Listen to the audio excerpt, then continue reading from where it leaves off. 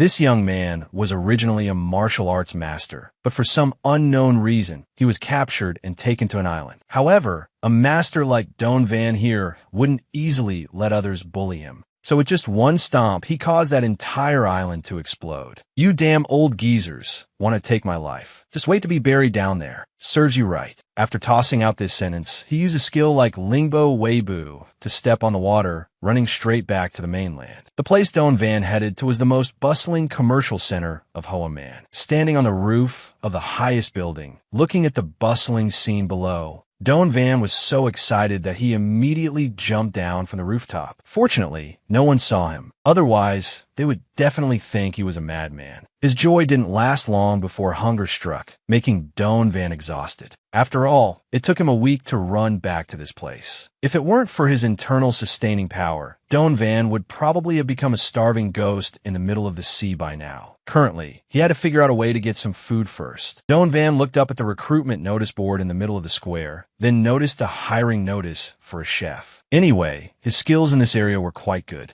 No sooner said than done, Don Van found his way to that address, only to unexpectedly encounter an injustice. Inside the restaurant, a thug was trying his best to do something indecent to a young woman named Lai Tuk, clearly wanting to bully her in public. Truong Luong, you are breaking the law. Stop right now. Lai Tuk screamed in despair, but the bald thug's actions did not stop. She tried to struggle, but her clothes were torn apart by that bastard. Lai Tuk was extremely desperate at that moment, only able to cry while silently praying to God to let someone come and save her. But at that time, Truong Luong's men were all guarding outside, so she had actually given up hope early on. Don Van, who had just arrived at the door, was blocked by two thugs who were Truong Luong's subordinates. They had no relation or grudge, yet they spat out very nasty words. You bastard, get out of here. We are not open for business today, don't you know? Don Van was obviously not very happy, but he also knew these thugs weren't here for no reason. Guessing that something had happened inside, Don Van thought he would have to fight this battle today. Otherwise, who knows what heinous crimes these idle thugs might commit. Kid, are you deaf? Seeing him unresponsive, a bowl-cut thug reached out, wanting to slap Don Van. But with a loud bang, things didn't go as he imagined at all. Not only did he fail to touch Don Van, but he was also thrown straight in a nearby wall by this seemingly small and skinny young man. The spot where he hit the wall cracked into a large crater, proving that his throwing force was indeed terrifying. Hey, I really don't want to meddle in this business, but I hate it the most when others try to hit me with that kind of attitude. With what had just happened right before his eyes, the remaining thug obviously didn't dare to block his way anymore. Inside, the bald Truong Luong was still very focused on bullying the innocent girl. The more intensely he threatened her, the more excited he became, until Truong Luong heard a call ringing out right behind him. Hey, you fatty, which bastard is it? He quickly turned his head, only to see a small teenager.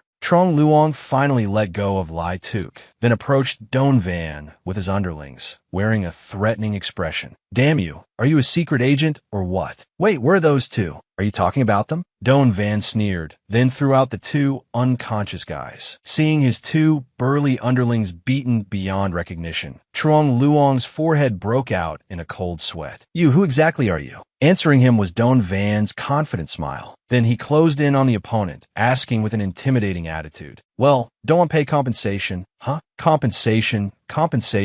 I will pay compensation. Truong Luong was scared to death by Don Van, repeatedly murmuring the word compensation. Saying that, Don Van turned back to Lai Tuk, asking how long this scum had been harassing her restaurant, so he could calculate properly. Lai Tuk really couldn't remember clearly, only replying in confusion that she had just opened a restaurant last month. Hearing this, Don Van quickly turned back to Truong Luong. Then let's count it as 2 months. This restaurant is good. Normal business can earn $1,000 a day. 60 days is $60,000. Plus the beautiful lady's emotional distress fee and medical expenses. You compensate $150,000. Truong Luong was scared silly by him, secretly thinking that with his calculating talent, why didn't Don Van just become a robber? Seeing him not answering for a long time, Don Van held out his hand again, saying with a harmless face, "Hand over the money quickly, $160,000. Hurry up, I really don't want to see your faces." Wasn't it just $150,000? Truong Luong blurted out. "If you don't pay, I'll add another $10,000. Truong Luong trembled like a leaf, immediately clasping his hands, begging for mercy, while ordering his subordinates to go to the car to get the money. But when he saw him holding out a piggy bank in front of him, Don Van couldn't hold back his anger and punch him again. Do you have a death wish? Playing jokes like that? Truong Luong was in pain, but didn't dare to argue. He could only pick up that piggy bank and throw it hard onto the ground. The piggy bank shattered, revealing a bank card inside. He said that all his money was in here, and it was just an inconvenience for Don Van to go withdraw the money himself. After getting the card in his hand, Don Van's complexion improved significantly. Then, he shooed the group away, also reminding them that he hoped to never see them again. You can come find me for revenge, as long as you bring more money. Truong Luong's group could only smile awkwardly. They weren't stupid enough to come here again. After that, the whole gang scrambled away. At this time, when only the two of them were left, Lai Tuk shyly thanked Don Van.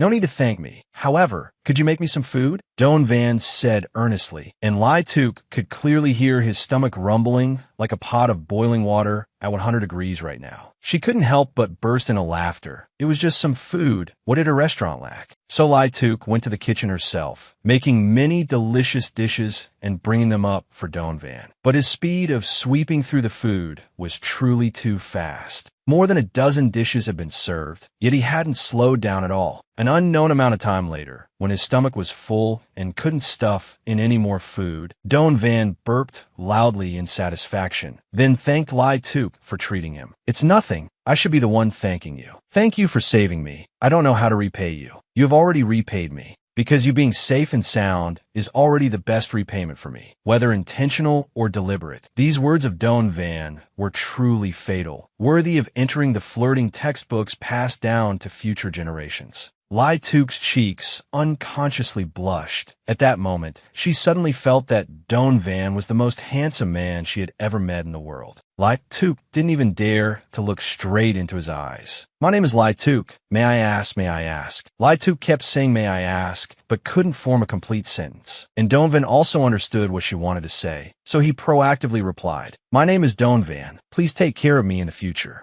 At the same time, at the city police station, a model citizen who was walking by while busy picking his nose was attracted by two police officers standing there. Tu dying, your chest muscles have grown bigger again? No, Captain, your chest muscles are still bigger. I've been sweeping out gangsters for several years now. How could I not have muscles? Their conversation was accompanied by highly ambiguous actions, making this model citizen really want to throw up a few times. Just then, the trash can in front of the police station door was kicked over by someone, followed by the heavy footsteps of many people. More importantly, every single one of them looked fierce. At first glance, anyone could tell they were not good people. Call the police quickly. It's a bunch of gangsters. The guy called Tu dying unconsciously yelled loudly. Aren't you guys the police? The nose-picking citizen couldn't stand it and yelled back. At this moment, the two of them finally calmed down a bit. All right, we are both police officers. What are we afraid of? The guy was speechless seeing this, relying on these two to sweep out gangsters. Was this a joke?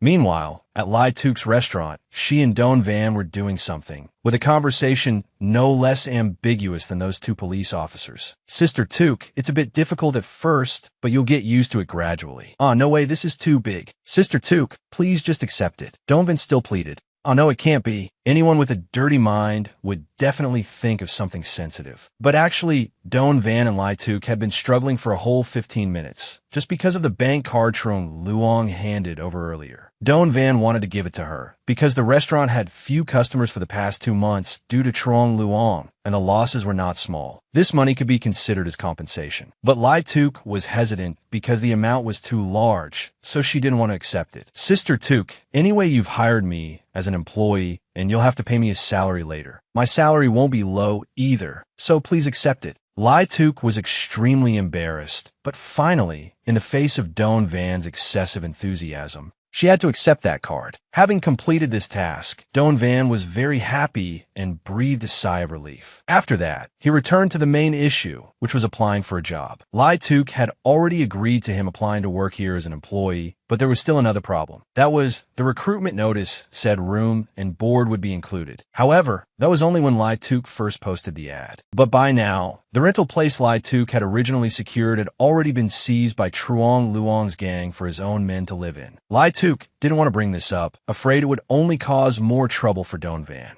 So after thinking it over for a moment, she suggested that Don Van come stay with her. The offer was a little sudden, and it made someone as inexperienced in romance as Don Van involuntarily blush. Could it be that after playing the hero and saving the beauty this time, Sister Tuk wanted to repay him with herself? That was what he was secretly thinking. Noticing the flush creeping across his face, Lai Tuk probably guessed what was going through his mind and immediately spoke up. Don't let your imagination run away with you. I live with my younger sister, and it just so happens there's a spare room in the house. You're welcome to stay there. As for Don Van, he showed not the slightest hint of fear or surprise when he came face to face with the gang of thugs. He walked right up to them, perfectly calm and collected, and said, "Welcome, honored guests, to our restaurant. You're here to eat, I presume?" Lai Tuk was so alarmed, she leapt to her feet. She couldn't tell whether Don Van was playing dumb or was actually dumb. But did this crowd look even remotely like they were here for a meal? You tell me. The scar man leading the group snapped back irritably. Well, I really must say, what a pointless question. If you come to a restaurant, of course you're here to eat. Here's our menu. As he spoke, Don Van held out the menu. Lai Tuk truly did not know what to say, while the Limbang leader, seeing that Don Van wasn't the least bit afraid of him, felt both surprised and furious. Just then, Truong Luong shoved his way out from the crowd, jabbing a finger aggressively right in Don Van's face. "Big bro, that's the one."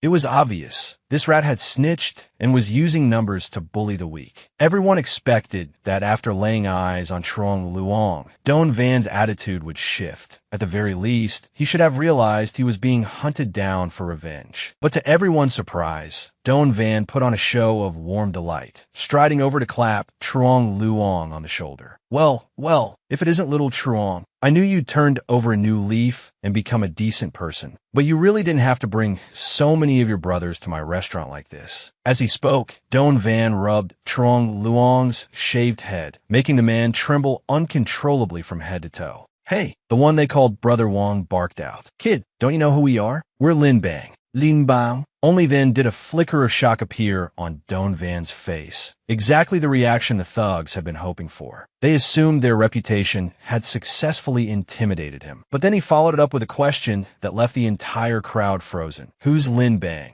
Everyone was speechless. In the end, it was Lai Tuk who had to lean in and whisper in his ear about the background of this ragtag bunch. After receiving the information that they were the dregs of the criminal underworld, Don Van still didn't look the least bit frightened. He even smiled warmly at the whole lot of them, saying that whether they were gangsters or not, neither he nor the restaurant held anything against them. The whole gang suddenly looked as if they'd been bathed in some kind of enlightening light. The light of the Buddha's teachings, no less. However, despite what Don Van had just said, the next sentence completely contradicted the one before it, because right after that, he held out the menu again and said, "Now then, gentlemen, you pestilent vermin, please go ahead and order." Pestilent vermin? You'd have to be truly dim not to realize Don Van was mocking them. And everything up until now had probably just been him toying with them. Even these people had their limits. And Truong Luong was the loudest mouth in the crowd. Having brought so many men this time, he was brimming with confidence, swearing he'd hack Don Van to pieces and feed him to the dogs.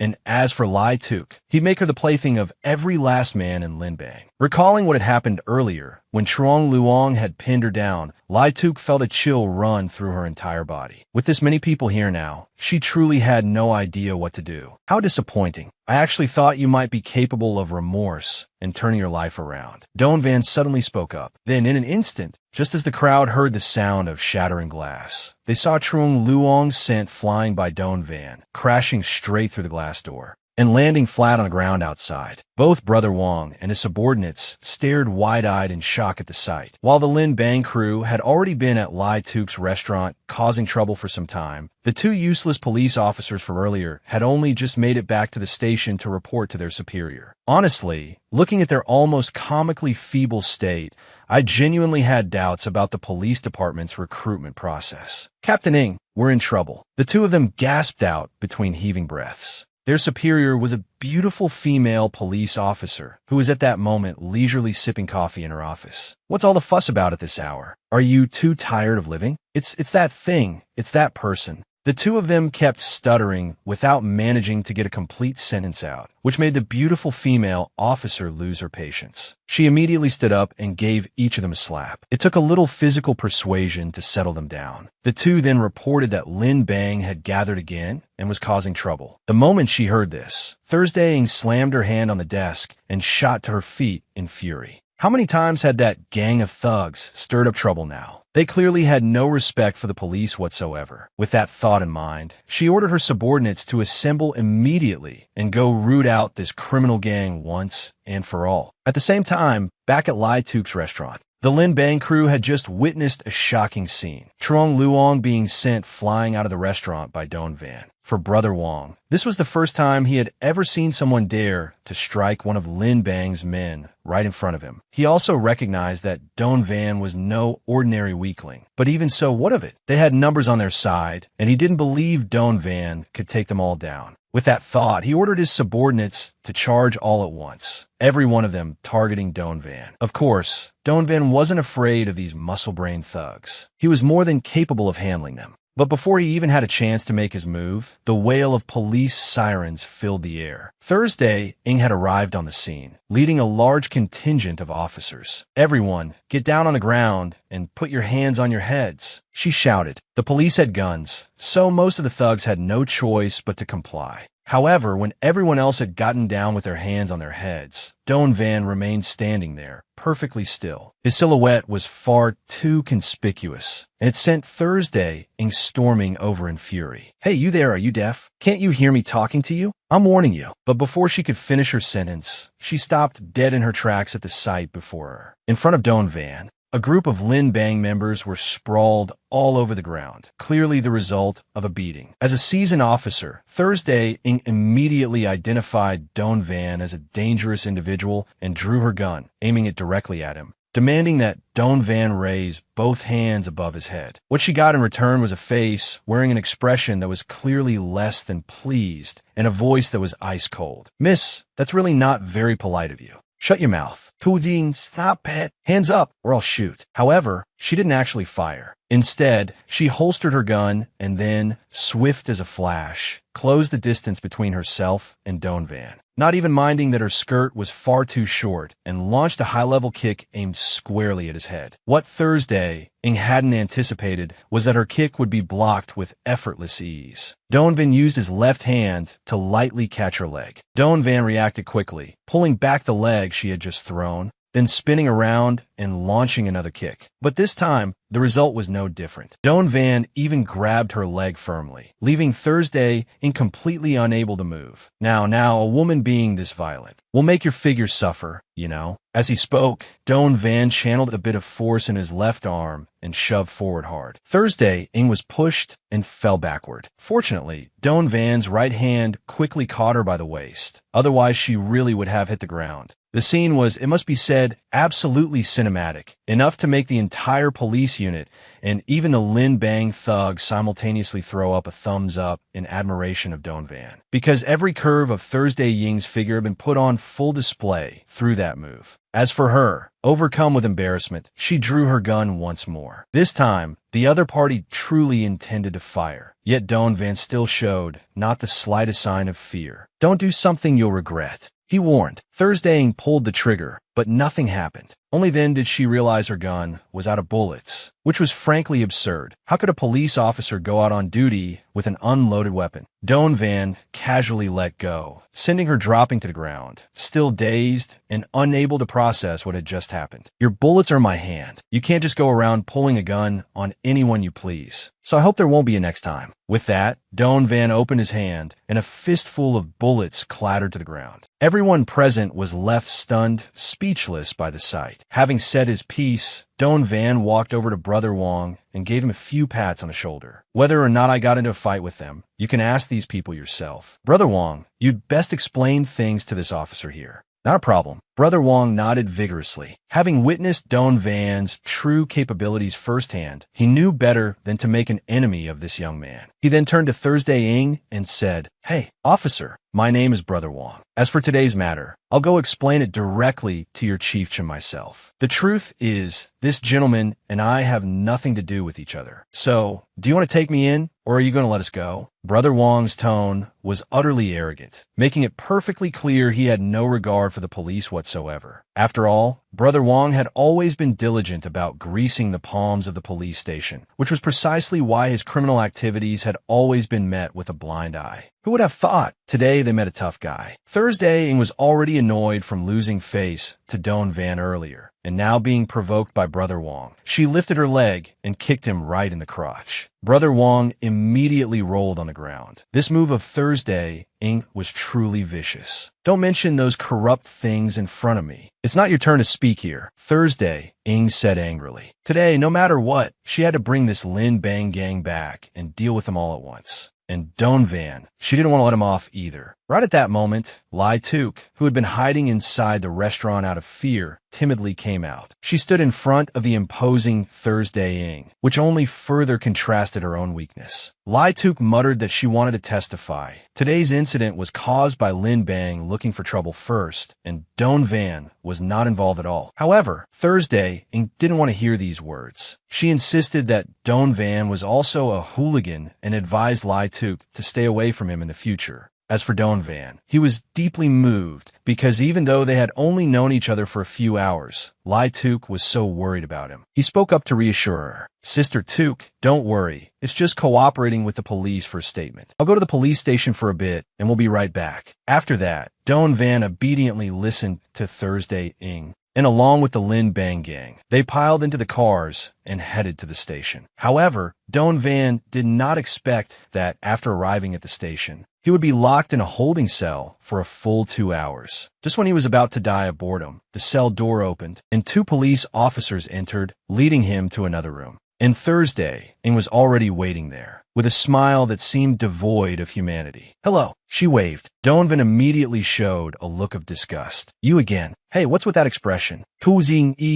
At this time, the 2 police officers also locked the interrogation room door. The 3 of them smiled immorally as they stared at Don Van, looking as if they were about to eat him alive. Thursday followed the standard procedure, beginning the interrogation with blunt questions. "Name?" "Doan Van." Don Van replied in the exact same blunt tone. "Where do you live?" "Kim Van City." "ID card number?" "Don't have one." Thursday scoffed coldly, saying he was quite bold, daring to fight in the city center without even having an ID card. After that, she quickly retrieved information, searching for news about people named Don Van in Kim Van City. The results returned a total of 17 people, but none of them looked like him. This made Thursday Ying's gaze twice as fierce. "Who exactly are you?" "I'm a good-hearted person who can't let injustice slide," Don Van replied jokingly, answered by 3 cold snorts full of contempt from the 3 people in front of him. "I don't care what kind of person you are, but getting into a brawl in the middle of the city center today and falling into my hands, just wait to go to jail."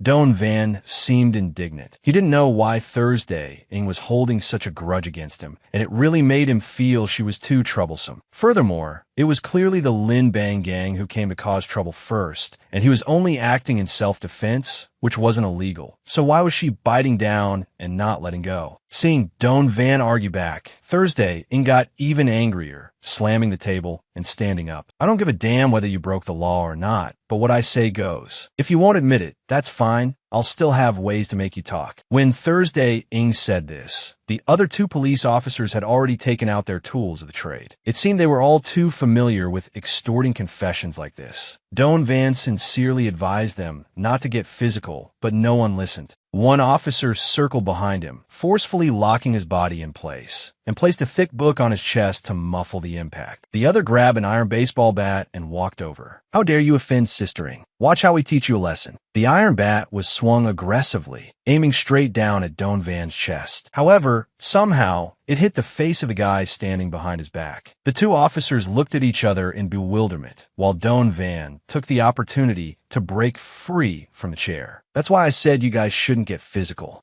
When did you get loose? The two guys yelled. You bastard! How dare you look down on us? The iron bat swung forward once again, still aiming straight at Donovan. But in the end, it still hit his colleague. The guy holding the bat truly couldn't control his actions and knocked the other guy to the ground. Great. Intentionally assaulting a police officer. That's another charge added. Let me see how you escape the charges this time. Thursdaying cheered. Which of your eyes saw me assault a police officer? Donovan yelled. He was truly indignant at this woman's unreasonableness. I did with both eyes. While the two were still arguing, the clacking sound of footsteps suddenly echoed from outside. Then, someone called for Thursday-ing to quickly open the door. Recognizing it as the voice of Chief Chun, she didn't dare to delay. After that, Thursday-ing realized there was another woman beside him. Before she could even open her mouth to ask, the chief immediately introduced them. Mr. Donovan has been bailed out by this lady. Who are you? Thursday-ing asked with a scowl, but the other party ignored her and walked right past her, making Thursday-ing furious. This blonde woman walked straight to Donovan, friendly asking if he was okay, but Donovan had no impression of this person at all, so he asked, I'm fine, but how should I address you, miss? I'm sorry, Mr. Don, but it's not convenient to disclose that at the moment, this person replied. Afterwards, she announced that she had completed the bail procedures for Donovan, and he was now free to leave the police station. Even though Thursday-ing was furious, there was nothing she could do but glare as Donovan walked away scot-free right in front of her. After leaving the police station, Donovan pondered for a long time. He had just set foot in this city, yet someone had already caught wind of it. In that case, the fact that he survived on that small island was probably no longer a secret either. But Donovan truly wondered who in Kim Van City could get the news so quickly. Could it be someone from the Lin family?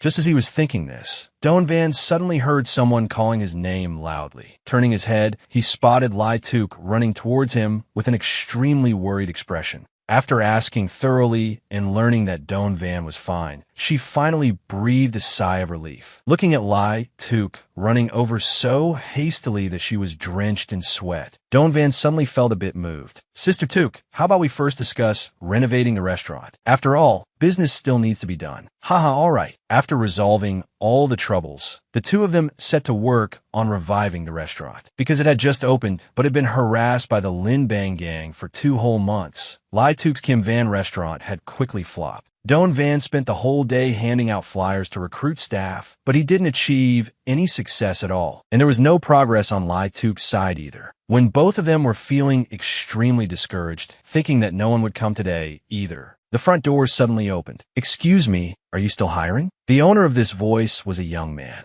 His appearance made Lai Tuk and Donovan so excited that they jumped to their feet, nodding profusely and repeatedly saying yes, yes. After that, Donovan pulled the young man to sit down at a table, while Lai Tuk busily poured him a cup of tea. Sit down here. Let's talk about salary and holidays first. But I haven't even been hired yet. The young man seemed confused. No, you're already hired. Congratulations, Donovan interrupted him. Meanwhile, Lai Tuk had brought out up to 7 or 8 types of premium tea, spreading them all over the table. These two were more enthusiastic than a drowning person catching a life-saving straw, making the young man extremely embarrassed. But their hospitable enthusiasm gave him a completely different feeling compared to the bosses he had interacted with before. This immediately made him want to become their employee. After Lai Tuk and Donovan briefly introduced themselves, the young man also introduced himself as Kian True, and he was genuinely very happy to be hired as a restaurant employee. However, why is there no one in the restaurant? Is it temporarily closed? Kian True asked. No, it's just because it gets visited by gangsters frequently, Donovan replied honestly. As soon as Kian True heard the word gangsters, his expression immediately changed. Right after that, he turned tail and ran, but unfortunately, Donovan reacted faster and grabbed Kian True by the collar, pulling him back. You guy, didn't you just say you would work hard? Why are you running away now? Don't scare people, okay? Those are gangsters, and furthermore, it goes against my 3 major principles, Kian True yelled loudly. His 3 major principles included: first, do not cause trouble. Second, never cause big trouble. Third, as long as it's trouble, he will never provoke it. Therefore, a restaurant frequently visited by gangsters was naturally not an ideal workplace for him.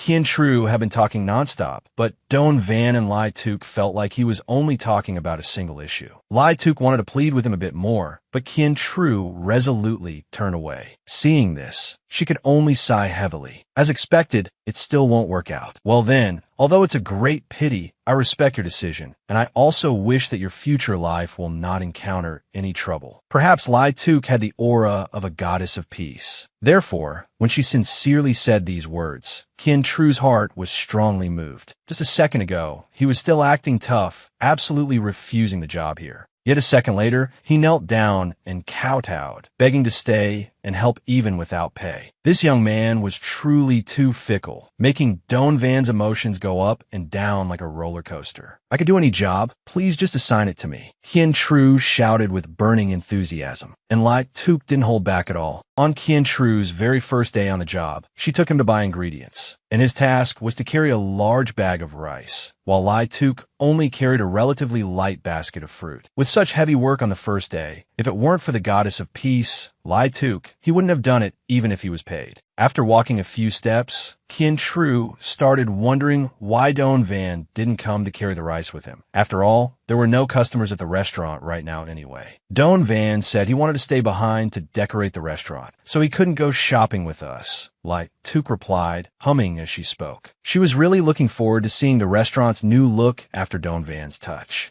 Right at that moment, the phone rang. Lai Tuk answered and heard news that struck like a bolt from the blue. Li Tu, Zai, your younger sister is in our hands. Meanwhile, Don Van was at home. After a hard morning's work, he had finally finished redecorating the dining room and was waiting for Lai Tuk to return and praise him. He looked at the clock. It was getting a bit late, and the other two hadn't returned yet. But since he innocently thought they just went to the market, what could possibly happen? So, he went to find a place to play games. Coincidentally, at that time, Lai Tuk and Kian Tru had arrived at the entertainment center. In front of them was a group of young men, some muscular, some tattooed, but all sharing the common trait of having ferocious faces. Kian Tru felt a chill down his spine just looking at them. Earlier, right after finishing the phone call, Lai Tuk had rushed over here, and he just ran after her without understanding the situation at all. Boss, what's going on? Kian Tru shouted while trying to keep up with Lai Tuk. They kidnapped my younger sister. I have to come here.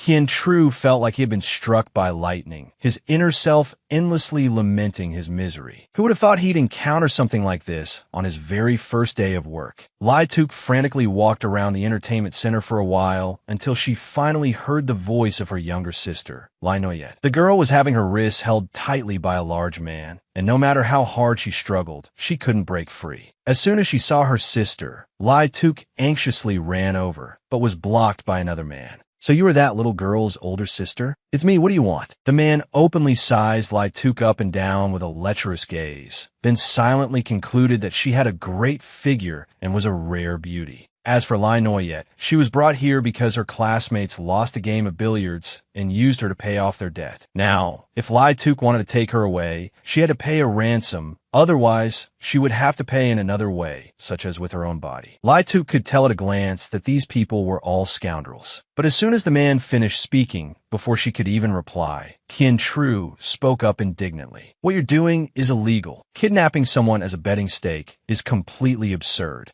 Besides, the ones who lost the bet were those three brats. On what grounds are you keeping that girl here? What right do you have? Before Kian Tru could finish his sentence, he felt a pain like being hit by a hammer. The opponent's speed was too fast. By the time he realized he had just been punched, he was already sprawled on the floor. Lai Tuk anxiously ran over, but his condition didn't look very good. The man spat, mocking him for being a sickly weakling. We were talking. When did it become your turn to interrupt? From beginning to end, his eyes never left Lai Tuk's body. It was obvious he was very taken with her, only wishing he could ravage Lai Tuk right then and there. So, he came up with another idea, which was to challenge them to a type of bet. If they won, they could leave safely. But if they lost, then Lai Tuk would have to do a striptease in front of everyone. This was clearly a crazy proposal. Kian Tru, who was beaten flat on the ground, still tried to prop himself up, telling Lai Tuk not to agree. And of course, she wouldn't even dream of agreeing to such an outrageous demand from the other party. In your dreams, Li Nguyen Su Den Li Sao Det, forget it, you can hardly keep yourself safe. What's the use of acting tough? The three classmates of Lai Noyet suddenly spoke up, making the girl even angrier. Shut your mouths. You three scumbags are the ones who caused this.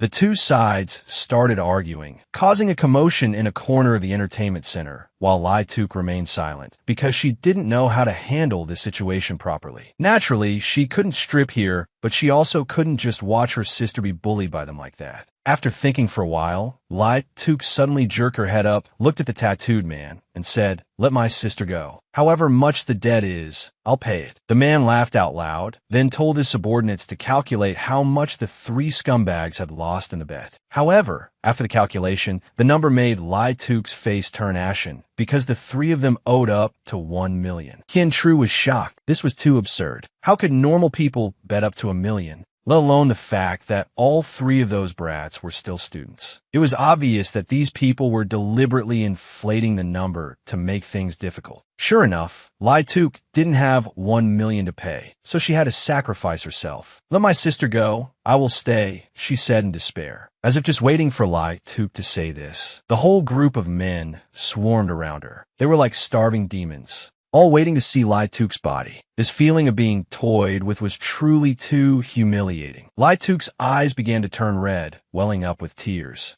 Right at that moment, she heard a familiar voice, like grabbing a life preserver just after a shipwreck. "Found you. So you guys are here, telling me to stay home alone while you come to the entertainment center. You guys are too heartless." If the newcomer wasn't Don Van, who else could it be? Qian Tru had never seen his true strength, so he still didn't dare to relax. But Lai Tuk knew that this time, she was saved. "What game are you playing? Let me join," Donvan said half-jokingly. The tattooed man lit a cigarette, put it to his mouth, then used a disdainful gaze to observe him from top to bottom. "Which rock did you crawl out from, punk?" Lai Tuk quickly stood up and ran towards Donvan. "How did you get here? I saw you guys taking forever to get back, so I went looking. But Kim Van City is so big. How did you find us?" This time it was Qian Tru's turn to ask. At first, Don Van beat around the bush to explain, but Qian Tru saw right through him. Then, he had to confess to them that he had just coincidentally come to the arcade, and who would have thought he'd hear a cry for help. Then walked in here and ran into his own people. The three of them naturally started chatting in this situation, which made the tattooed thug and his accomplices extremely annoyed. Don Van's sudden appearance had interrupted their good time,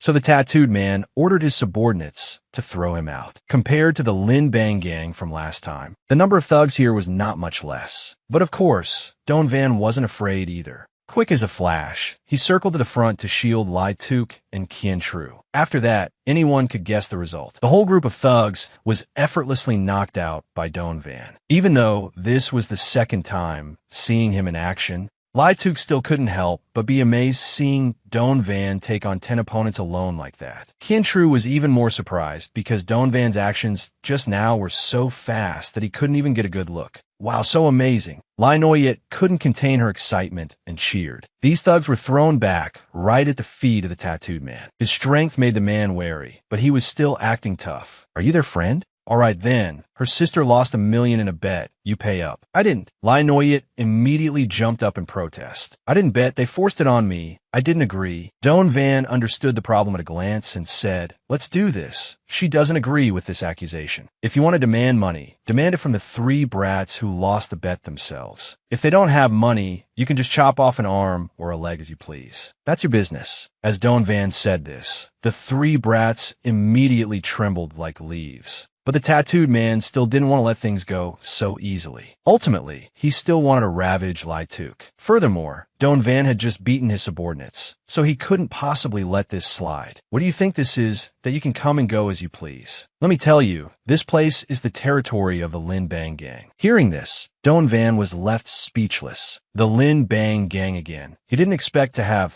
such a strong connection with this gangster syndicate. "So what do you want?" he said coldly. "Anyway, do whatever you want, just end this quickly." The addition of Don Van didn't make the opponent change his mind. He still wanted to use a bet to determine victory or defeat, and the method of competition would be playing billiards. If Don Van's group won, they could leave. But if they lost, not only would Lai Tuk have to do a striptease, they would also have to pay double the bet, which was 2 million, before they could leave safely. When saying these words, an utterly inhumane smile appeared on the tattooed man's face. On the opposite side, Don Van's smile also gradually lost its humanity. Ah, habeti sabet. If you are confident, I will play with you. Saying that, he turned back to Lai, Tuk, and Qian Tru, asking innocently, but how do you play billiards? As soon as these words were spoken, they really made both Lai Tuk and Qian Tru want to bury their heads in the ground. However, coincidentally, Qian Tru was also an expert at this game, so he took the initiative to accept the challenge. Don Van didn't expect this timid young man to be willing to stand in the line of fire. But looking at his resolute demeanor, he felt a strange sense of reassurance. Hey, can you even do this? The thugs began to provoke him. Qian Tru ignored them, racked the billiard balls on the table himself, and then chose a suitable cue stick. In the past, he used to work part-time at a pool hall. In his excitement, he had secretly learned a few tricks from the experts, not expecting them to be useful in this situation. Just as this was said, Qian Tru successfully broke the balls, which looked incredibly beautiful, and simultaneously sank the first two balls into the pockets. His confident demeanor was completely different from his usual cowardly and fearful self, making Lai Tuk and Don Van look at him in a new light. The more Qian Tru played, the better his hands felt. With his skillful technique, the balls continuously sank into the pockets. Lai Tuk and Don Van stood on the side, constantly clapping and cheering. Qian Tru was extremely confident, and his spirits soared even higher. He had to take revenge for the punch from earlier, so he absolutely had to make them admit defeat. Seeing Qian Tru so confident at the pool table, the tattooed man found it a bit of an eyesore. He then glanced at his subordinates, and both sides quickly understood each other's intentions. On this side, Qian Tru was still focused on each of his targets. The balls on the table were quickly clear by half. There was only the final black ball left. If it went into the pocket, he would win. Qian Tru aimed precisely at the target, but just as he was about to strike, a small stone hit him in the face. This caused Qian Tru to hit the cue ball, and the black ball did not go into the pocket. His face immediately turned pale. Seeing this, the tattooed man started laughing loudly. Oh my, what a pity. You were just a little bit away from winning. Don Van would have to be blind not to see that his subordinate was holding a rubber slingshot. These guys were truly trash. Pushing people too far was one thing, but playing dirty when they were about to lose was another. Ha, kid, you're still too young. Let me show you what it means to clear the table in one turn and win overwhelmingly. After saying that, he picked up his cue stick and continuously pocketed the balls with precision. Standing on the side watching this scene, Qian Tru's face became increasingly gloomy. Now, that guy only needed to sink the black ball into the pocket to win, but just as he was about to strike, Don Van played the same trick they did earlier. He held a small stone in his hand, flicked it lightly, and the stone flew straight to the pool table, deflecting the trajectory of the black ball and preventing it from going into the pocket. Good heavens, how is this possible? Did I make a mistake? The tattooed man yelled. Don Van then mimicked his tone from earlier and said, Oh my, what a pity. You were just a little bit away from winning. The thug snorted coldly, then smiled sarcastically and pointed at Qian Tru, who was looking dazed in the corner. Even so, you guys still can't beat me. Just look at that kid. Indeed, Qian Tru's mood was terrible right now. After missing the final ball, his momentum had instantly vanished, replaced by a sense of fear. Qian Tru was afraid that if he lost, everyone would be implicated. Lai Tuk would be forced to do a striptease and bear a debt of 2 million. Just when he was at his most panicked and worried, Don Van suddenly walked over, put a friendly arm around Qian Tru's shoulder, and reassured him. You fool, don't stress over such a trivial matter. Turn your head and look, aren't we still right behind you? Then, Don Van continued, You've tried your best, leave the rest to me. Can you really do it? Qian Tru became even more confused because earlier, Don Van had said he had never even played billiards before. The thugs from the Lin Bang gang, seeing Don Van step in as a substitute, burst into a fit of hysterical laughter. Oh, replacing him with a novice to play? You guys really have no brains. Don Van ignored his mockery and carefully picked up the cue stick. You hurt my friend. Consider your time up today. After that, Don Van began to strike. Every single shot of his was incredibly precise. The balls continuously fell into the pockets. This style, this speed, how did this look like someone who didn't know what billiards was? The thug was scared out of his wits by him. Before he could even realize what was happening, Don Van had already sunk all the balls on the table into the pockets. Victory and defeat had been decided, so he demanded the opposing side release Lai Noyet. The man holding the girl's arm subconsciously loosened his grip. Lai Noyet immediately broke free and ran towards her sister. Seeing the two sisters hugging each other so affectionately, both Don Van and Kien Tru breathed a sigh of relief. But scum will always just be scum. The tattooed man was the one who proactively proposed this bet. However, when he lost, he wanted to go back on his word. Just as Don Van's group was about to leave, Don Van spoke up. This guy then ordered his subordinates to charge forward all at once, demanding that they only spare the lives of the Lai sisters. But he didn't expect that he had just poked a hornet's nest, because coincidentally, Don Van's hands were also itching for a fight. After that, loud screams could be heard echoing through the entertainment center. It only took Don Van a few minutes single-handedly to take down the entire gang of thugs, even beating the leader until his face was deformed, no longer looking human. At this moment, he finally realized he had messed with the wrong person. And to save his own life, he didn't hesitate to kowtow frantically before Don Van to beg for mercy. "Oh, great-grandfather, I apologize. I won't dare do it again next time. I beg you, please spare this dog's life." "Fine." Don Van softly spat out a single word. After all, he didn't want to take anyone's life here. However, just as he glanced to the right, Don Van saw the three brats who caused this whole mess sneaking away. He shouted loudly, "Hey, you three, get your asses over here." The three of them were startled by Don Van's voice. Not daring to delay, they immediately rolled over, knelt in front of Don Van, and kowtowed continuously. "Boss, we were wrong." All of this was instigated by Tun Hao. He took a fancy to Lai Noyet's older sister, so he used us to set up this charade. This has nothing to do with us at all. The 1 million debt is also fake. Please have mercy and let us go. Tun Hao was the fierce tattooed man who had just been beaten beyond recognition by Don Van. However, Don Van didn't intend to let them off so easily. After all, these three kids also deserved to be punished. He then gave them each person slaps 30 times continuously, no stopping allowed. After thinking it over carefully, Don Van settled on that number. Tun Hao glanced sideways at those three brats, clearly issuing a warning. His gaze seemed to say that as long as they dared to make a move, after this he would absolutely cripple them for good. The three little punks were immediately terrified, not knowing what they should do. "Not fighting is fine too, but in exchange, you three will each take 50 slaps from each other. You choose for yourselves." The passage then continues, this time speaking to Tun Hao. Tun Hao was extremely pleased and immediately gave a thumbs up. "Big bro, you really are quick-witted. No need to choose then." After saying that, he turned to the three students and said, "You three, get over here so I can hit you." Of course, the three little punks didn't want to be the ones taking the beating. So before Tun Hao could make a move, they rushed at him, pinned him to the ground, and started attacking. Watching them tear each other apart like that, Don Van was extremely satisfied. He stretched contentedly and turned back toward Lai Tuk's group. "Everything has been settled. Let's head home quickly." After leaving the entertainment center, Kien Tru went a different way since he had his own home to return to. As for someone like Don Van, who was counting on the meals and lodging included line in the job posting, he could only follow the two Lai sisters home. On the way back, Lai Tuk suddenly thought of something and anxiously ran ahead. "Don Van, I'll head back first to tidy up your room."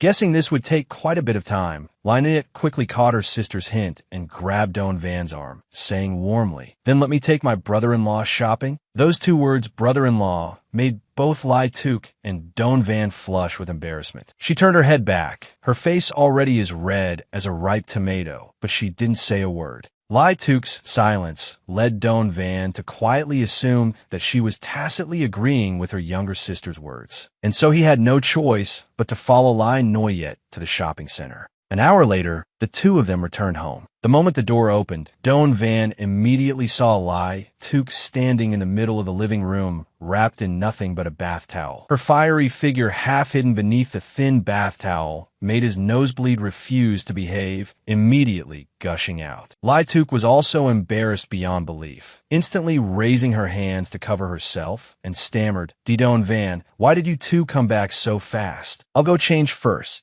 Before Don Van could even respond, Lai Tuk had already run off. What is there to be embarrassed about? She's going to marry someone sooner or later anyway. Lai Noyet said with her hands on her hips. Then the girl quickly showed Don Van his bedroom, which had already been cleaned up neatly by Lai Tuk. Doan Van returned to his room and lay down on the soft, comfortable bed. That night, he had a strange dream, but overall the quality of his sleep was still quite good. Early the next morning, Doan Van woke up, and the moment he stepped out of his room, he saw Lai Tuk downstairs, dressed in light, skimpy clothing, doing yoga. His nosebleed once again refused to listen, gushing out like a fountain. Lai Tuk was once again so embarrassed she didn't know where to hide her face. She had forgotten that from now on there was one more person sleeping in her home. "Sis, what are you doing making so much noise so early in the morning?" At that moment, Lai Noyet was also woken up by the noise outside and came out half asleep. But as soon as she saw the text, she immediately broke into a bright smile. "Oh, hello, brother-in-law." They quickly got ready in the morning. Then Lai Noyet went to school, and the other two went to the restaurant. But today was no different from yesterday. There was still not a single customer dropping by. Doan Van was extremely depressed, while Lai Tuk had anticipated this early on. "It's probably due to the influence of the Lin Bang gang that we still have no customers. Don't be so easily discouraged." Her casual remark made Doan Van suddenly realize, that's right, to untie a knot, you have to find the person who tied it. To eliminate the negative influence, he would definitely need to find the people of the Lin Bang gang, especially that leader Vong Bak. Vong Bak at this time was still reveling in a KTV all night without going home, with a girl in his left arm and another in his right. But for some unknown reason, he suddenly felt a chill all over his body, and an ominous premonition struck him. "Have you contacted the doctor for me yet?" Vong Bak impatiently called a subordinate inside to ask. "Brother Bak,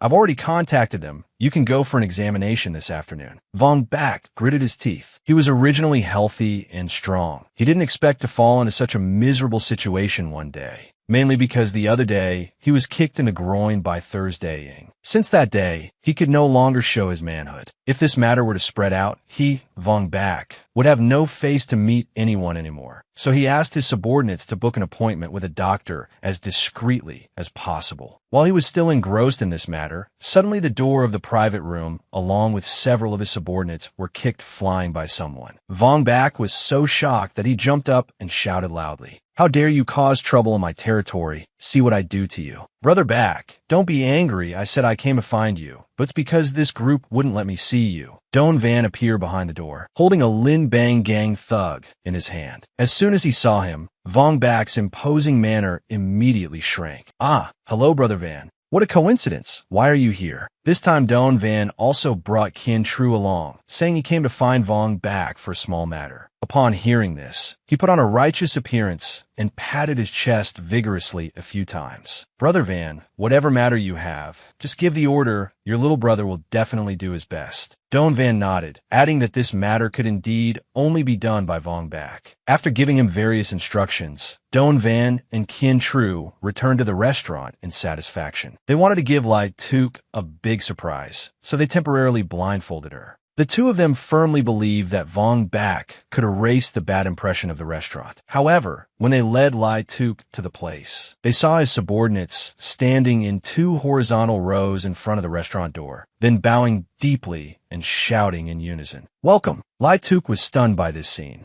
Kin Tru looked at the crowd, then turned to look at Doan Van. "Brother, will any customers really dare to come like this?" Before Doan Van could answer, Vong Bak popped his head out from nowhere. "Brother Van, you're all here? How is it? I didn't do badly, right? From top to bottom, it's very excellent. Customers will definitely feel satisfied." The faces of Doan Van and Kin Tru darkened. Not a single customer would dare to come near, let alone be satisfied. The two of them joined forces and beat Vong Bak up to teach him a lesson of a lifetime. And finally, the gimmick to attract customers was changed, from 2 rows of fierce-looking bodyguards to some scantily clad girls, wearing bunny ears, standing in front of the restaurant to invite people in. This time, the customers were particularly pleased, especially the guys, and the tables in the shop were fully occupied very quickly. This was a good thing, but it made Lai Tuk look at Doan Van with a different eye. "Doan Van, I didn't expect you could do this kind of thing." "Sister Tuk, it's a misunderstanding. This is me." Doan Van still wanted to explain, but before he finished his sentence, Lai Tuk turned away, clearly. While he was busy chasing after a pretty girl, Kien Tru spotted Lai Noyet coming home from school, and following behind her was a man wearing glasses, who seemed to be pleading about something. "I already told you, my sister has a boyfriend," Lai Noyet said with annoyance. "Then at least let me have a brief introduction. After all, I am her homeroom teacher. Can't you give me a little face?"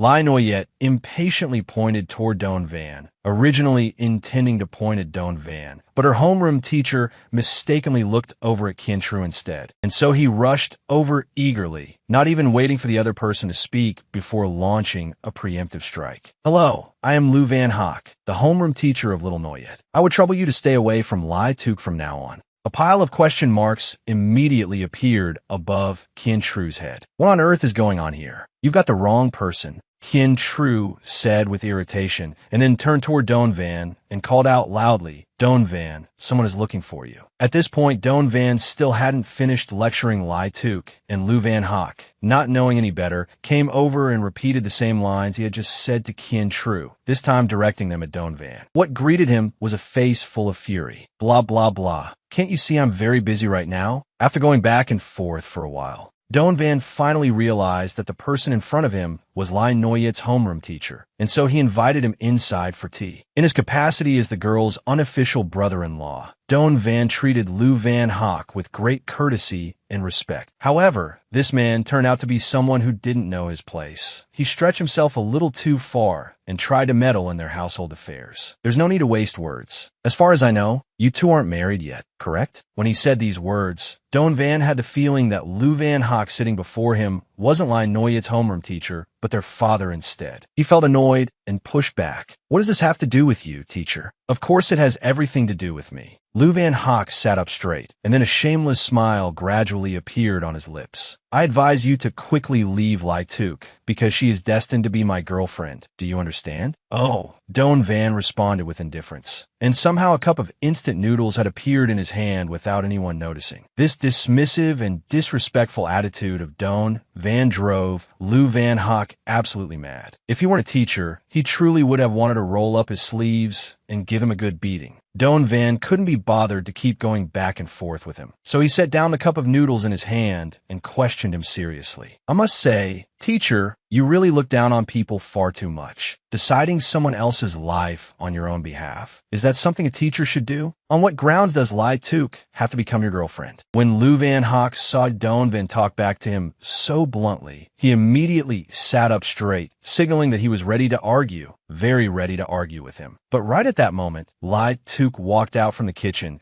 carrying a few cups of tea with an extremely displeased expression. "Teacher Lou, what brings you to our home today? I recall that Little Noyet has always followed the rules." The moment he saw Lai Tuk, Lou Van Hock put on a completely different expression from the one he had when talking to Doan Van, all smiles and pleasantries. He said he had been sent by the school to visit the families of students in his class, and also wanted to ask Lai Tuk whether she was free tomorrow. Of course, she turned him down on the spot, using her work at the restaurant as an excuse, saying she never had any free time. "I trust my younger sister completely, that she is sensible and well-behaved. So if there is nothing else, you may leave now." Lai Tuk bluntly showed her guest the door. Lou Van Hock seemed to be embarrassed by this cold attitude from the beauty, because Doan Van could see his body trembling uncontrollably. Some time later, just as he picked up his cup of instant noodles, Lou Van Hock rudely pointed his finger at his face and questioned Lai Tuk. "Shao Tuk, is he really your boyfriend?" "Yes." Lai Tuk answered without a single second of hesitation, then snuggled into Doan Van's arms and affirmed once more, "He is my man." Lou Van Hock's face darkened. He immediately stood up, not wanting to witness the two of them being affectionate even for one more moment. After leaving Lai Tuk's home, Lou Van Hock was seething with a great deal of rage. He felt that Lai Tuk was a foolish woman who didn't know how to appreciate the great fortune of being valued by him. At the same time, he began to harbor the thought that one day he would surely make her kneel and beg him. Just as this thought crossed his mind, he saw Doan Van rushing after him in a hurry. On the surface, he said he wanted to walk the other person out for the sake of courtesy. But when he got close to Lou Van Hock, Doan Van put on an extremely intimidating expression and then issued a warning. "I have something to say to you. Teacher, there is no need to set your sights on my girlfriend. If you keep this up, I guarantee you will live to regret it." Lou Van Hock let out a cold snort. "Are you threatening me? Then I also have something to say to you. You had better stay away from Lai Tuk. Otherwise, when it comes to little Noyet's high school graduation exam, I cannot guarantee whether the girl will pass or not." When he said these words, Lou Van Hock wore an expression of utter triumph. But what he did not expect was that, instead of arguing back, Doan Van directly grabbed him by the throat and lifted him off the ground. "Whatever game you want to play, I can play along. But if you lay a finger on little Noyet, then I cannot guarantee your safety." When he said these words, Doan Van didn't look like he was joking in the slightest. On top of that, his grip was extremely powerful, making Lou Van Hock genuinely believe he was about to stop breathing then and there. Only when he was nearly out of air did Doan Van finally let him go, dusting off his hands with contempt. "That was just a small warning for now. So get lost immediately, and don't let Doan Van lay eyes on you again." Lou Van Hock was so furious he ground his teeth, but since there was nothing he could do at the moment, he had no choice but to swallow his anger and bide his time for revenge. Doan Van calmly made his way back home, only to find Lai Noyet waiting for him, while Lai Tuk was nowhere to be seen. The girl recounted that just a moment ago, after Lou Van Hock had left, her sister's face had turned as red as if she had a fever, and she had then gone back to her room. In Lai Tuk's room at that moment, she was burying her face in her pillow from sheer embarrassment. Earlier, she had only deliberately claimed Doan Van as her boyfriend in order to pull the wool over Lou Van Hock's eyes. Now, thinking back on the words she had said at the time, Lai Tuk felt an indescribable sense of shame. Not long after, only about an hour later, Lou Van Hock returned to the front of the building where Lai Tuk lived. This time, he brought along a few more thugs, looking much more aggressive. "Doan Van, get the hell out here right now." It was truly speechless to think that a teacher would go as far as hiring thugs to settle a personal score. Doan Van, who was inside the house, was drawn by this shout, so he opened the window and looked down. He saw Lou Van Hock's fawning and flattering demeanor toward the thug next to him. It seemed he had to spend quite a bit of money to hire them to come here and deal with Doan Van. However, Lou Van Hock was still too stupid, unable to gauge how profound his opponent's skills were. At this moment, he was only engrossed in thinking about how he would make things difficult for Lai Noyet after dealing with Doan Van, and by then, Lai Tuk would definitely have to come begging him. Doan Van irritably poked his head out the window, but the moment those thugs saw his face, they were so scared that all the blood drained from their faces. "Ah, it's Brother Van," they shouted in unison. After that, the leader turned around and slapped Lou Van Hock several times. "You bastard, we were almost killed by you." Meanwhile, the rest of the gang started playing dumb, afraid that it would be a huge deal if Doan Van found out they had taken money to come here to settle a score with him. The matter with the cowardly Lou Van Hock was considered over here. It was just a trivial matter not worth mentioning. These past few days, there had been another much more sensational case in the city, which was a series of murders involving a man who claimed to be an ancient martial artist. Within just 3 days, a series of incidents had occurred, and the culprit was him alone. The chief of police was extremely furious, swearing that they absolutely had to solve this case. At the same time, he also pointed out a location where he believed the killer might strike again, which was bar 330 tomorrow night. The chief then ordered almost all the core police officers at the headquarters to infiltrate the crowd attending tomorrow night's party, while handing them the suspect's profile. It was a man nicknamed Daoba because he had a huge scar on his face. Furthermore, aside from these murders, recently there had also been continuous disappearances of young girls in the city. So the chief increasingly suspected that the culprit behind those disappearances was also this Daoba. Diane's footsteps became hurried, truly not knowing where Thursday Din wanted to go like this. She only snapped, "Shut up, just follow me." If Thursday Din's speculation was correct, he must be connected to the ancient martial artists. But where to find him? She suddenly remembered the Kim Van restaurant that Doan Van frequented. In the restaurant right now, all kinds of girls, from bunny girls to maids, were enthusiastically welcoming guests. Doan Van and Kien Tru praised them profusely, honestly saying that no matter how you look at it, this was an incredibly beautiful scenery, making them want to stay here forever. Lai Tuk angrily punched each of them and yelled, "You too, get to work immediately." They quickly ran off, but muttered under their breath, seemingly unwilling. Suddenly, Thursday Din burst into the restaurant with her subordinates and shouted, "Don Van, is Don Van here?" He thought Lai Tuk was calling him, so he trotted out and replied, "Sister Tuk, are you looking for me?" Unexpectedly, he was gifted a pair of silver bracelets by Thursday Din. Both Don Van and Lai Tuk had no idea what was going on. Thursday Din decisively announced, "Don Van, you are currently a suspect. Come back with me for investigation." Of course he refused. Be reasonable. On what grounds? Based on what? She showed him the wanted poster of Dao Ba and firmly replied, "Here, based on him." Lai Tuk stepped forward to argue. "There must be a misunderstanding, Don Van." Before she could finish, he interrupted her, saying that he could help the police catch him to prove his innocence. According to Thursday Din's analysis, from the criminal motive, it could be seen that the victims were mainly chairmen of large corporations. Tonight, the chairman of the top 20 group will be here, and the killer might strike. Thursday, Din deployed a disguise plan to protect this place. Don Van questioned, preparing for all scenarios. What if he doesn't show up? If he doesn't come, then you can just take his place in prison. Don Van found this indescribably unreasonable, so he turned and whispered to Dai, "Look at her emotionless face. I can't even say anything." The MC introduced, "Now, please welcome the chairman of Duong T Group to give a speech." The man named Duong Tin excitedly spoke to everyone. "Thank you all for attending my party today. I would like to thank you for your trust and long-term cooperation with the Duong T Group, which has made me who I am today." Right at that moment, because he drank too much soda, Don Van had to leave the party to go to the restroom. During such a tense moment, Thursday Din couldn't find Don Van anywhere. On the stage, Duong Tin was still continuing his speech. "I also hope everyone here can support and develop together with our group." No one could have known that right above Duong Tin's head, a notorious figure was hanging upside down, watching. It was Dao Ba. He bared his teeth in a dangerous smile and whispered, "Here we go."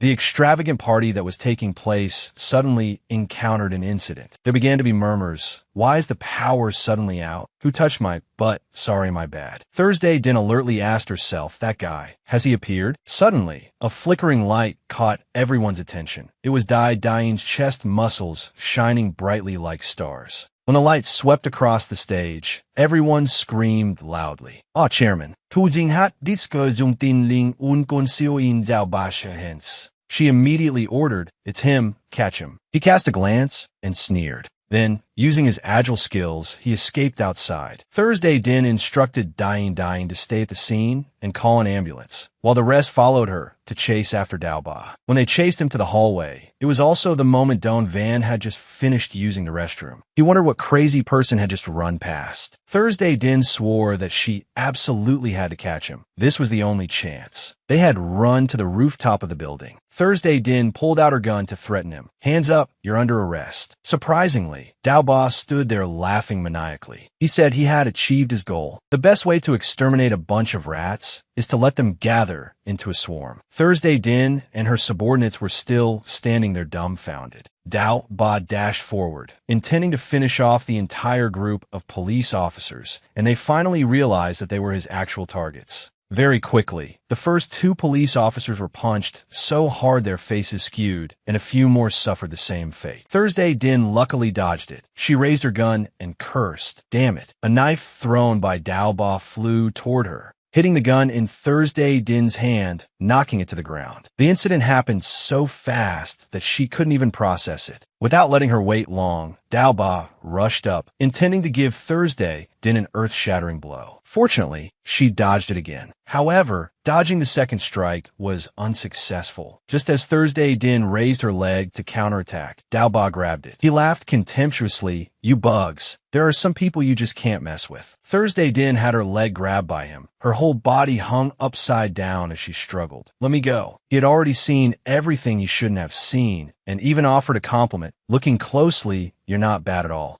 After speaking, he roughly tore Thursday Din's clothes. Thursday Din's scream rang out frantically. Right at the moment Dao Ba was about to do something despicable, Don Van managed to run up and grab his hand, warning, Hey, you can't do this." Dao Ba warily looked at the person who had just appeared. Instinctively, he dropped Thursday Din and leaped far away. He wondered to approach me without a sound. Is he also an ancient martial artist? Donovan also looked at him and sighed. Are all ancient martial artists this shameless? Then he took off his suit jacket and gave it to Thursday Din to wear, telling her not to stay here and get in the way. Thursday Din dumbly grabbed the jacket and covered herself, only able to blurt out, "You bastard." Dao Ba questioned, "Could it be that you are from the Judgment Council?" At this moment, Don Van seemed to understand. The Judgment Council? So that's how it is. It seems you're not the person I am looking for. Dao Ba, being completely ignored by him, angrily shouted, "How dare you mess with me?" He leaped high into the air and brought down a punch. "No matter who you are, beat me first before talking. Give me your life." Don Van didn't hesitate at all and threw a punch upwards. His punch struck directly into his chest. He was thus smashed violently into the ground. The ground beneath their feet cracked into a crater, and the shock waves spread in all directions. Dao Ba had his face beaten to a pulp by him this time.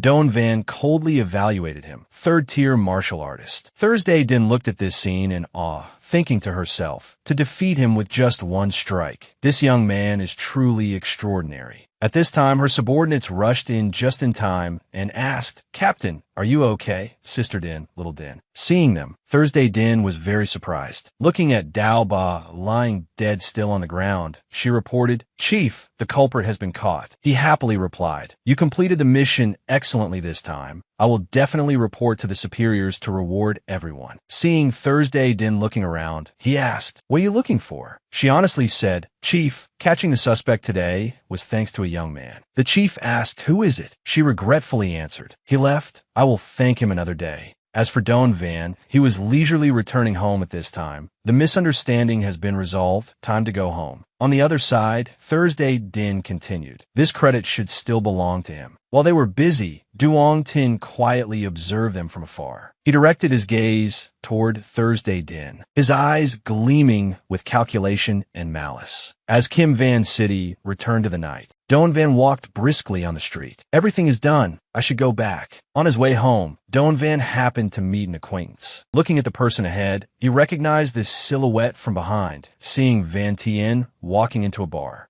Don Van also followed her inside, choosing a table not far from hers. Van Tien raised her wine glass to drink. With just one sip, the glass was already half empty. She looked a bit tipsy. Vong Bak, the boss of the Lamb Gang, saw the pretty girl and stepped forward to strike up a conversation. "Hey beauty, what's the matter that makes you so sad? How about we have a drink with you?" Van Tien coldly chased him away. Get lost. He didn't care at all, sitting down on the opposite chair and teasing her. "So cold. I like you already." Van Tien growled, repeating, "I told you to get lost." She threw her glass of water straight at the shameless guy's face and yelled, "Are your ears just for decoration? Who the hell do you think you are, huh?" Her face showed a look of contempt. Vong Bak angrily grabbed her arm. "It's your blessing that I even look at you, yet you don't know what's good for you." Right after that sentence, he took a full punch. The owner of that punch was Don Van. He threw him far away. Van Tien looked at him in astonishment and exclaimed, "You." Don Van then threatened Vong Bak, "Get your pig trotters out of here." After settling everything, he immediately left. Van Tien followed and called out, "Don Van, stop right there." She angrily asked, "I'm back. So why didn't you come looking for me? You clearly know how hard I've been looking for you these past 3 years. I didn't know where you went, and my family didn't tell me what exactly happened. They just directly decided on another marriage for me. Don't you find that very strange? Right after you left, they immediately forced me to marry someone else. What they want is a marriage alliance, and they only consider you a sacrifice. I believe you aren't completely unaware of these things." Van Tien sadly called his name, Don Van. "Could you really be so heartless as to watch your fiancée become someone else's wife?" Countless images from the past rushed back, some happy, some sad. He replied, "Van Tien, the Don Van of the past is dead." Van Tien refused to believe it. "If you're really that heartless, then why did you step in to help just now?" Suddenly, Duong Van's men arrived and called out to her, "Miss, the master and madam are looking for you. Please come back with us." He feigned concern and reminded Van Tien, Besides, miss, walking with a stranger on the street like this will lead to unnecessary rumors. We still hope you will return with us. Van Tan stubbornly refused to listen. Get lost, go back and tell my father that I will not marry that scumbag from the Duong family. This insult made his face darken. Miss Lam, please show some respect to our young master. Being dragged away, Van Tien struggled. Don't touch me. Don Van couldn't bear to see her being forced, so he intervened. Get back to your car. Then, his hand slammed hard onto their car. All 4 tires immediately deflated. He even acted embarrassed, saying, the screws are a bit loose. Duong Then's men were stunned, staring at the empty space in front of them, speechless. He stood frozen, his voice stuttering. That guy. Don Van pulled Van Tien's hand and left. I am her friend. It's better if I take her home. Duong Then's man shouted loudly. Stop right there. His terrifyingly cold voice rang out. Shut your dog mouths. Even if I killed all of you, Duong Then wouldn't dare say a word. After saying that, Don Van led her away. Let's go. Knowing he was no match for him, the man ordered his subordinates. Quick, hurry up and report this to the young master. At Lai Tuk's restaurant, at the end of the shift, the staff happily said goodbye to her. See you tomorrow, boss. She replied, everyone worked hard. Suddenly, she looked ahead in surprise. Van Tien drove Don Van home. She stepped out of the car, following him, and asked, aren't you going to invite me in for a bit? Don Van replied, you're going back so late? Aren't you afraid your parents will worry? Van Tien didn't care much. You even beat up Duong Then's men, so why worry about this? Right now, you should be more worried that Duong Then will come looking for trouble with you. Lai Tuk saw him and walked over to greet him. Don Van, you're back. He happily called out, Sister Tuk. She asked worriedly, they didn't make things difficult for you, did they? He said casually, it was no big deal. It's already been resolved. Looking at the person behind Don Van, she froze. Van Tien also looked at her warily, like a love rival. Standing between them, Don Van noticed their strange attitudes and felt confused. It was now midnight. In another location in the forest, a human silhouette dashed by at the speed of light. Seeing the girl ahead, the pursuing group shouted, Lord Thousand-Faced Fox Venerable, surrender and let yourself be tied up. He swung his sword and rushed forward to attack the Thousand-Faced Fox Venerable. She scoffed coldly and said with disdain, just relying on a few pawns like you to catch me? After everyone had gone inside the restaurant, the mischievous Lai Noyet suddenly ran out and asked, brother-in-law, where did you go? And who is this sister? To avoid Van Tien misunderstanding, Lai Tuk had to pinch the little girl's cheek and explain, please don't mind her, my younger sister doesn't know any better. Van Tien also replied, it's fine, I am Don Van's friend. Lai Tuk politely asked, you two haven't had dinner yet, right? Let me go make a few dishes for you.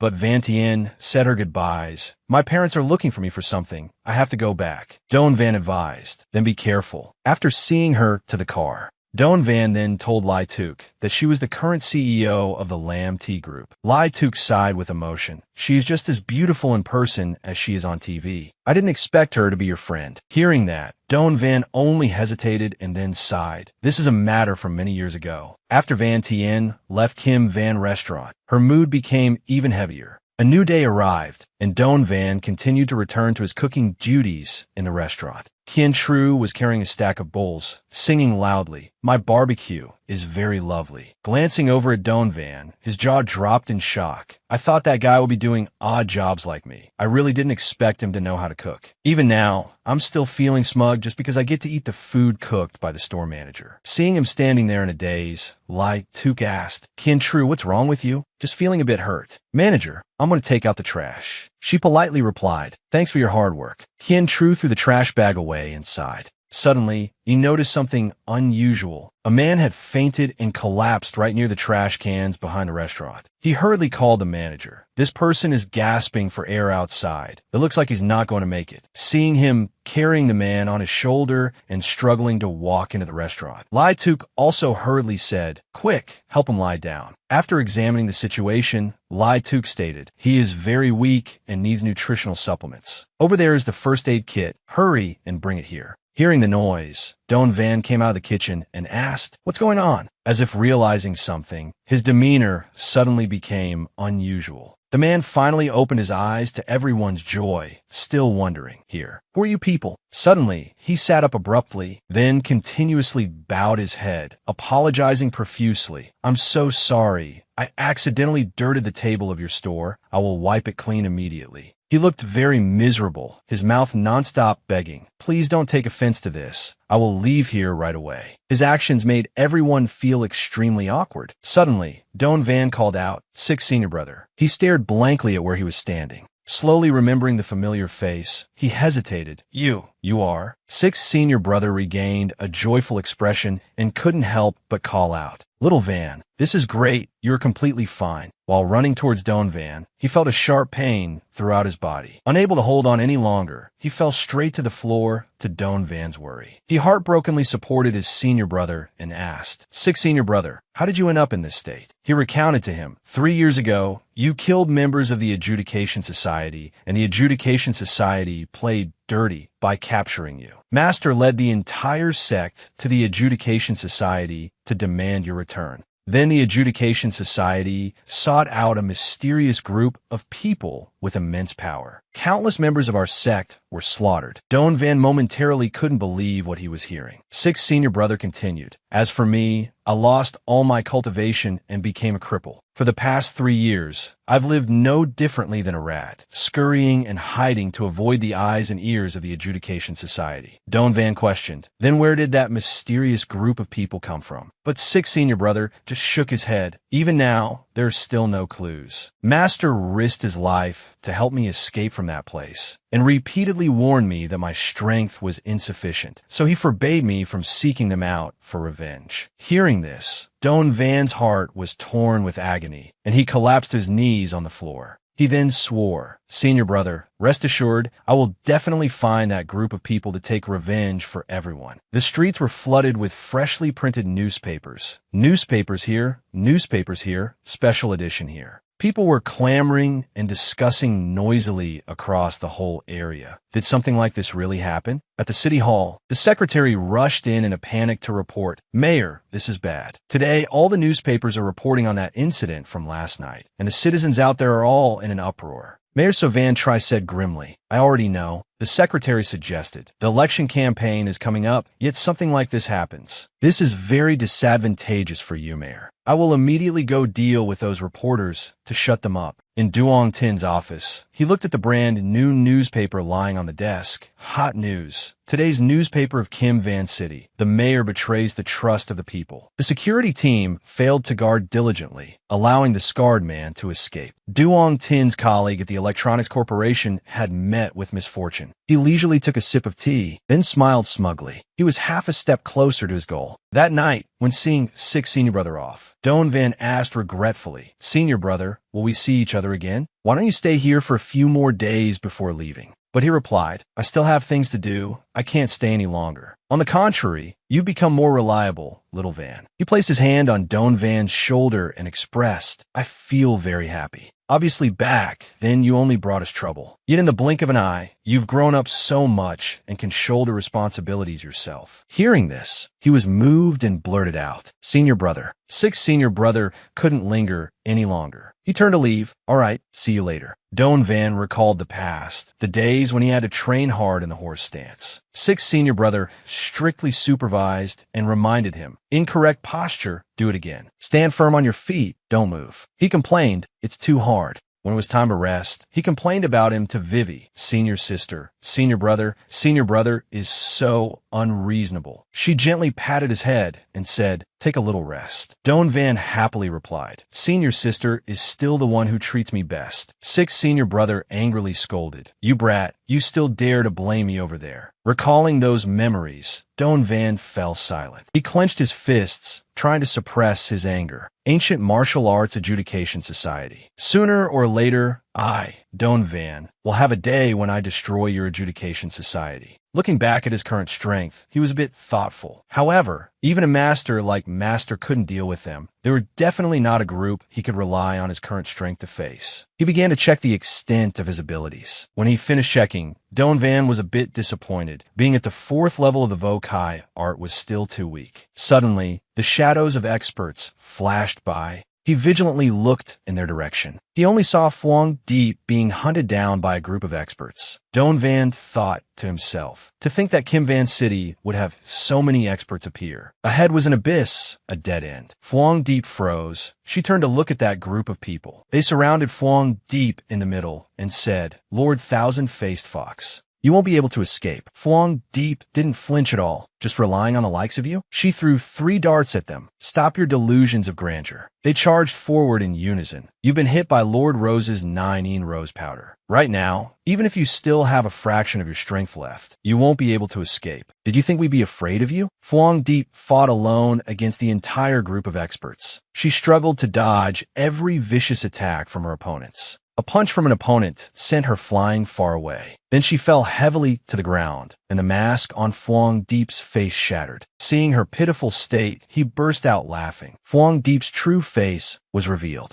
Nin Vong said gloomily, "Is this really the true face of the rumored Lord Thousand-Faced Fox, whose face no one has ever seen? Getting to see it today, we brothers can consider our horizons broadened. It's just a pity that the organization ordered us to kill you." She replied with contempt, "Working for that damn organization, sooner or later, you will all end up like me." One of them said casually, "It's very regrettable, but we won't be as stupid as your kind. Furthermore, we still have the Adjudication Society backing us." Nin Vong coldly interrupted, "Enough, shut your mouth." The guy didn't care. "It's not a big deal. She won't live much longer anyway." He carefully reminded, "Even so, it's better to be cautious." Right at this moment, Don Van suddenly intervened. He called out, "Hey!" Both Phuong Deep and Nin Vong's group turned to look. His gloomy voice rang out, "You guys just mentioned the Ancient Martial Arts Adjudication Society, right? Answer me right now." Their whole group went on high alert because they knew that a person who could appear silently without a sound was a master. Seeing the whole group as quiet as mice, Don Van asked coldly, "Not going to speak? It seems you really have a connection with the Adjudication Society." The whole group remained silent to see what he was up to. While he continued speaking, "I happen to have something to ask you guys." One of them suddenly sneak attacked him from behind. The corner of his mouth slightly curled up into a smile full of contempt. The opponent was immediately grabbed by the head by Don Van and pinned to the ground to be subdued. The whole group was horrified. "What?" he asked bluntly. "Where is the lair of the Adjudication Society?" The whole group immediately charged forward. "This guy is very dangerous. Kill him first." Don Van decided, since he refused to speak. He fought alone against the whole group, his aura so powerful that it made the dust rise thickly. Nin Vong swung his fist and charged over. However, his footsteps had to hastily break. A fist was thrown right at his face before he could react. One punch from him sent him flying straight back, crashing into the other two. Don Van always acted decisively and fiercely like that. His goal was to knock everyone down and ask again. The whole group was beaten to a pulp, each of them continuously kissing the dirt. They finally realized, not good, not good. A flurry of kicks was unleashed, rendering the whole group unable to resist. By the time they fell heavily to the ground, they understood, not good, we are not this guy's match. Suddenly, a guy tried to sneak attack from behind again, but was still sharply detected by him. He took out 4 small pellets, then threw them straight at Don Van. He looked at the newly thrown objects with some surprise. A burst of light blinded Don Van. An explosion flared up, illuminating a dark area of the sky. Don Van calmly used his hand to swat those pellets away. Cheap trick, but when looking ahead, his eyes widened in surprise. The front was completely empty, without a single shadow. Don Van coldly uttered, "Disappeared." Letting them escape, he couldn't help but swear. "Damn it." Phuong Deep stepped up from behind and took the initiative to thank him. "Thank you for the rescue. May I ask for my benefactor's great name?" Don Van, upon seeing her, "Miss Phuong Deep?" When seeing his face clearly, she herself was also surprised. She quickly stepped back. Don Van didn't understand why she did that. Don Van coldly looked at Phuong Deep and ordered, "Stay away from me." Phuong Deep asked grumpily, "You even know my name? Who exactly are you?" Don Van said nonchalantly, "Does it matter? The urgent matter is that if you don't stop the bleeding, you'll die." Seeing him approach, she hurriedly stopped him. "Don't come any closer." Phuong Deep's eyes widened when she saw Don Van stubbornly rushing over. He used extremely fast speed. Then he caught Phuong Deep in his arms before she fainted, and he exclaimed anxiously, "You must hold on. at a luxurious villa of the Duong family. Inside a room, screams continuously rang out. "Young master, I beg you to spare me." He excitedly swung the whip to lash the two girls even more. Scream louder. Their bodies were tightly tied. They cried and said, "Young master, I beg you, I can't take it anymore." Duong then absolutely refused to let them off. These pleas were truly intoxicating, making one unable to stop. "You pigs, squirm for me." His hand, holding the whip, swung up again. The leather whip violently lashed down on one of the girls' bodies. Until there were no more sounds, he finally dropped the whip and asked, "Are they all dead?" Looking at the corpses of the two girls, Duong then ordered with disgust, "Take them and throw them away." The subordinate obeyed. "Yes," Tun Hao reported, his voice trembling. "Young master, regarding that matter with Miss Lam." Upon hearing the whole story, Duong then furiously shouted, "What?" A murderous aura emanated from him. A bunch of useless trash. He tightly choked his neck, unable to even bring one person back. Truly too disappointing. No one has any way to snatch away what I want, including the beautiful Van Tien. At his house, Lai Tuk was surprised to see him return. She exclaimed, "Don Van." He supported Phuong deep in the house and then asked her, "Sister Tuk, do me a favor. This person is injured. Help me find some bandages to treat her wounds first." Phuong Deep was carefully placed on the bed by him. When pulling the blanket over her, Don Van noticed a rose mark on her thigh. He realized, this is the rose powder. The person hit by this poison will have their body completely ruined. If they don't know the cure, their entire body will rot and die after 7 days. The person who inflicted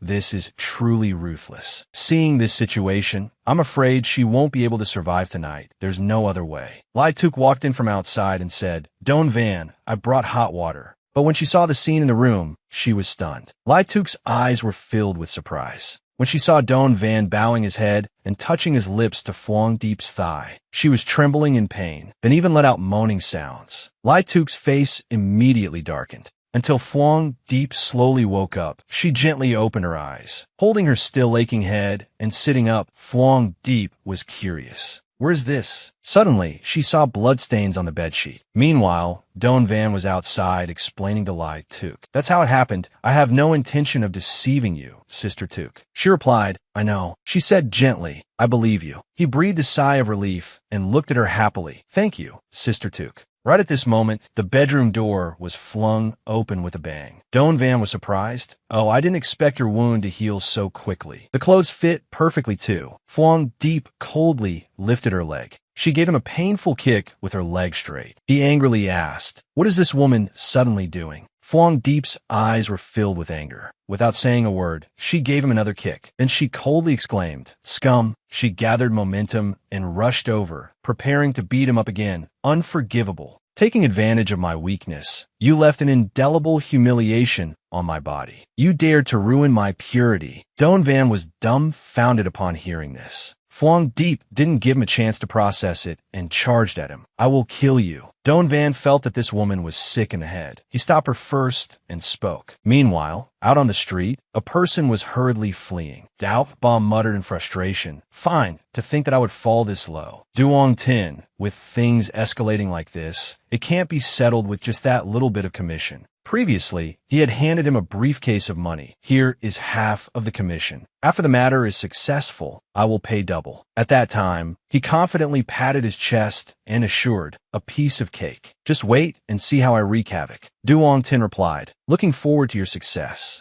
Dao Ba was resentful when thinking about Don Van. "I never would have expected that a meddler would jump out halfway. This time I've lost all my face." He ran for his life. Suddenly, a voice rang out, "Seems like we've found you." Two mysterious people blocked his path and continued. Subject number 1347, "Where are you planning to go?" Dao Ba fearfully stammered, "You, who are you?" His face turned dark as he let out a cold laugh. Back at Don Van's house, Phuong Deep, after understanding the whole truth, said apologetically, "I am truly very sorry. It's all because I didn't pay attention to the current situation, causing you more trouble." Don Van, with his face swollen from being punched, said in frustration, "Do you understand now? Did I even need to stop you?" The furniture in the room was shattered. Lai Tuk stood in the middle and explained for him. I was the one who helped you change your clothes. Last night, Don Van risked his life to suck the poison out for you. He didn't do anything bad. Phuong Deep only now realized how impulsive she had been. She heard Lai Tuk continue. On the contrary, to let you rest in peace, Don Van even went out to stay in the front room himself. Looking at his swollen face, she knew she had hit him too hard. Therefore, Phuong Deep hesitantly said, "Thank." It took her a while to squeeze out a sentence. "Thank you."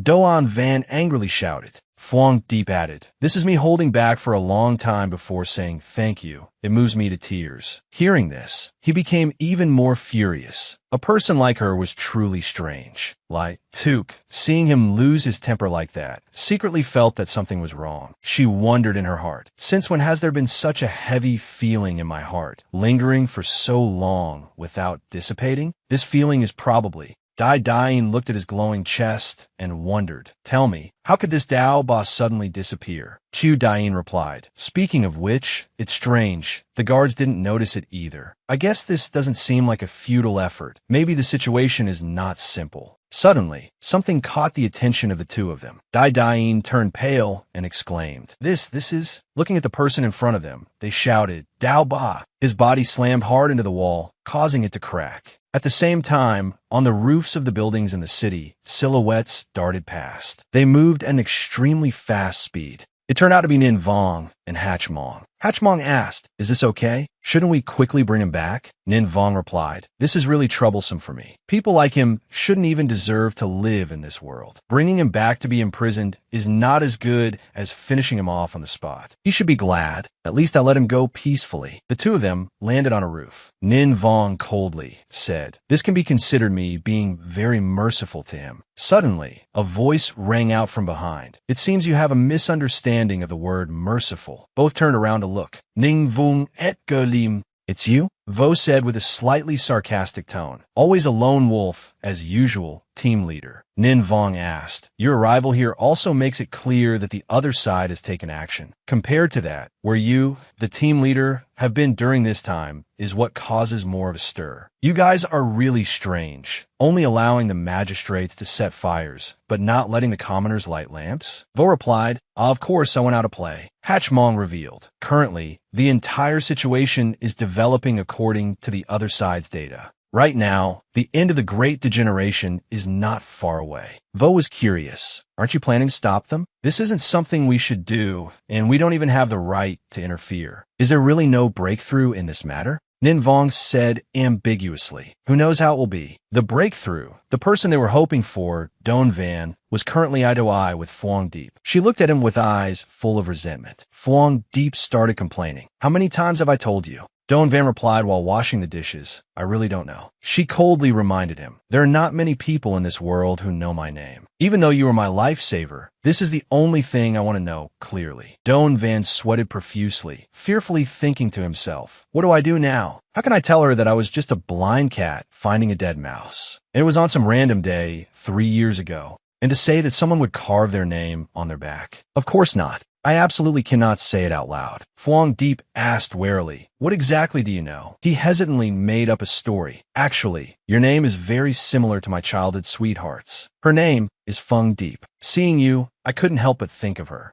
The gullible Phuong Deep was fooled. A homophone? "I am truly sorry for making you recall bad memories." Don Van smiled and replied, "It's okay. This has passed a long time ago." He was secretly surprised. She believes people too quickly, and she was just suspecting me. Phuong Deep bowed her head and said sincerely, "I must leave immediately. Don Van, I'm very grateful to you for saving me, but because of some matters, I cannot involve you all. I owe you a favor. In the future, if anything happens, just say the word, and I will accomplish it even if it costs me my life." Don Van politely exclaimed, "You're exaggerating." The two of them bid farewell to each other. Then, "We'll meet again if it's fated. Farewell. Goodbye." Don Van continued the unfinished work at hand. He chopped the food while thinking. One of the 4 great battle generals of Blood Soul, Lord Thousand-Faced Fox. Does she want to use the strength of one person to resist Blood Soul? Phuong Deep was currently leaving in a hurry. At the crime scene, in front of the victim's body, Thursday, Din directed. Take it away. She thought to herself, this was caused by a human. Who on earth did it? It started breaking from here, looking as if it was hit by a car, but in such a narrow space. Could it be a collision with someone else? Suddenly, a subordinate came to report. Captain, it's truly unbelievable. She asked worriedly, what happened?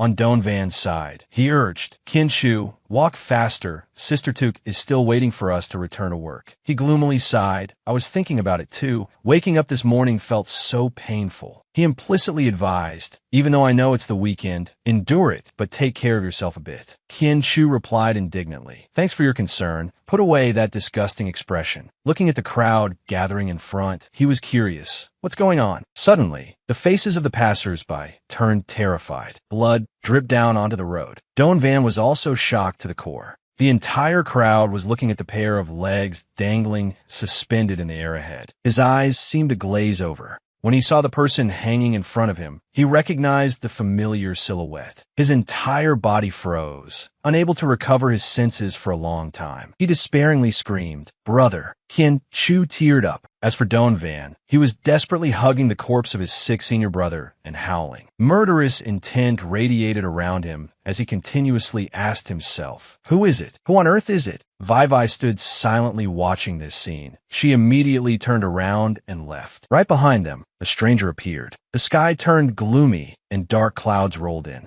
Don Van vigilantly realized, a martial artist has appeared. Vai strolled slowly on the street. Suddenly, someone called out to her. Hey, it turned out to be Don Van. He asked, was it you? Vivi hesitantly exclaimed, you. He straightforwardly threw a punch at her. Vai's whole body tumbled backward. Don Van angrily questioned, why? What are you doing so suddenly? Then consecutive punches were thrown, his voice filled with indignation. What did he do wrong for an animal like you to act so ruthlessly? Suddenly, Don Van stiffened and stopped his hand movements. Vai calmly dusted herself off. My newly bought clothes are ruined. Don Van was astounded. You. She spoke up. I don't understand why you are so angry. Don Van was so furious, he couldn't speak. You. Vai emphasized. But as long as you are the enemy. He blankly asked, how could you? The senior sister in front of his eyes was perfectly uninjured. She seemed to have become stronger. She coldly warned him, I can kill you. Vai asked, why are you here? Don Van answered by calling out, Senior sister. Hearing that, she burst out laughing. Senior sister, you are a very strange person. One moment you're angry, the next you're playing the victim. She coldly humiliated him. How disgusting. Don Van was stunned, unable to believe his eyes. Her question why echoed in his mind. He fell into a chaotic inner monologue. Did she cause it? Did she see it? She clearly saw it. Why could she be so indifferent and unmoved? What should I do? My mind is so messed up. Senior sister, is it impossible? We could.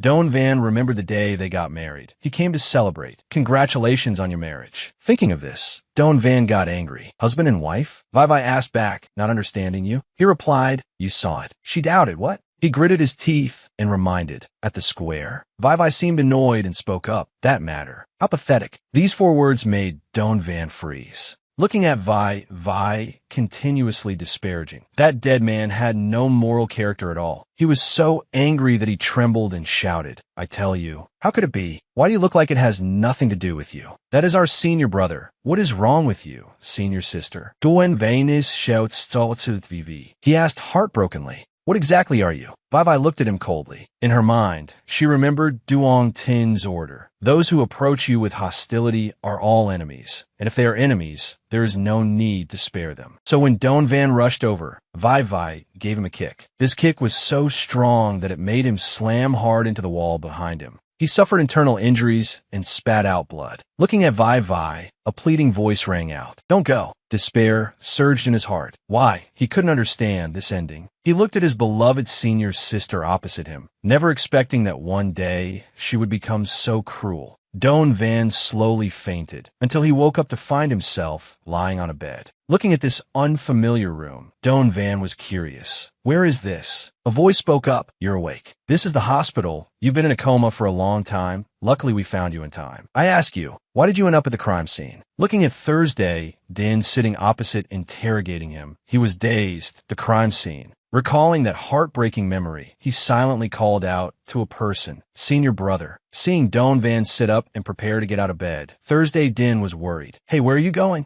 "Right now, you." He felt like he heard his bones cracking inside. Then the pain hit, making him writhe on the bed. "It hurts so much." Thursday Din asked in annoyance, "Do you still want to cause trouble? You have 5 broken ribs. The doctor said you must rest for at least half a year." Doan Van turned pale and thought to himself, "Senior sister, you really wanted to kill me." Suddenly, someone ran in from outside to report, "Sister Din, just now, at the central square again." Thursday Din frowned, her face becoming serious. At the square, there are countless corpses suspended above the square. The victims' faces before death looked particularly terrified, as if they had seen something extremely horrific. The people below became terrified. "Oh my God, so scary. Where are the guards?" Unable to keep up with Thursday Din, dying called out, "Sister Din, wait for us." She hurriedly ran to the scene, and Doan Van was also helped to follow behind. The two from the dying family looked at each other in confusion. Why do we have to bring him along? As for Thursday Din, she was shocked.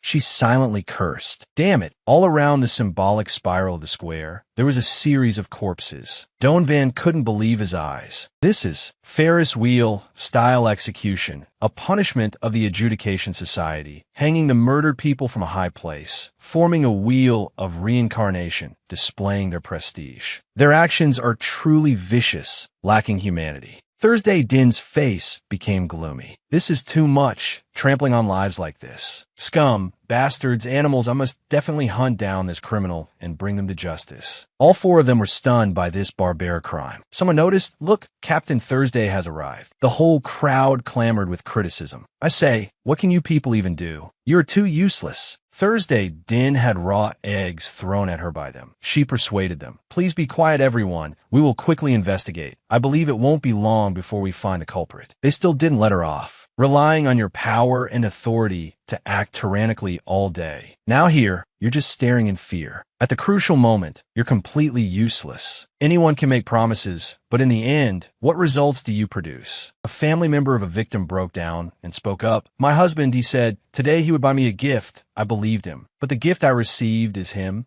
He's never coming back, never coming back, never coming back. Thursday Din, facing these heartbreaking words, didn't dare to speak up. The girl, with tears streaming down her face, sobbed, "Never coming back forever." Then, she covered her face and collapsed to the ground, crying. Doan Van understood that pain, because he himself was in a similar situation. At the Duong family's villa, Duong then refreshingly slammed his wine glass onto the table. Then he spoke up. "This is a day that makes everyone truly happy. You couldn't have imagined that cutting people into 2 pieces and hanging them up high is an incredibly beautiful scenery. The feeling of fear gnawing at them, constantly wagging their tails, begging, just like a hungry dog." A guy hugging a beauty exclaimed, "I didn't expect your pleasure to increase so much. I have to look at you with different eyes now." He replied, "The regret is, I couldn't bring that living warrior back. He's not a bad toy, right, hunting dog?" Duongton looked at him gloomily. He replied, "In this operation, the person with the greatest merit is the young master. It truly makes others admire. I believe that even women and children will know the name of this wild dog." Duong Than's face darkened as he appeared before his table. He gritted his teeth and asked, "Do you want to die?" He calmly continued, "It's all just hearing what others say." The sound of clapping rang out. "You have all worked hard in this operation." Both of them turned to look. Seeing the person arriving, they immediately knelt down, then respectfully called, "My lord." Queso announced, "For a long time, we hid underground, lurked in the shadows, and were bound by the law. But now, the grand scheme is set. Everything is in our hands. The era that belongs to us is coming." Everyone incessantly cheered. Duong Tin, "How is the matter I told you to investigate?" He knelt down and reported, "Fortunately, I did not disappoint the Lord's expectations. The operation has revealed the location of the heaven-descended energy source we have been longing for day and night, preserved by generations of mayors of Kim Van City, and the mayor of this term is." Duong Tin said a name, So Van. The person mentioned, So Van, was currently quietly pondering. Looking at the city below, dark clouds gathered thickly in the sky. He said meaningfully, "The storm is coming again." At the villa where Vai Vai was staying, she sat in the room in a daze, thinking, why? The image of sick senior brother that day appeared in her mind. She asked herself, "I have never known that man, but why does it hurt so much to see him?" She had a feeling so strange. Chulo walked in from outside and said, "Miss, it's time to take your medicine." Vai Vai asked, "Can I not take it? This medicine is very bitter." She replied, "This is all for the Miss's health. The master has ordered. The medicine cannot be stopped." Vai Vai had no choice but to accept. All right. Seeing Vai Vai's appearance, Chulo was surprised. "Miss, you?" she asked in confusion. "What's wrong, Chulo?" Chulo blurted out in a daze, "Why are you crying?" At a small cemetery, Doan Van stood in front of a grave and said, "Senior's sister is still like before, striking without any restraint. Just a little carelessness, and I'll be beaten by her until I can't even lift my head. But I still don't understand. What exactly is wrong with her? I can't understand. I know she and that dead person must be related to each other, but I just..." He looked sadly at his senior brother's grave and continued, "Can't bring myself to strike." Doan Van was silent in thought for a moment. He swore, "Senior brother, I will bring senior sister back to ask clearly. If she still puts on the face of an innocent person, I will absolutely not show mercy, even if I have to raise my hand against her." The two from the Dain family observed him from afar. Chu Dain wondered, "Do we have to wait here for him to finish his business?" Dain said carefully, "This case is not ordinary. Right now, only Doan Van has clues. Maybe he knows something." He replied, "That's true, this guy is damn weird. I just feel like he has some big secret." He suddenly remembered, "Where is Sister Din?" Dain's somewhat reluctant voice rang out. Thursday Din was desperately searching. She worked hard reading the case documents. The pages of the files were read carefully by her. It was the transit dossier. A subordinate clumsily carried in a box of documents and said, "Captain Thursday, these are the latest surveillance tapes of the whole city. Sorry for the trouble." Thursday Din immediately put the tape into the machine. All the images appeared on the security room's computer. She ordered the staff, "Speed up the playback." The footage was sped up faster, the staff's finger continuously pressing the control button. Finally, it fast-forwarded to the part of that case. Thursday Din spotted it immediately. She directed, "Stop, rewind to 12.32 seconds, pause, and zoom in." The image of Duong then appeared. "I need this person's information and all videos about him as quickly as possible." The chief spoke up, "It's very difficult to find someone through video, unless you go looking for him. Luckily I know." Thursday Din hurriedly said, "Please tell me, sir." He advised, "To Din, I know you are very eager to find the criminal who murdered innocent people, but you can't assume everyone is a suspect. We must have evidence." She said impatiently, "Evidence won't automatically be delivered to our hands either. It's something we have to strive to find. I will suspect everyone present at the crime scene and exhibiting suspicious behavior, no matter who they are, until the real culprit is caught." The chief was helpless against this stubbornness. "I really give up on you. That guy is called Duong Van. He's a second-generation rich kid. Rumor has it that he has strange hobbies, but the people who interact with him don't feel disgusted at all. In terms of investigation, Tu Din still needs to be careful. Furthermore, the mayor has dispatched the Rian squad to take action." Thursday Din blankly exclaimed, "The Rian squad? They're the most outstanding armed forces of Kim Van City. With them there, I believe the situation will definitely take a turn for the better." The armed squad took action, and the captain shouted, "Rian squad, move out. We must complete the mission." The news reported, "This is the latest report from the city. Today, in the face of this sudden and painful incident, the citizens are very shocked. It is said that the mayor has dispatched the city's strongest elite force, the Rian squad, to move out. News of the incident will take a turn for the better." A voice echoed inside the room. "No problem. Just say I'm temporarily taking a few days off. Don't get involved in this case." Lai Tuk called out, "Doan Van." Outside, the sound of a zipper was heard. "Is anyone there?" Seeing her in the room, he politely said, "Hello, please sign for this express delivery here." Lai Tuk wondered, "I don't have any express delivery." He suspiciously looked at the address on the box. "The address written on this express delivery is not wrong. Please sign for it. Li Tuk Gom Li." "Thank you." She curiously looked at the box in her hands. "What is this?" It clearly stated the recipient was Doan Van. In a forest on the outskirts of the city, a member of the Rian squad, his face beaten and bruised, begged, Please spare my life. I swear I won't oppose you. We were wrong." At his feet were the bodies of his fallen comrades. He fell to his knees, stuttering in panic. Let me go. I will reveal the actions of the security team to you. I can even be a mole to help you." Truong Vu lit a cigarette, the agonizing screams of the man echoing in his ears. He said in annoyance, so noisy. Tu Fong ruthlessly eliminated him. Chuangvu looked at the man with disdain. Even as friends, you can easily betray your comrades. How can anyone trust you? Tu Fong asked. Chuangvu, how should we dispose of these bodies? He ordered, burn them. He was a bit worried. Dragging this out will attract attention. Chuangvu casually said, it's fine. Ancient warriors never fear challenges. Besides, the guy here is not someone anyone can just provoke. The next day, citizens gathered outside the police station to protest. Look at what our mayor is doing when cruel and evil people are killing citizens. Where is he? You promised to keep our loved ones safe, but now you're hiding your head. Right now, the destructive killer is still at large. Where are you pushing us? So Van, you don't deserve to be the mayor. The chanting echoed continuously. Unworthy, unworthy, unworthy. Duongton sat in his car, quietly observing them. He puffed on his cigarette. Inside the room, the indignant voice of Lu Hon, So Van's assistant, rang out. I really didn't expect these people to forget your past contributions.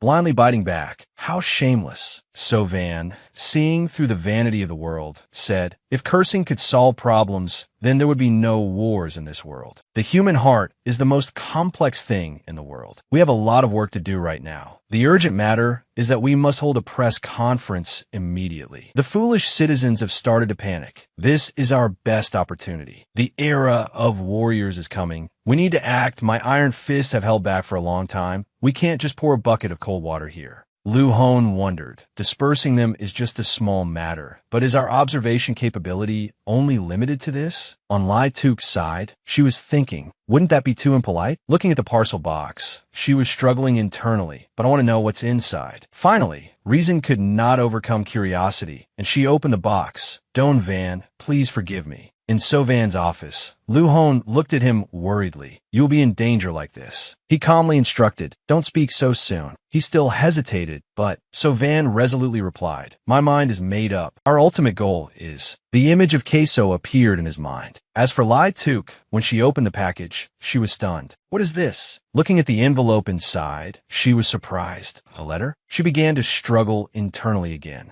At this moment, she really wanted to open it and read it. Finally, she closed the box. No. Continuing would be very impolite. Arbitrarily opening someone else's express delivery is an unethical thing to do. I should wait for Don Van to return and hand it back to him, even though I really want to see it. On Thursday, Din sighed. After hearing the report, she frowned. He's gone? The two dying officers didn't dare to look her in the eye and said, we lost track of him. Thursday, Din trembled with anger. Are you guys pigs? I told the two of you to follow him at all times, but on the contrary, you guys are great. You even let him play you. You're still so clueless beyond control. Do you want to go to heaven? Do you believe I'll chop you up? What are you standing there like idiots for? Go find him quickly. Don Van was currently heavily injured. He clutched his chest, walking slowly on the street. Suddenly, someone bumped into him, hitting Don Van's wound. He exclaimed, so painful. He channeled a bit of power into his ribs, relying on the heavenly revelation mantra to recover a little, barely able to walk. Even so, just moving made his whole body hurt like he was dying. He still couldn't believe it. The image of Vi attacking him appeared in his mind. Senior sister, did you really want to kill me back then?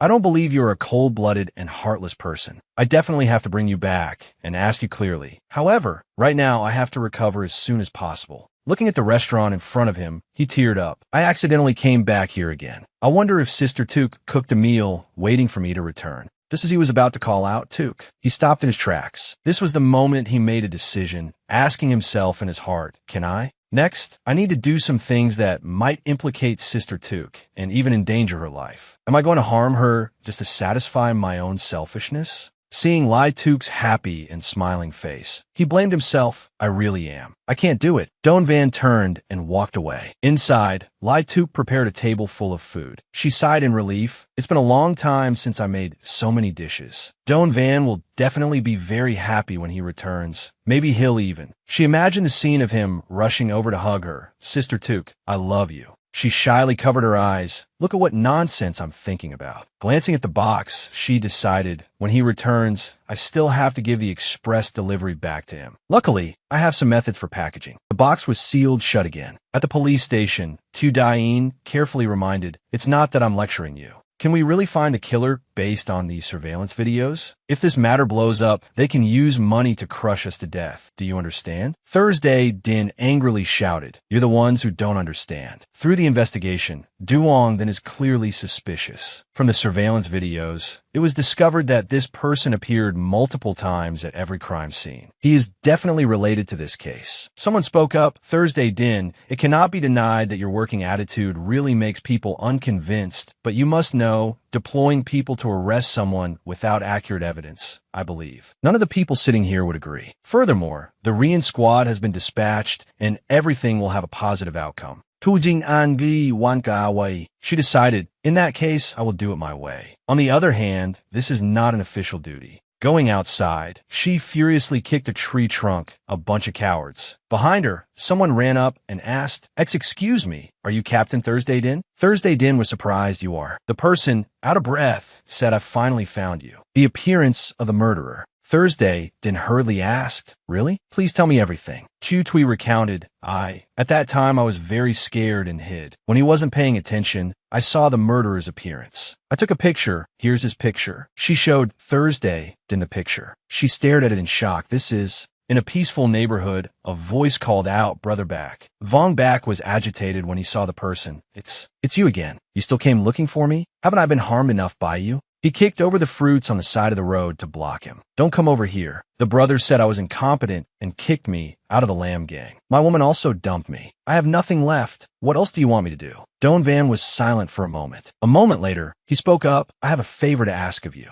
I heard that your words hold a lot of weight in this area, not inferior to anyone. I hope you can use your connections to help me find someone." Vong Back was dumbfounded and didn't understand. "Huh?" He questioned, "How can I find them? Don't you see what I'm like right now? No money. I've lost everything. Even my own woman was stolen by someone else. How could I have any energy left? Pray for yourself." After saying that, he turned and walked away. He stopped him and asked, "Are you resigned to this? You want to give up as soon as you meet obstacles? Is this what you really want?" Vong Back was shocked by these words. In the fitting room at the Lam family's house, Noyet Tin looked at the clothes in the room and exclaimed, "These dresses are all so beautiful." She asked, Miss, which one will you wear to the birthday banquet tomorrow night?" Van Tien replied, "None of them." Noyet Tan, "Throw these things away." Noyet Tin wondered, why? Van Tien instructed, "From now on, when that scum Duong then comes to give gifts, throw them away and burn them all for me." Noyet Tan hesitated, "But Miss won't have a dress." She put on a simple t-shirt and said, "Isn't it better if I wear this?" This made Noyet Tan panic, thinking to herself, No, who would wear this to a birthday banquet?" Van Tien said coldly, "It's not like I can just wear whatever I want." She picked up another dress. Noyet Tan realized, sure enough, it's this one. Isn't this what Mr. Doan gave to the Miss a long time ago? The Miss still hasn't forgotten him. Van Tien felt shy upon hearing this. She absent-mindedly held that dress. After a long while, she spoke up. It would be nice if he could come. Over to Vong Back, he answered his question, "Do I have any other choice?" Suddenly, a few days ago, that ridiculously strong red-threaded guy came to my headquarters. Not only did he cripple my brothers, but he also took my woman. He said that if I didn't yield the boss position to him, he would kill my brothers. What else could I do? Do you think I'm McMahon, fighting 10 people at once? Forget it. I'm very weak right now. Don Van thought to himself, is this guy's personality like this? He suggested, how about this? Let's make a deal. I will help you chase away those guys. Then you help me find someone. Vong Back was shocked upon hearing this. He suddenly realized, that's right. I almost forgot that this guy Don Van can fight. If I think about it, there is hope. He immediately became happy. Brother Van, I was really foolish. Luckily, you reminded me. When the time comes, I must. He was in the middle of saying, don't rely on you, when Don Van suddenly fell face first to the ground. Vong Back completely froze. He couldn't believe it. What is this? So he had to carry him on his back and leave. Don Van remained unconscious, unaware of anything. Vong Back sighed. Tell me, what sin did I commit to meet a jinx like you? I'm obviously the victim here, but you make me feel guilty like I'm the bad guy. Hey, don't suddenly die on me. I still want you to help me get my position back. Why did you suddenly collapse? At the police station, seeing her men return, Thursday Din asked, how did the search go? The two officers from the dying family awkwardly said, We lost track of him. We're really sorry. Diane noted curiously. Logically speaking, with that kind of injury, even standing up by oneself would be difficult, but this guy Don Van. Diane was also scared. He's a monster. Thursday, Din continued. He suddenly has a lot of wounds caused by force on his body. No matter how you think about it, it feels weird. The previous incident with the Lamb Gang, I thought it was a simple brawl, but when asking them at that time, she recalled the appearance of the Lamb Gang members crying and begging, please, that guy is a devil. I don't ever want to see him again. I want to go home. Diane replied with a pale face. It's a bit of an exaggeration, but Don Van took down more than 50 people in 30 seconds. They recalled the situation at that time, and were also amazed as countless people were knocked down around him. Thursday Din concluded, in short, Don Van is a highly suspicious suspect. And now, I need to go verify this truth. Follow me. My conjecture is not wrong. She looked at the video recording showing Duong Van and Vai Vai on her phone. His expression at that time was extremely evil. Thursday Din knew that tomorrow was the birthday of the female director of Lamb Corporation, Van Tien. She would invite every prestigious family to be present at the banquet. And what we're going to do is sneak into this banquet to investigate Van Tien and her fiancé, Duong Van. Don Van finally woke up at this moment. Seeing him sit up, Vong Bak exclaimed, "You're awake." Just moving a little bit, he groaned, "Ouch, it hurts." A moment later, Don Van carefully observed his surroundings. This was an old, dilapidated room. The entire empty space only had a worn-out sofa and a long bench. Vong Bak said sadly, "If you want to laugh, then laugh. I have nothing left to pawn." Don Van wondered, "What are you doing?" He replied, "Sorting out these scrap bottles. A glass bottle can be sold for 1 yuan. I just collected these earlier, so tonight's dinner is secured." Looking at the number of bottles in front of him, he was shocked. So many. Vong Bak reminded him, "Hey, earlier you told me you wanted to help me, right? You weren't joking, were you?" Don Van fell silent upon hearing him. He promised, "As long as you agree to help me find someone, Don Van, will do what I say." Vong Bak was curious. "Is this person very important to you?" Don Van said meaningfully, "She is my family. I can't just ignore her and not care." Vong Bak asked, "Do you have a photo of her?" He didn't have a photo of Vai Vai, so he could only describe her features. Vong Bak pondered and repeated, "Wearing white clothes, a woman with purple hair." He muttered, "A woman with purple hair." As if remembering something, Vong Bak's face was filled with shock. On the second day of the search, Vong Bak led him to where Vai Vai was staying. "This is it," Don Van doubtfully confirmed. "Are you sure she's here?" He looked at the luxurious building in front of him in shock. Vong Bak affirmed, "You don't need to worry about that point. I guarantee it with my life. I saw with my own eyes the purple-haired woman followed Duong Tin inside. They're probably planning to attend a birthday banquet." Don Van praised him. "A birthday banquet? You sure know a lot." Vong Bak said hesitantly, "Should I call it lucky or not? That woman was the one who came with the people inside there to take over the Lamb Gang's territory, who is also the senior sister you're looking for." He continued, "About that, I wasn't willing to be driven away, so I tracked their movements straight to this high-rise building." He couldn't believe it. "Are you sure you didn't mistake her for someone else?" Vong Bak replied with certainty, "I don't like listening to rumors. I only believe in the truths that I see." He thought to himself, he's wavering? Well, it's hard to blame him. After all, that person is someone he admires. If he naturally doesn't believe it, let's see if you keep your promise to help me chase those people away, or if you'll be merciful. Don Van curiously exclaimed, "Hey, where are you going? I need you to come with me to check on this." If it's true, Vong Bak quietly waited for the next sentence. He angrily swore, "I will seek justice for you."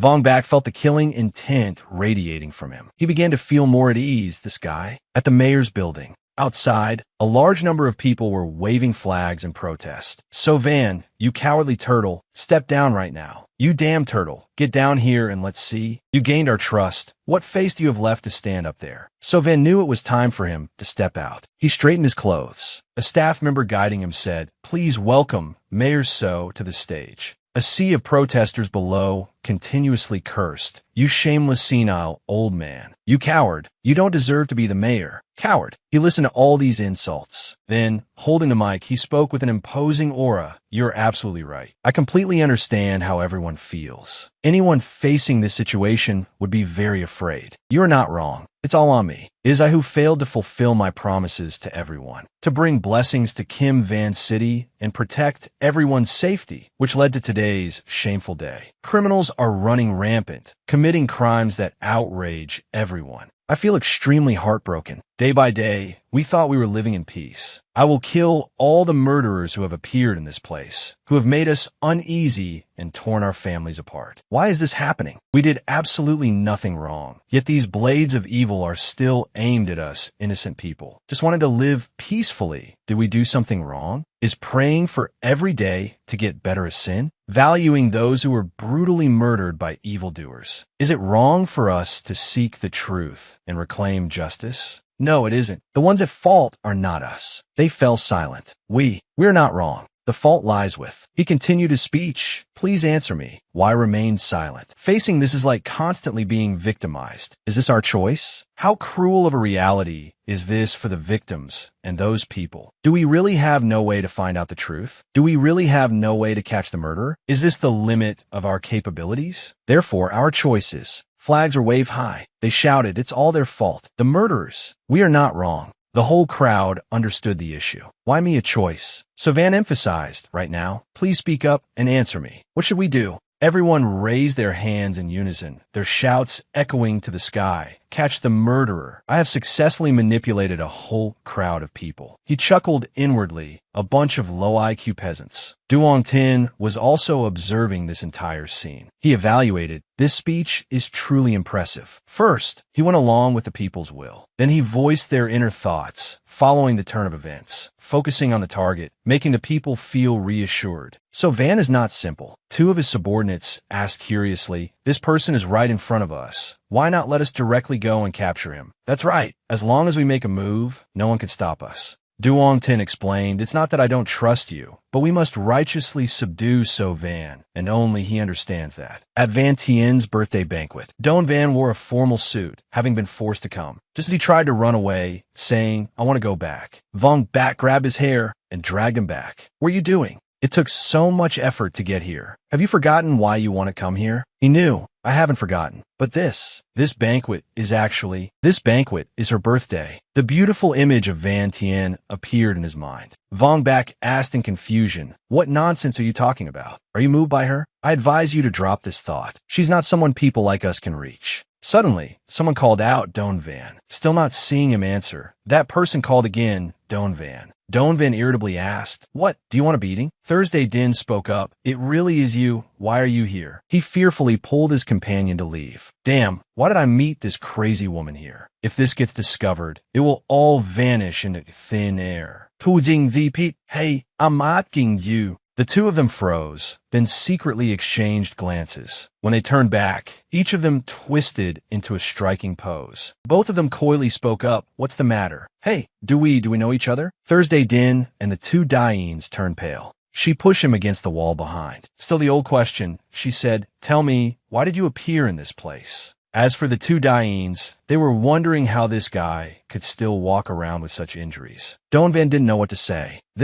Of course, I was invited to attend this birthday party. Vong Bak chimed in. Right, exactly. Thursday, Din immediately called. Hello, 120? There's a patient here. Hello. Right at this moment, Van Tien appeared. Her appearance left many people mesmerized. Don Van hastily lowered his face. But Van Tien recognized him immediately. It's Don Van. She was surrounded by young masters. Miss Lam, happy birthday. Let me offer you a drink. Wishing you to stay 18 forever. You look so beautiful today. Could you do me the honor of a dance? Don Van was surprised to see her approaching, looking at Van Tien from afar, talking to the young masters. He wondered to himself, why is she suddenly coming over here? Could it be that I've been discovered? I have to find a way to hide. Just then, Thursday Din angrily scolded. Are you even listening to what I'm saying? An idea flashed in Don Van's mind. Got it. He spun around and pinned her against the wall behind. Then instructed, don't speak. The two Daeins behind awkwardly exclaimed, Sister Din. Meanwhile, Vong Bak was going crazy thinking, Don Van, have you lost your mind?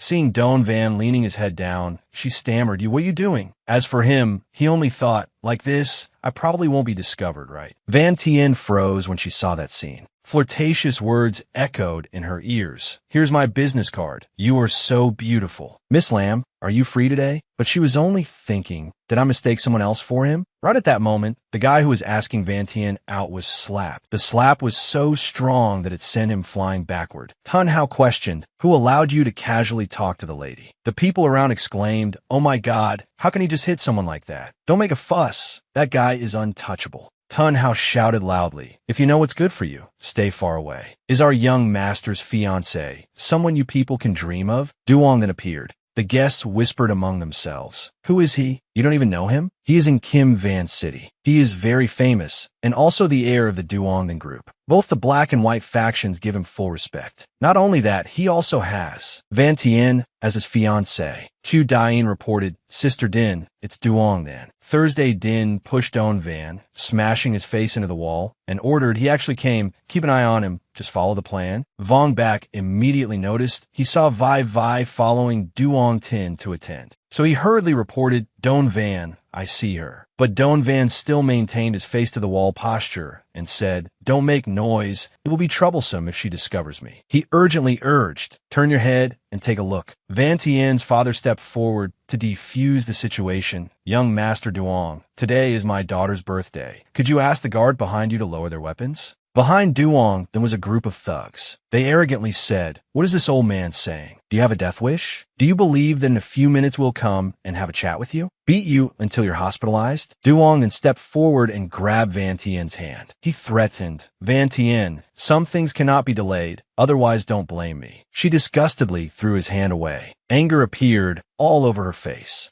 Van Tien said disdainfully, "Who allowed you to touch me, scum?" He remained calm. "Van Tien, you really know how to joke. Does it mean you have forgotten but the standing between us?" Lam Hang was pressed down by his men and forced to kneel on the ground. She was worried. "You people, what do you want to do?" "Release him at once." The guests, seeing the Lam father and daughter being controlled, whispered, "Where does that guy think this is? What on earth is happening? Goodness, how terrifying." His subordinate began to make a move. "Hey, old man, just looking at you makes me feel really annoyed. I'm going to cripple you right now." He raised his fist to strike down. Thursday, Din appeared in time and kicked him flying away. She growled, "You guys are very brave. Hey, I saw everything. Don't you know that respecting the elderly and loving the young is a tradition?" The two Daines widened their eyes at this scene, screaming internally, "Sister Din, the investigation isn't even done yet. Why did you jump in?" Duong then called out coldly, "Hey, it seems there isn't just one rat sneaking in." Vai Vai and Van Tien both glanced over. Don Van's hair tail fluttered in the wind. He unhesitatingly revealed his face, exclaiming, "We meet again." Van Tien remembered the past. She asked the person beside her, "Did you go fighting again?" Although his face was bruised, he was stubborn. "Next time I will definitely win." Van Tien didn't believe him. "You've said that no less than 100 times. He replied, "None of your business." She looked at his miserable state and laughed. "Senior Sister Vai Vai is a 1 in a million genius master in our sect. Teaching you a lesson is as simple as breaking a chopstick." One side of Don Van's cheek was swollen like a steamed bun. Van Tien continued, "I also heard that in the sect, apart from the master, few are her match. Someone once praised her as the girl with the strongest ancient martial arts."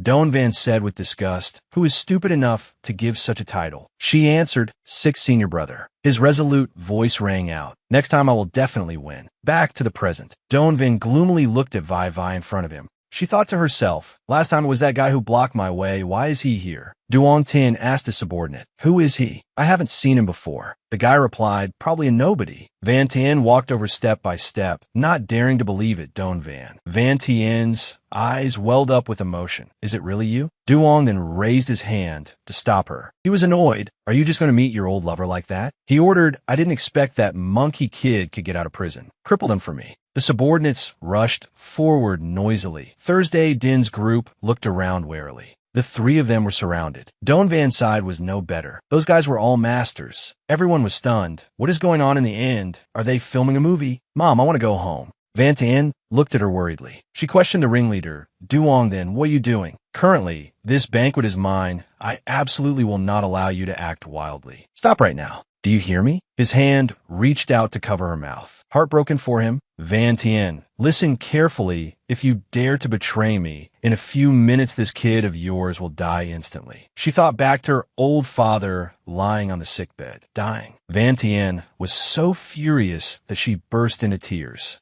You. Right at this moment, a loud crash rang out, and the wall of the building was blown open with a hole. His subordinate was swinging a whip towards Thursday Din. You dodge very fast. It's just a pity for this face and figure. Seeing the spiked ball rushing towards her, she retreated sharply backward. He said disdainfully, "You'll be ruined now. Enjoy it slowly." Thursday Din growled. Who will be ruined and who will survive? That is yet to be known. Behind her back, another guy suddenly swung his fist at her. Dine hurriedly rushed over, pulling Thursday Din into his arms to block that blow for her. He was sent flying far away. Seeing their strength, Thursday Din thought warily, these people. Looking at that guy's fist, she knew they were not simple. That group of people mocked Donvan. Looking at your arm, it's so ugly. I really didn't expect someone like you to be an ancient martial artist. It really makes people laugh their teeth off. Is the standard for ancient martial artists so low nowadays? Even this kind of person can become one. Hey, this kid is so scared he doesn't dare to speak anymore. Vong Bak looked at those muscular guys in terror. Damn, those guys are too big and tall. Just their appearance is enough to scare someone to death. Donvan, don't let anything happen to you. They belittled him. Hey, kneel down right now and bark like a dog for me. Bark loudly and well, and maybe we can spare your life for ruining our young master's mood. If you don't want to die, then. Just as he finished speaking, a punch landed squarely on his face. That punch came from the person he looked down on. The guy behind was also pushed down along with him. Donvan alone threw one punch that sent both guys flying far away, enough to prove his strength. Another guy dropped his jaw in fear when he saw this scene. Inside the room, the sound of crashing punches rang out. It was Donvan's turn to be disdainful. I guess you guys miscalculated. Right now, it's about whether you are worthy of my mercy or not. The process of teaching this arrogant group a lesson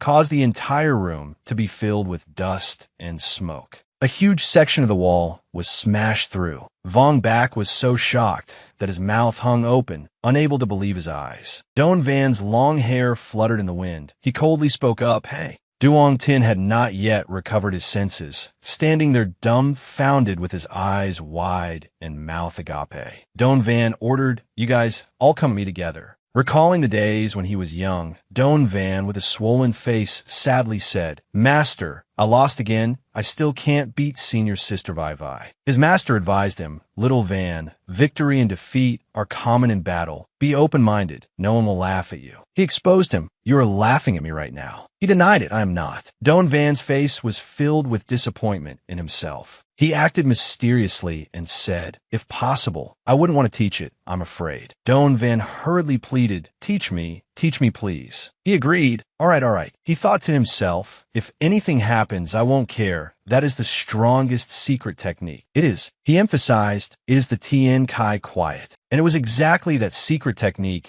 that helped Donvan defeat those burly masters today. Duong Tin became even more astonished. The whole group that was initially arrogant was now beaten to the point of being unable to resist. Duong Tin stared blankly as his men were taken down like falling autumn leaves. Vai also rushed forward. She kicked another guy. One by one, they continuously fell down. At the same time, Donvan also finished dealing with the remaining lackeys. He even lifted a guy twice his size by the collar. His face was filled with coldness. Duong then thought to himself, "Damn it, this guy is still as freakish as ever. If there was nothing else going on, I'd really want to spar with him for a bit." He called out, "Hey, lapdog, don't you plan to let that woman help?" Duong Tin was extremely annoyed when he heard this. He heard him order, "Anyway, she's just a puppet. Is she just going to stand there and watch the show? Let her step up." After speaking, Duong then put his arm around Van Tien's shoulder and pulled her away. "I'll leave this place to you." Duong Tin hurriedly called out, Wait for me. Today is the young lady's birthday party after all. Where do you want to take the young lady?" He smiled meaningfully and asked, "Where to?" "To have fun, of course." Van Tien secretly felt that something was wrong. Thursday Din had just been beaten back into a corner by a guy. She frowned at his departing figure. "Duong then." Then she shouted, "Duong then is trying to escape. I'll chase after him. Support me." The battle behind them was still going on fiercely. Although Donvan took down a number of lackeys, his old wounds also flared up. He thought to himself, the previous injury still hurts now. Plus, activating the Tien Kai quiet makes the injury even more serious. Thinking about it, taking even a single step is very difficult now. But Senior Sister is right in front of me. Vi Vi reminded, he's coming here. Duong Tin irritably exclaimed, leaving all these trivial matters to me, Vi Vi. He ordered, finish him. Vi Vi threw the person she was carrying on her shoulder. That guy's whole body was lifted high. She gathered her strength and hurled him towards Don Van. Seeing that person flying towards him, Don Van was stunned. She actually threw an injured person without any mercy. He slightly dodged to the side, but Vi Vi rushed over at the same time while Don Van was still thinking, this is a despicable trick, is it? She raised her fist. A heavy punch, like 1,000 pounds, came down. Vi Vi's eyes showed astonishment. That fist was actually blocked by Don Van with just one hand, and the person who was just thrown was pulled behind him. He looked at her sadly and asked, Senior Sister, do you really not remember me?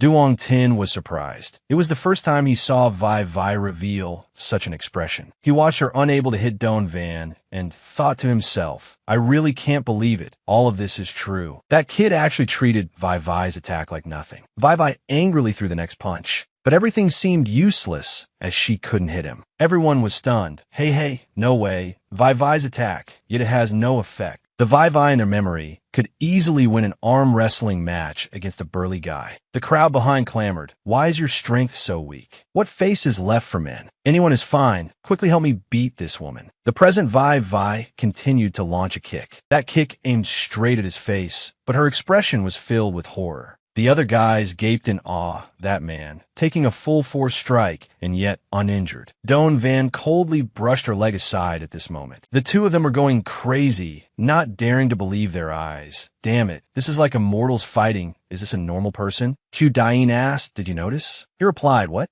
I noticed that, since the fight started, Don Van has never laid a hand on that woman. Vong Bak looked at him with admiration. I wouldn't have thought it even in my dreams, Don Van. You are too cool. In this life, I, Vong Bak, am determined to follow you. Vi Vi, refusing to yield, gathered momentum and leaped up, her hand bringing down a punch. When the fist was about to touch Don Van's face, looking at Vi Vi's face at this moment, it was full of killing intent. A punch just like that aimed straight at his face. Duong Tin secretly rejoiced. Good, Vi Vi, just deal with him like that. Don't give him room to breathe. When her next punch was thrown, Duong Tin seemingly held his breath and urged the opportunity. That punch landed squarely on Don Van's cheek. Vi Vi was surprised and thought to herself, how come? He coldly spoke up. Fine, Senior Sister is really. With just one hand, Don Van easily knocked her down, legs in the air. Everyone gaped in shock, sharing the same thought. One strike. Duong Tin couldn't believe his eyes either, while Vi Vi fell face first to the ground. Don Van continued, making me very disappointed. Duong Tin only now accepted the truth. Vi Vi actually lost. Suddenly he realized something. Wait. Seeing Vong Bak come to carry the unconscious Vi Vi on his shoulder, Duong Tin finally knew their purpose. He wanted to take Vi Vi away. He ordered, hey, you guys go quickly and snatch my daughter back for me. None of them were foolish enough to go up. If you want to go, you go. We won't listen to you. Whoever goes is asking for death. Isn't this stupid? I won't go. Duong Tin was stunned, not knowing what to do next. He angrily thought, this bunch only gets wide-eyed when they see money, beasts acting recklessly. Then he offered a reward. Whoever helps me snatch my daughter back, all my assets will be given to that person, not a single penny less, all for that person. Blinded by wealth, the whole group immediately rushed forward. Duong Tin, remember your words. Take advantage of his inattention to take his life. Brothers, beat him to death, and we'll have money.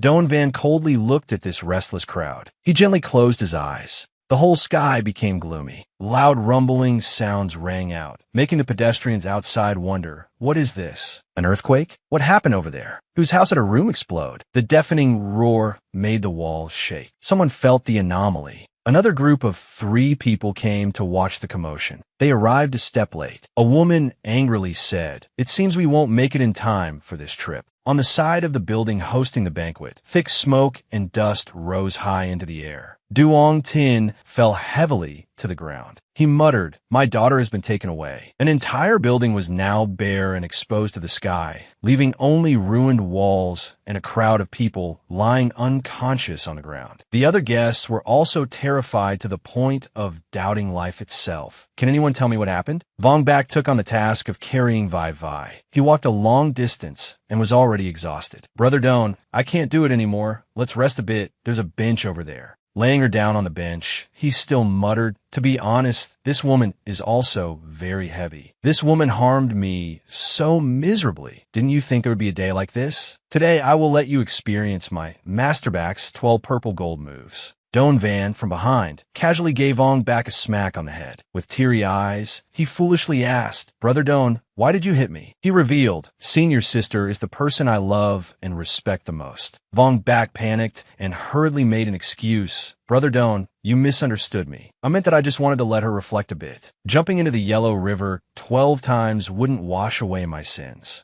Don Van interrupted, "Shut up, no resting allowed. Immediately take her and run right now." He obeyed the order. "Yes, Brother Don." Carrying Vi on his shoulder to continue, he started being talkative again. "Brother Don, you and your senior sister are both so formidable. What kind of people are you exactly?" Meanwhile, he was thinking this kid will probably take senior sister away from here safely. Right at this moment, Don Van's face visibly paled. He spat out a mouthful of blood. Damn it, the Tien Kai quiet is starting to backlash. His vision also gradually blurred, and his eyes slowly closed. Vong back tried to ask, "That's right, Brother Don, look at me and see if I have the aptitude to learn that ancient martial art with you." Looking back, he saw the long road behind was empty of people, so he called out, "Brother Don." "Damn it, Brother Don, where are you? Don't scare me." Chutui was taking a walk on the street. Seeing someone lying unconscious in the distance, she was surprised as that. After looking around and observing, she finished confirming. It doesn't look like an ideal setup for an ambush, let alone an ordinary scam wouldn't use this kind of person.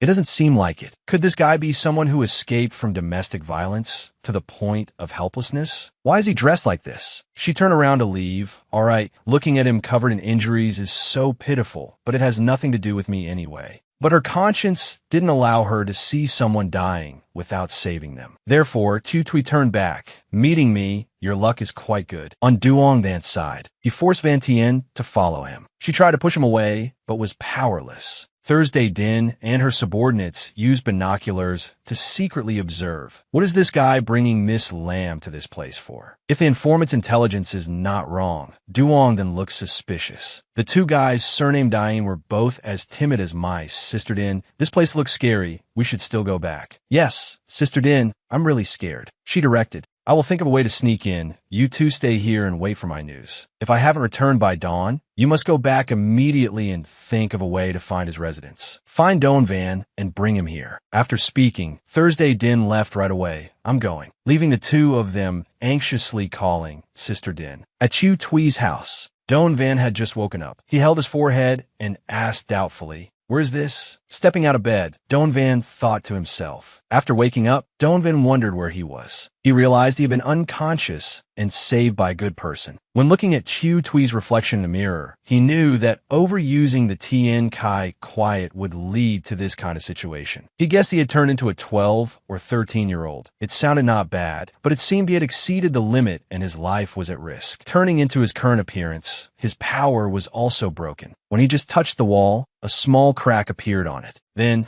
the whole wall, bigger than a person, collapsed, and unfortunately, it was the bathroom. Even worse, Tutui was taking a bath inside. She looked at the person in front of her in astonishment. Facing such a hot, mountainous scenery, Don Van obviously had a nosebleed. Being completely seen by someone else, Tutui was still in a daze. Don Van hurriedly covered his nose and thought, "Wait a minute, doesn't this kind of plot only appear in manga? Damn it, I didn't expect that the Tien Kai quiet had stimulated so much power, yet it still retained inside without dissipating. If I don't find a chance to release this power, it will be very harmful to my body. First, I must quickly apologize." So he hesitated and spoke, Tutui hurriedly ran over. Don Van felt scared, but on the contrary, she was only worried. "Are you okay? Are you hurt?" Hearing this, he froze. "Huh? I'm fine, but you?" Tutui was surprised me. He embarrassedly urged, "Hurry up and put on some clothes." Tutui smiled shyly. "Oh my, this is really..." After settling down in the living room, she introduced herself. "Haven't I introduced myself yet? You could just call me Sister Tutui." Just now? I really didn't mean anything. I was worried you might get hurt, so I was a bit agitated. Hey, little brother, what is your name? He replied, my name is Donvan. In his heart, he realized, little brother, this feeling, because my current appearance is that of a teenager, I'm completely not seen as an adult. The bathroom wall had been temporarily patched with wooden planks. Tutui explained, anyway, this area is particularly old. I heard whether the architecture is good or not depends on the maliciousness of the company. So the bathroom wall of this building is completely made of tofu dregs. Donvan felt so guilty that he sweated profusely. No, I did it. Suddenly, loud knocks on the door rang out. Tutui, open the door for me. She opened the door and said gently, Uncle, please don't knock so hard. Doing this won't let me come to open the door. The landlord pointed at the newly caused damage and yelled, how did my bathroom turn into this state? Do you know that my house is about to be sold? Like this, I'll lose hundreds of thousands, not to mention anything else. She hurriedly waved her hands and replied, I am extremely sorry. He straightforwardly slapped Tutui, making such a big commotion in the middle of the night. Do you think this is the place your father left for you? Donvan was surprised by this suddenness.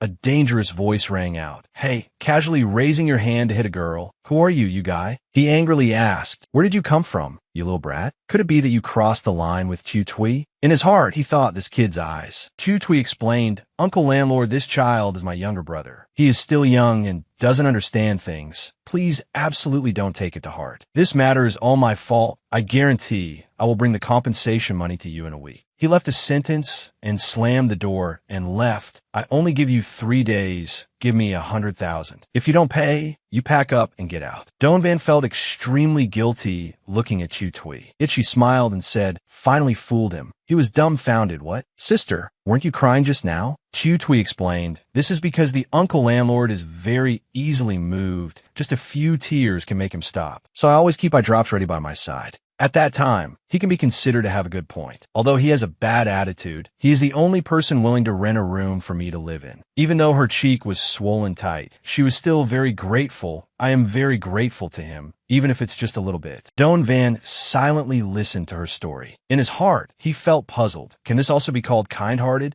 On Thursday, Din sighed. She came out from the adjacent forest, then went down into that underground basement. Looking at the pitch-black corridor in front of her, she thought to herself, although I sneaked in, I lost track of Duong then. This underground passage is very complex. One would get lost if careless. Suddenly, something underfoot caught Thursday Din's attention. She looked in astonishment at the skeletons she was accidentally stepping on. These are human bones. Looking at the cloth covering a pile of something behind, Thursday, Din suspected, could it be? She quickly pulled the cloth down, and a pile of skulls stacked as high as a mountain appeared. Thursday, Din suspected. Were they all murdered by Duong then? A shrill scream rang out. Thursday, Din hurriedly groped towards the direction the sound came from. It was the ear-piercing scream of a woman. She ran panting until she saw the room at the end of the path. But unfortunately, she fell into a pit. A loud thud rang out. She froze when she saw what was in the room she had fallen into.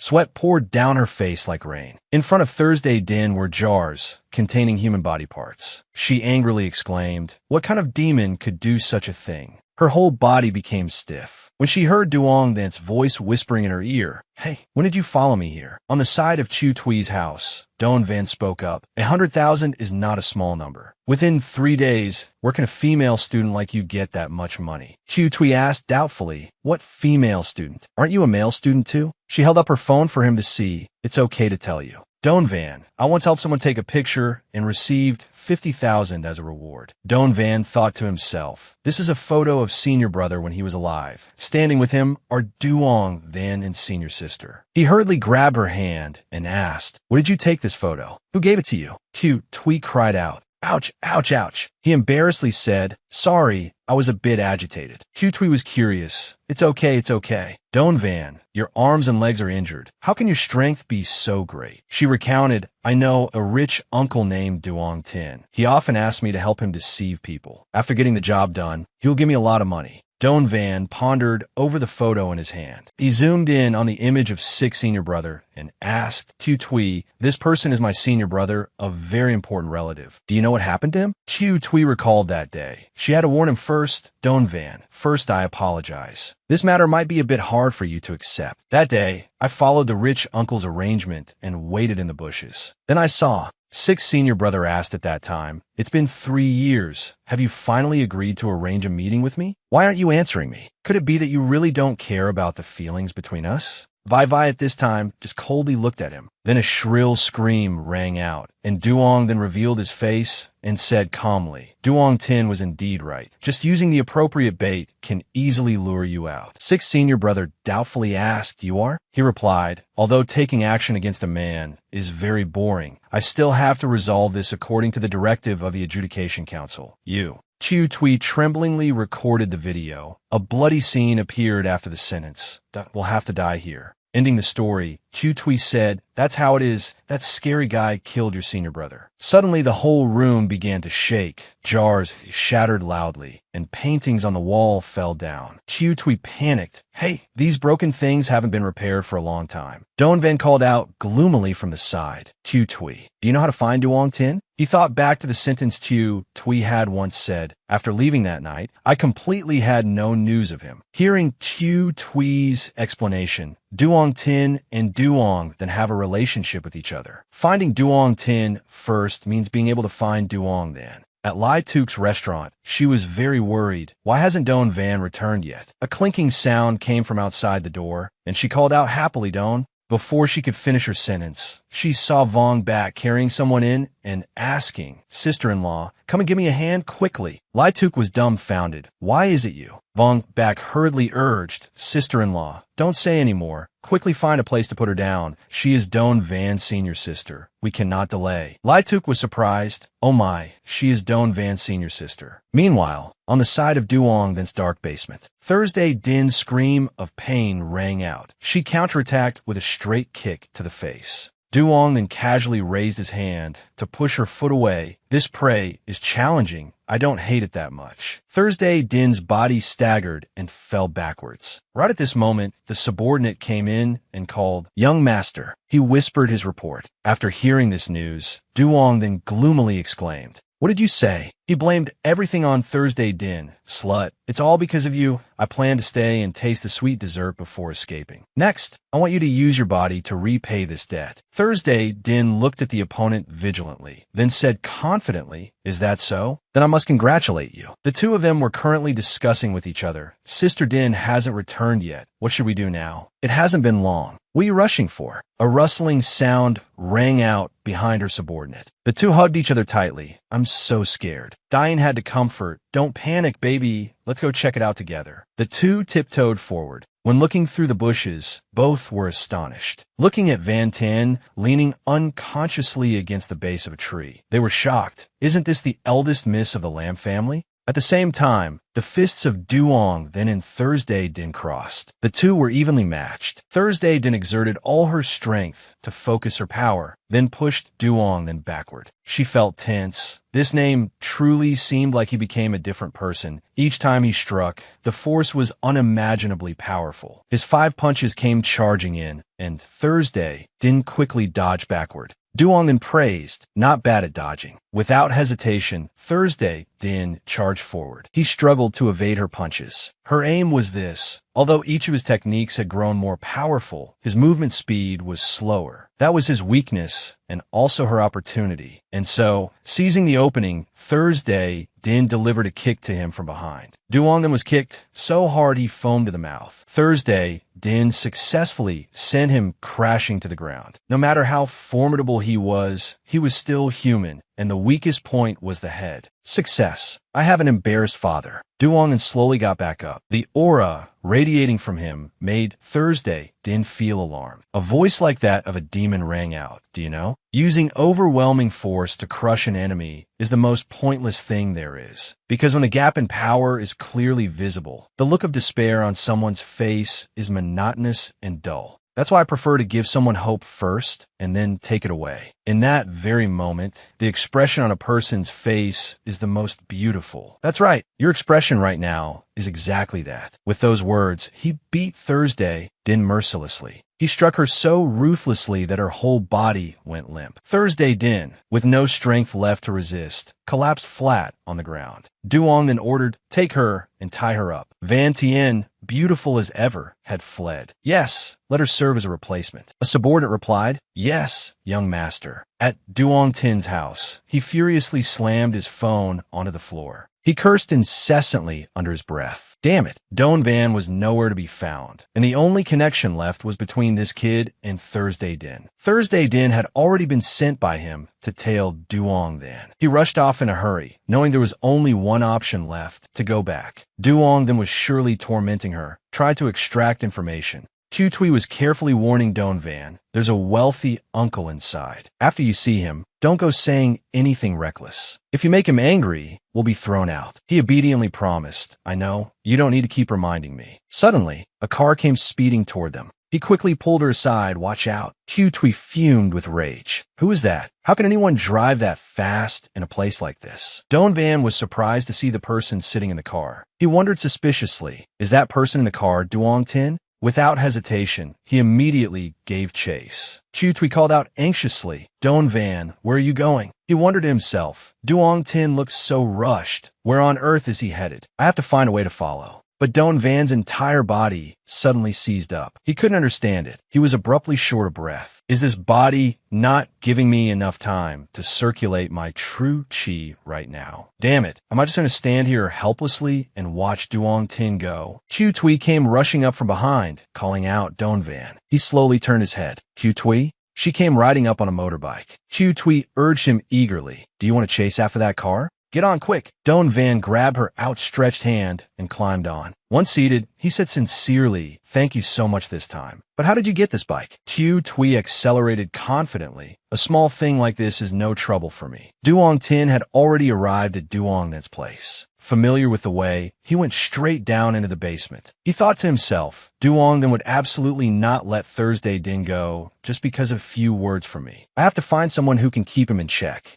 Truong Vu spotted Duong Tin up ahead and called out, "Hey, Duong." Seeing him, Duong Tin thought inwardly, "He's here." Truong Vu asked, "It's the middle of the night, and you used an emergency contact to call both of us out. This isn't just some kind of test, is it? If you don't give me a reasonable explanation, I won't hesitate to use you as a practice dummy." Duong Tin's expression turned gravely serious. "This concerns the great ideals of our leader. I need to ask you to help me with something." Inside a sealed room, Thursday Din was locked inside, her hands bound tightly by chains. After a long while, she asked herself in frustration, "That Duong Thin really is no ordinary man. My ribs still ache even now. They're not broken, are they? No time to worry about that." She had to find a way to get out of here. After struggling for a while, she finally managed to free herself and try to find a way out. Thursday Din suppressed the pain all over her body and muttered, "Damn, it hurts so much. How do those people in dramas snap chains barehanded without so much as a scratch?" Suddenly, a groaning, pleading voice rang out. "Save me. Let me out, please." Tujing asket gautio sili. Who's there? Seeing what lay before her, she was stunned. Inside. No, it can't be.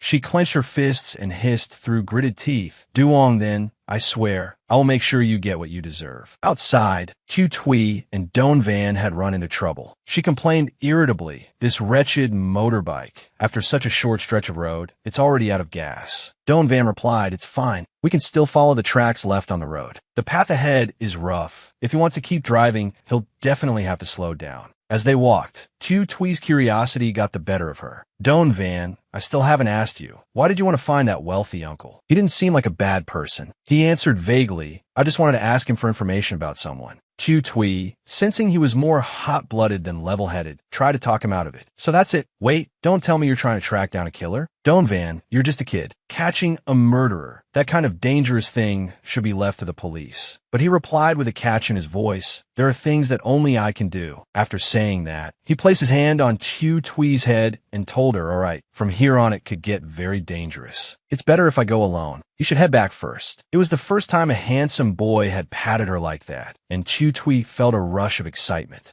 After a moment, she snapped back to her senses and spoke up again. No, what do you mean it's dangerous, so I should go back? You're just a kid too. What gives you the right to lecture someone older than you? Doan Van didn't know how to explain. In his current form, she saw him as nothing more than a child. Tutwi kept on talking. Besides, if there's real danger, then I should be the one doing the protecting. Just then, the two of them noticed a massive brown bear about to come crashing down on them. Tutwi screamed, "Here it comes! Danger!" She quickly regained her composure and seized the chance to show off. "It's fine. I've trained in martial arts before. I'll protect you." With that, she lunged forward and punched the brown bear. But it had absolutely no effect whatsoever. On the contrary, it only made the bear angrier. The faster they ran, the more fiercely the brown bear gave chase. Tutwi clutched her head and stammered, "Help! Don't eat me! Don't eat me!" She trembled and crouched down, resigning herself to her fate. But she waited and nothing happened. When she looked back, she saw that Doan Van had already taken down the brown bear at some point. She exclaimed, "You're that impressive?" He smoothly seized the moment. "You know, Truong Vu, it's still not too late to turn back now. If you keep going forward, there could be a lot more danger ahead." Tutwi refused to back down. She argued, "Besides, you'll protect me anyway." Doan Van told her, "I can only handle one bear. If there were two, I wouldn't be able to fight them both." Suddenly, there was a rustling sound from the bushes up ahead. Tutwi quickly stepped behind Doan Van and said in alarm, "Is it really two bears this time?" But what appeared next came with a brilliant, dazzling glow. Unmistakable, it was the light from Dai Dain's chest. He walked along scolding Tu Dain, "You fool. Yesterday you forgot to switch to a different vehicle. Now we've had a run into the mountains." Tu Dain cut him off. "Enough. If you have the energy for that, come help me carry this person." The two of them had just emerged from the bushes when they came face to face with Doan Van. "Oh, it's you all." After hearing Dain recount what had happened, Doan Van grasped the situation. So that's how it is. During the banquet, Duong then had already slipped away early. Officer Thursday Din led the two of you to track him here. Van Tien had not yet regained consciousness. Tutwi looked her over and couldn't help but compliment. "She has such a beautiful figure." On the other side, Doan Van continued, "So you two were the ones who rescued her, right?"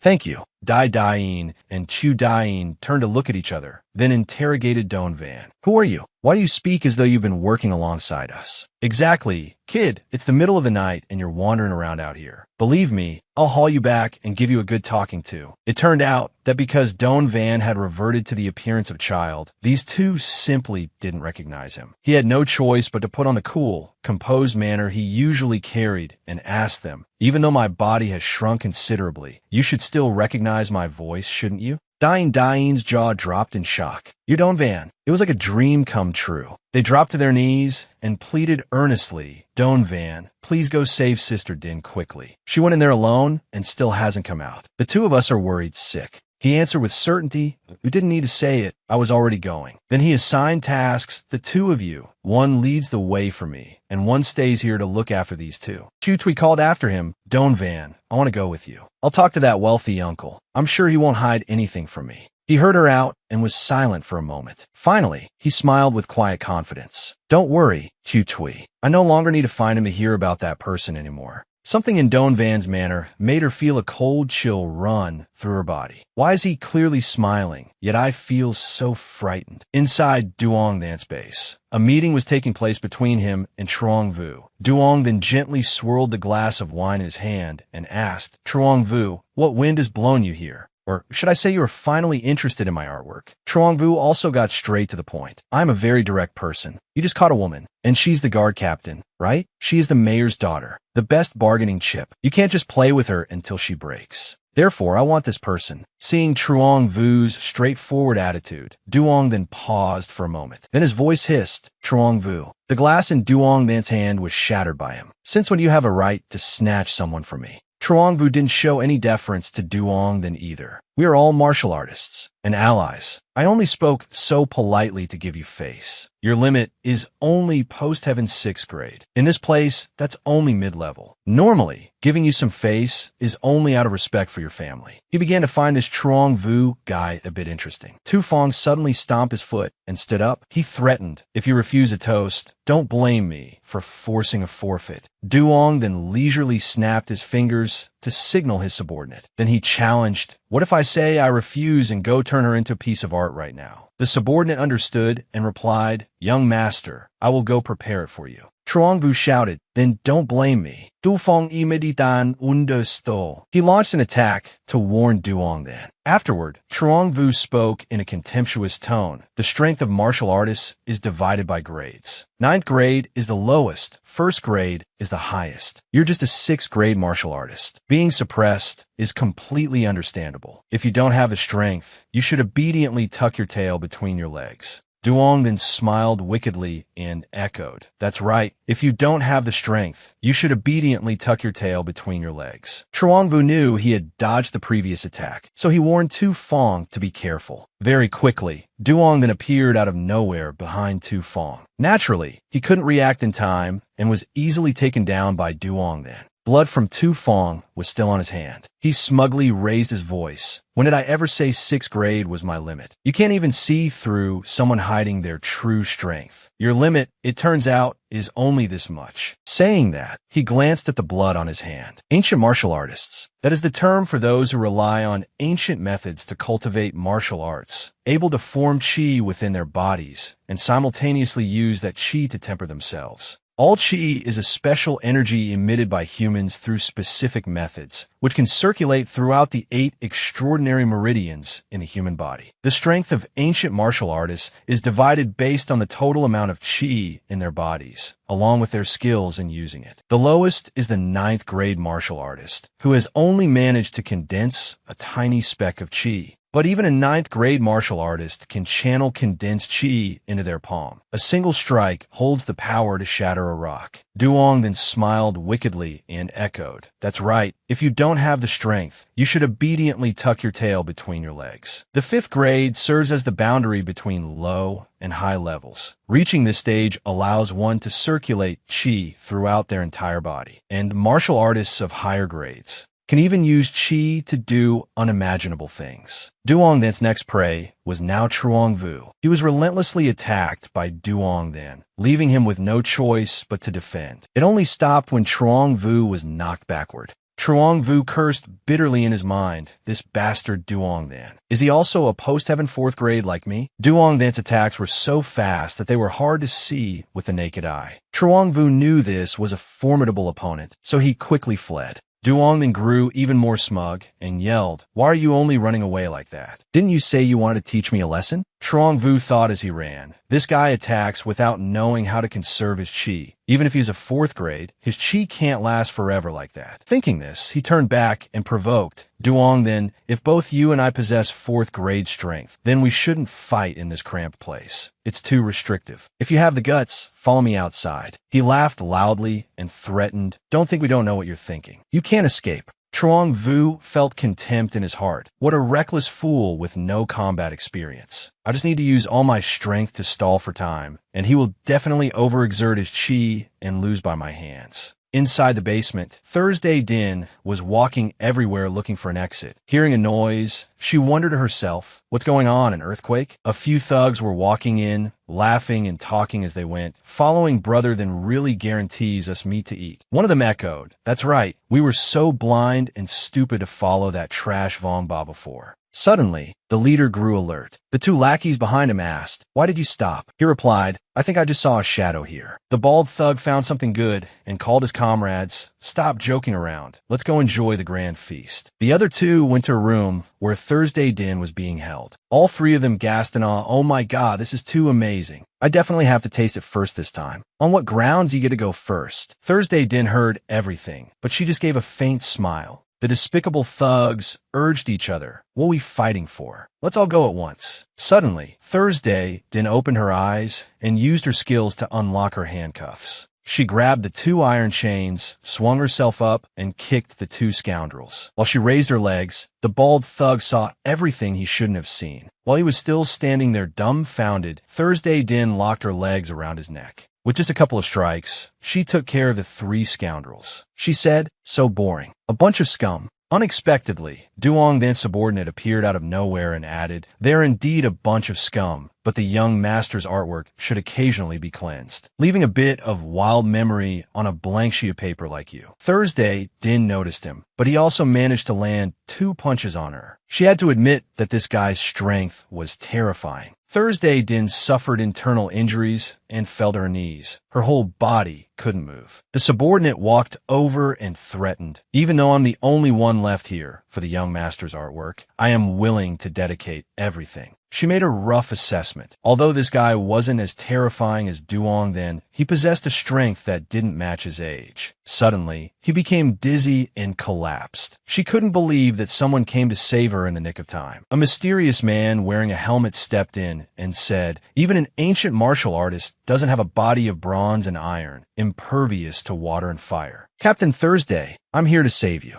Thursday, Din's expression froze. Then her mouth dropped open as she asked, "Uncle, who are you?" Thursday, Din chased after the man and said, "Uncle, thank you for saving me. But who exactly are you?" The mysterious man hesitated about that. She understandingly replied, "Sorry, I spoke too much. You are wearing a mask, so it must be inconvenient to reveal your identity. But since you are willing to stand up against Duong Then, you must be an ally with a righteous heart." "That's right. To me, you are." That mysterious man was Duong Tin. He replied, "I am just a passing angel of justice. The passage out is right ahead. Let's hurry up." In his heart, he scoffed, "Just as I thought, this brat is so naive." As the night deepened, the whole forest became quiet. In the middle of the basement, Thursday Din followed Duong Tin. He hurried, running and saying, "Captain Thursday, Duong Then is a very terrifying ancient martial artist. I think only by gathering a large number of people can we stop him." Thursday Din replied, "I also know that guy is not like ordinary criminals. This time, we have no choice but to rely on Don Van." Hearing this name, he stopped, then quickly asked, "Don Van? Is he your ally? Where should we find him?" "Tuzing et Garim, heh." She suddenly sensed danger, so she quickly ran over. "Tuzing Buset Dung Tin Dao."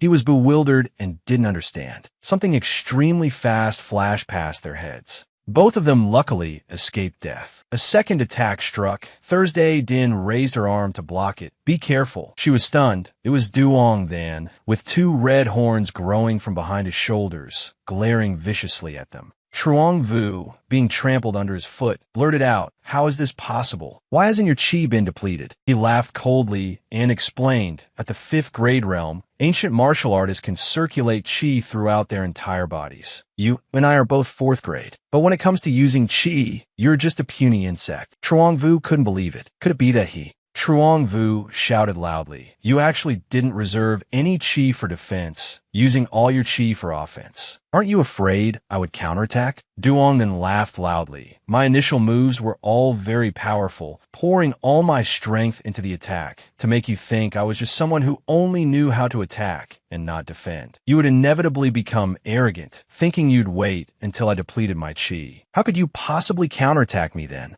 Truong Vu was so scared that beads of sweat poured down. His mocking voice rang out. "Without hope, how could there be disappointment? Look at you now. What a miracle." Truong Vu screamed in terror. Duong Then. Suddenly, someone stopped him. "Stop." Duong then turned to look. Seeing Thursday Din, he coldly uttered, "It's you? You actually managed to escape? I really have been feeding a bunch of useless subordinates." She righteously said, "Duong Then, as long as I am here, don't even think about harming anyone else." Duong Tin reminded her from the side, "Captain Thursday, our strength is not enough. We should retreat first to gather more people. We shouldn't provoke Duong Then anymore." She replied, "Uncle, Don Van's whereabouts are currently unknown, but he was always at the NTUC and before. I've got this place. You should leave quickly." Duong Tin left immediately, I understand. Duong Thin's chi surged out massively. "You clearly know the disparity in strength between us, yet you don't want to run? How interesting. I'm really looking forward to seeing what your expression will be like after your limbs are broken." Thursday Din thought to herself, "I already knew that I'm simply no match for monsters like you. But even if everything I do will have no effect, even if my fists currently have no ability to fight against demons like you, She remained determined to carry out justice and eradicate evil. Recalling the past, someone had once asked, "Little Thursday, your father is the mayor. Why do you still want to be a lowly guard like this?" Thursday Din answered about this. "It's actually quite embarrassing to say, but it's because she held a steadfast belief in her ideals. I believe that justice exists in this world, and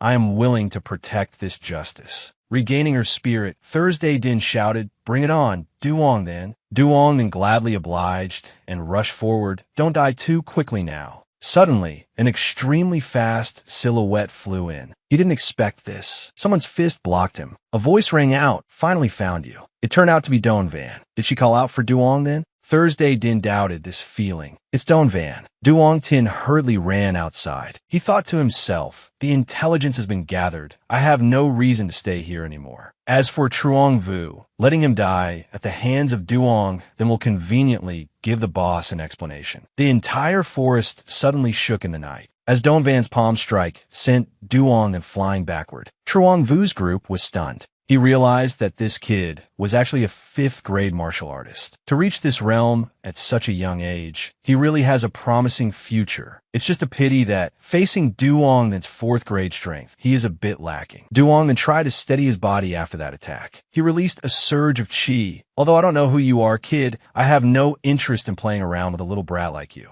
Donvan glared at him as a massive amount of chi was gathered by Duong Van. He let out a roar, and his palm force crashed down massively along with his chi. Donvan raised his hand to block it. Truong Vu gasped in amazement. Duong Than's 4th grade strength has reached the level of projecting chi outward. The chi transforms into a gust of wind, expanding the attack range in the blink of an eye. I was just defeated by this exact move earlier. Seeing him forced heavily backward, Thursday Din hurriedly supported him and asked, "Donvan, are you alright?" Duong then asked in a gruff voice, "Hey, what did you just say?" "Doan Van." He admitted, "That's right, I am Don Van, and I'm here to collect a debt." Duong then felt as if he was listening to a joke. "Collect a debt? Don't speak so shamelessly, will you?" Don Van informed the person next to him, "Thursday Din, this is between me and him. Don't get involved. Your subordinates will be here very soon. You should quickly leave with them." Truong Vu asked self-deprecatingly, "Am I just a burden?" He thought to himself, "I know I'm no match for Duong Van, but..." He called out, "Hey miss, could you help me with something?" At the same time, he charged forward. Countless fists were thrown, but Duong then still calmly and easily dodged them. He declared, "Don Van, where are you aiming? It's my turn." Now, it was Don Van's turn to struggle to dodge the raining downpour of punches. He thought to himself, after using the heavenly revelation art, "The chi in my body is very chaotic. I can only use a little bit of chi, and it's very hard to control." Duong then channeled chi into his palms and said, "Although I don't know why you've turned into this state, your current strength is only around the 5th grade, yet you delusionally think you can defeat me." His divine palm struck down as he shouted, "Go to hell." The divine palm slammed into where Don Van was standing, kicking up a thick cloud of dust and smoke. He thought to himself, "Is he dead?" No. Don Van stepped out from the dense smoke. With chi flaring up all over his body, he breathed a sigh of relief. "I suppose I can barely control it now." Duong then had a look at him in a new light. What a cockroach that just won't die no matter how much it's swatted. Truong Vu pointed out to Thursday Din, "My eyes have certainly been opened. This ally of yours only fell to a disadvantage earlier because he couldn't use his chi." Thursday Din was surprised. Chi? He knew that chi existed around the body. His current strength is the true strength of a 5th grade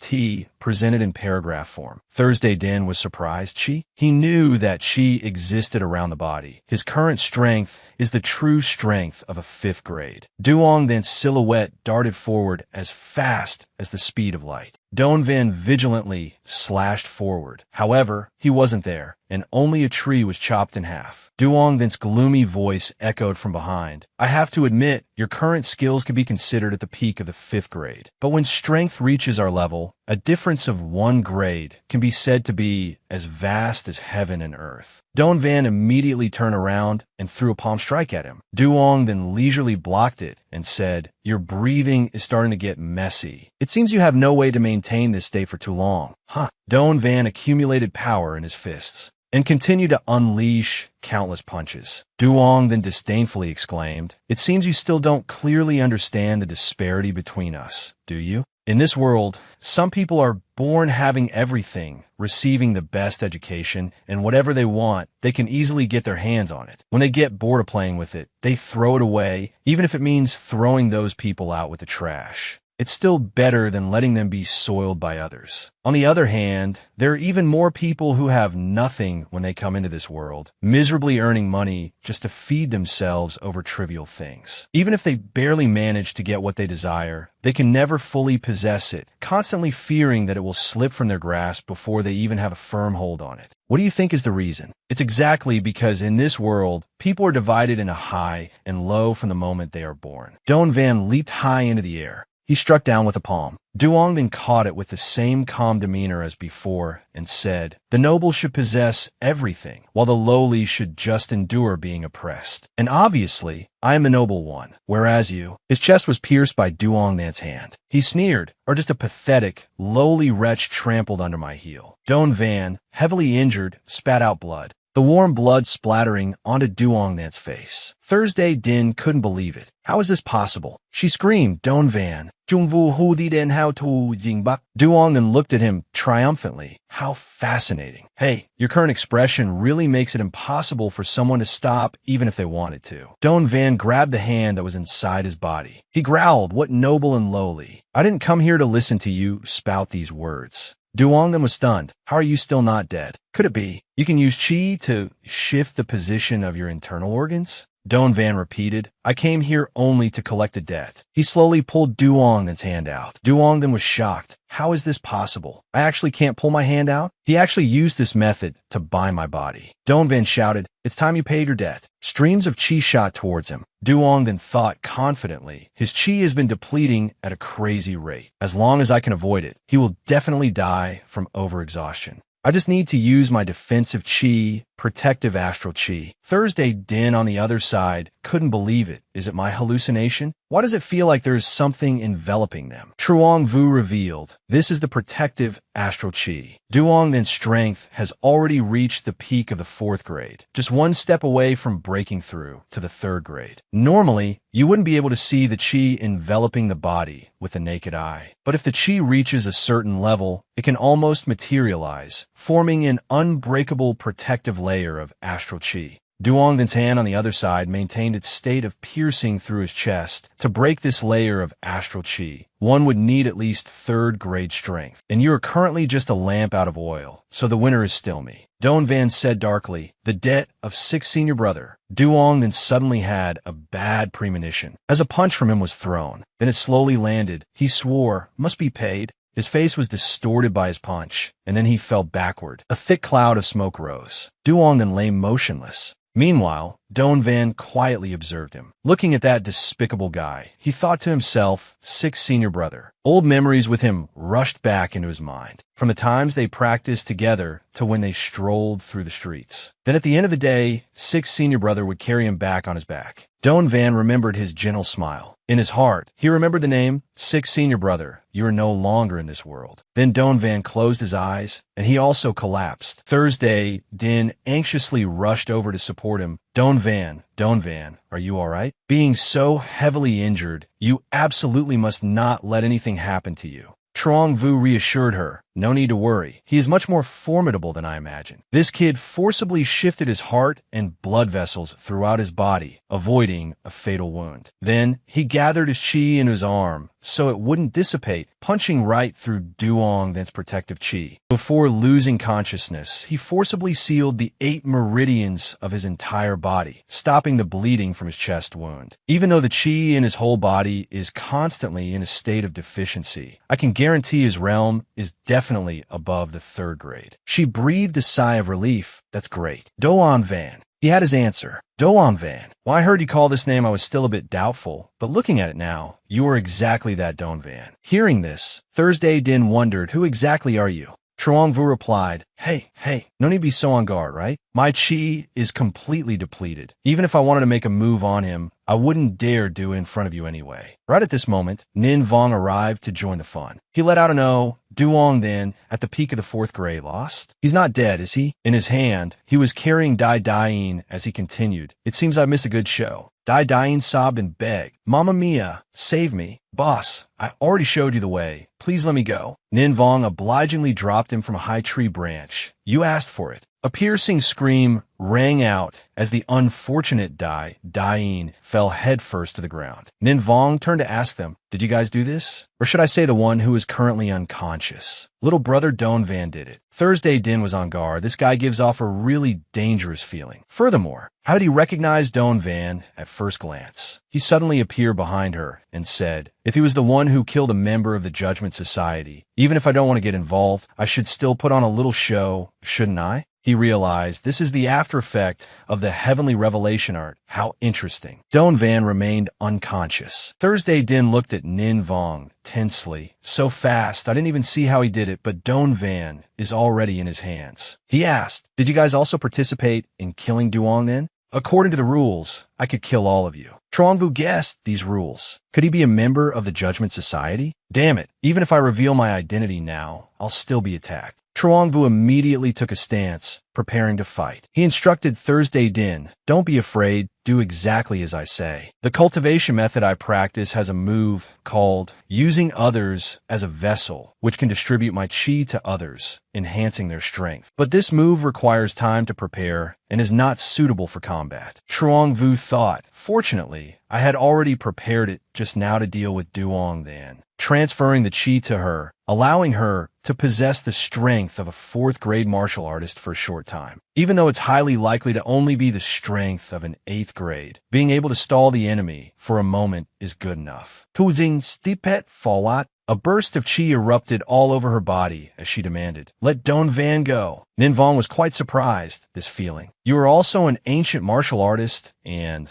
a 4th grade one at that. Why didn't I notice it earlier?" Both of them flared up with chi around their bodies. Truong Vu warned, "We don't want to fight you either. I advise you to leave here immediately." Nin Vong silently assessed the strength of the two people in front of him. Thursday Din still didn't let her guard down, even though she had followed that guy's instructions. Could she really stop this person? Suddenly, a gust of wind blew by. Nin Vong held his bangs and exclaimed, "My head can be cut off, but my hair must not be messed up." Thursday Din became even more cautious. She charged forward. "I must take this chance to save Don Van." Seeing this, he snorted coldly and said, "How entirely uninteresting. What I hate the most is hurting girls. Here, you want Don Van from my hands, so I'll leave him to you." Catching Don Van in her arms, Thursday Din couldn't understand what was going on. Truong Vu frowned, looking at him. Nin Vong instructed, "Little sister, after Don Van wakes up, tell him something for me. The vanguard of the Judgment Society has its eyes on him." After saying that, he winked goodbye. Seeing only a trail of smoke left before his eyes, Truong Vu was stunned. He disappeared. Thursday Din breathed a sigh of relief. He finally left. "Thank you for just now."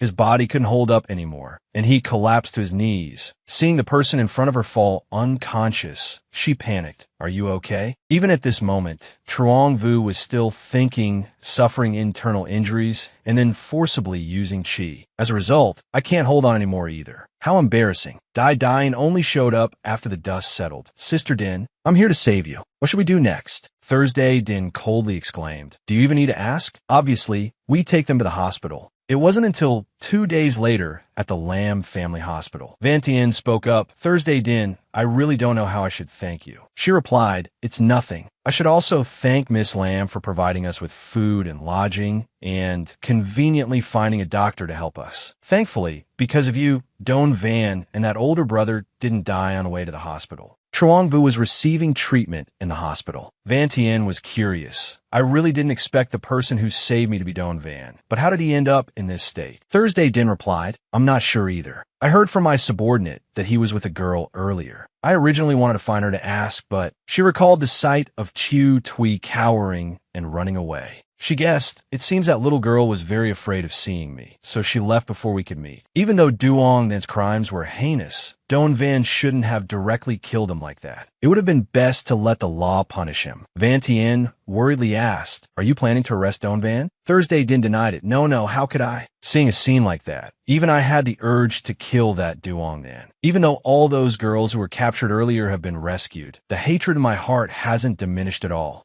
I just still can't accept it, that's all. Van Tien advised, I think there are some things it's better for us to be a bit more open-minded about, although I feel I might be a bit too open-minded myself. Yet she generously told that girl about Don Van recovering here. That girl was none other than Lai Tuk. She hurriedly opened the door and rushed into the hospital room. Van Tien wondered, seeing his current state, how will she react? Overwhelmed by the feeling of almost losing the most important person, how will she react? As a fellow woman, I truly understand it very well. On the other side, Lai Tuk confessed, Don Van, even though we usually joke around with each other, the fact that you didn't deny it made me very happy. I'm not sure why I felt so happy, but thinking about it now, I've truly fallen for you. If only I could be given one more chance. Recalling all of his past appearances, Lai Tuk swore, I won't hide my feelings anymore. Hearing this, Don Van didn't dare to open his eyes. He thought in despair, did I just miss the best opportunity to wake up? Doan Van recalled. Actually, this had to be traced back to when he killed that Duong Van and fell unconscious, then woke up in a familiar place. As soon as he woke up, he looked around warily. Don Van sat up, wondering in his heart, He picked up a childhood photo of him and Van Tien taken together. He was moved. She still kept this photo. Moreover, the layout of this room hasn't changed at all from before.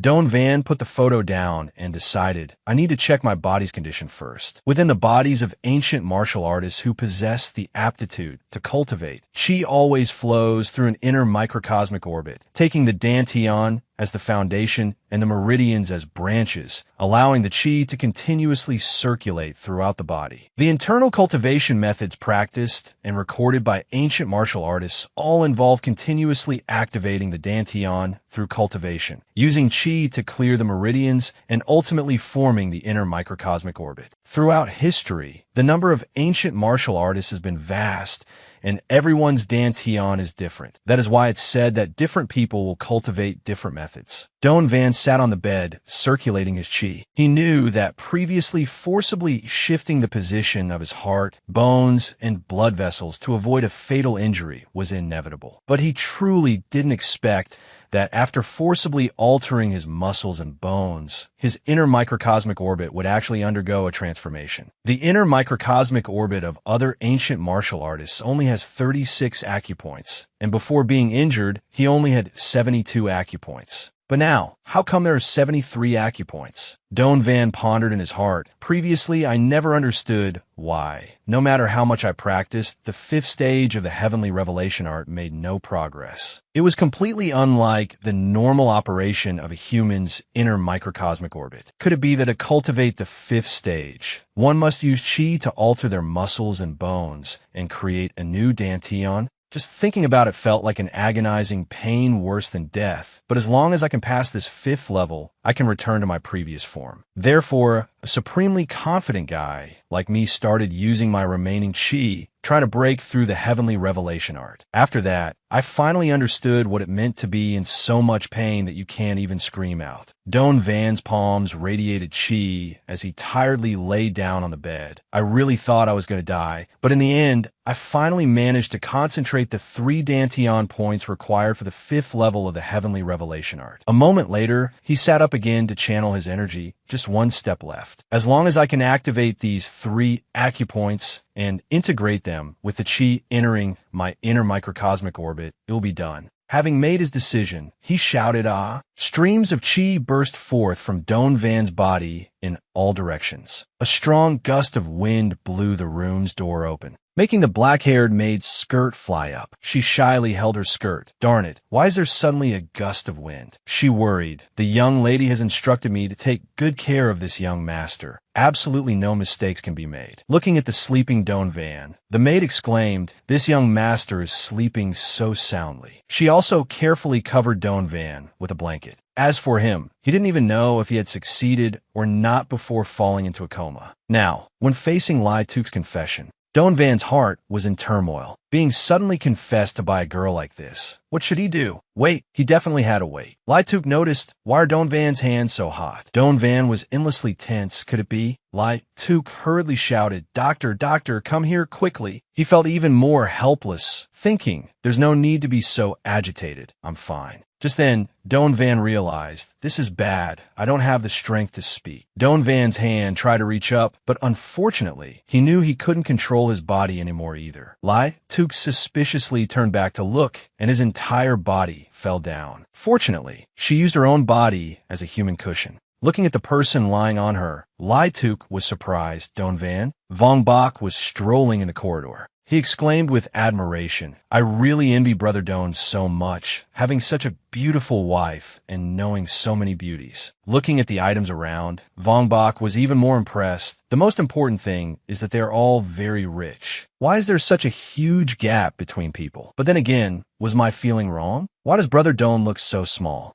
A sound from behind caught Vong Bok's attention. What's that sound? He hurriedly ran back to the hospital room. Upon opening the door, Vong Bok hurriedly asked, Sister-in-law, what's wrong? Seeing the scene of Don Van pressing down on Lai Tuk, he was shocked. As for him, he thought in frustration, damn it, my body has no strength at all, and my throat can't make a sound. Hey Vong Bok, if you have eyes, hurry up and help me up. He didn't know what to do. Is Brother Don looking at me? I have to interpret this look well. Based on my experience of being his underling for the past 10 hours or so, this look means. Seeing his radiantly confident expression, Don Van sighed in relief. Vong Bok, this smart kid finally understands. Yet reality was harsh when the sound of him slamming the door shut and slipping away echoed. I didn't see anything, Brother Don. He self-righteously said, you and sister-in-law just continue. I'll help you guys guard the door. Don Van's face darkened with anger. Didn't see anything my foot, and even guarding the door? Vong Bok knowingly exclaimed, this is exactly what they mean by a short separation is better than a honeymoon. His condition hasn't even recovered yet, and it's already dry wood and blazing fire. Just then, someone opposite asked, what dry wood and blazing fire are you talking about? He asked in surprise, you are? Meanwhile, Don Van in the room was trying to move his fingers. He just wanted to roll over, yet it was so difficult. He explained, I am sorry. I really don't have any strength left. That idiot Vong Bok.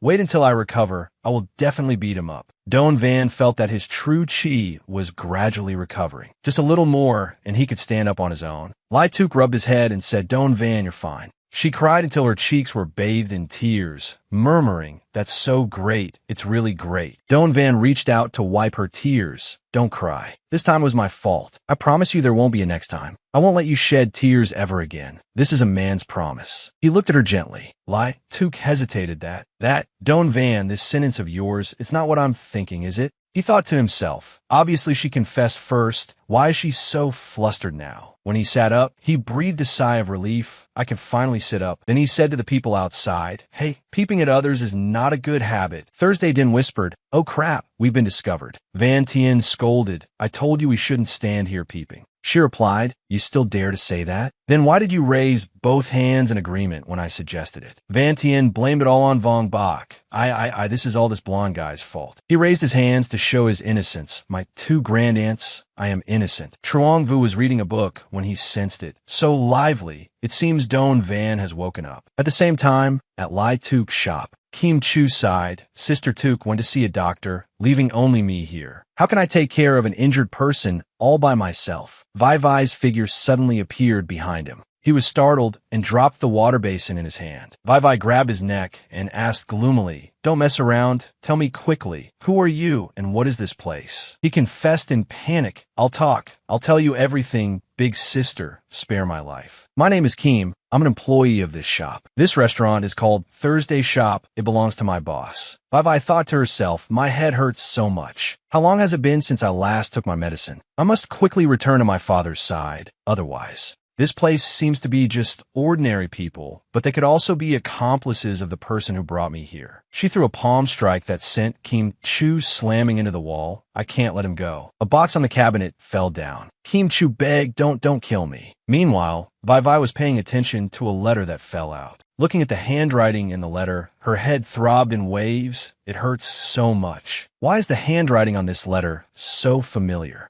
At the rubble of the scene, the police had arrived and surrounded it. The chief stood before the media and announced, "Dear citizens, we have not let down everyone's expectations. The culprit has been appropriately punished." On TV, the anchor was reporting, through relentless day and night pursuit, the guard squad has finally apprehended Duong Than, the suspect in this serial murder case. The guard squad has also investigated the identity of this person named Duong Than. On Don Van's side, he was already able to walk around. Don Van stretched and exclaimed, "I could be considered relatively recovered. This body still feels more comfortable." Looking towards Lai Tuk, he praised, "I really didn't expect you to be so thoughtful, even helping me bring clothes here." She said shyly, "No, it's nothing. These are all things I should do." Van Tien thought to herself, "My place obviously has men's clothes too. Whatever brand or style you want, I have it all." Meanwhile, Thursday didn't curiously observe him from front to back. "Don Van, how on earth did you break through and transform from small to big? Could it be that the Tian Shan child elder really exists in this world?"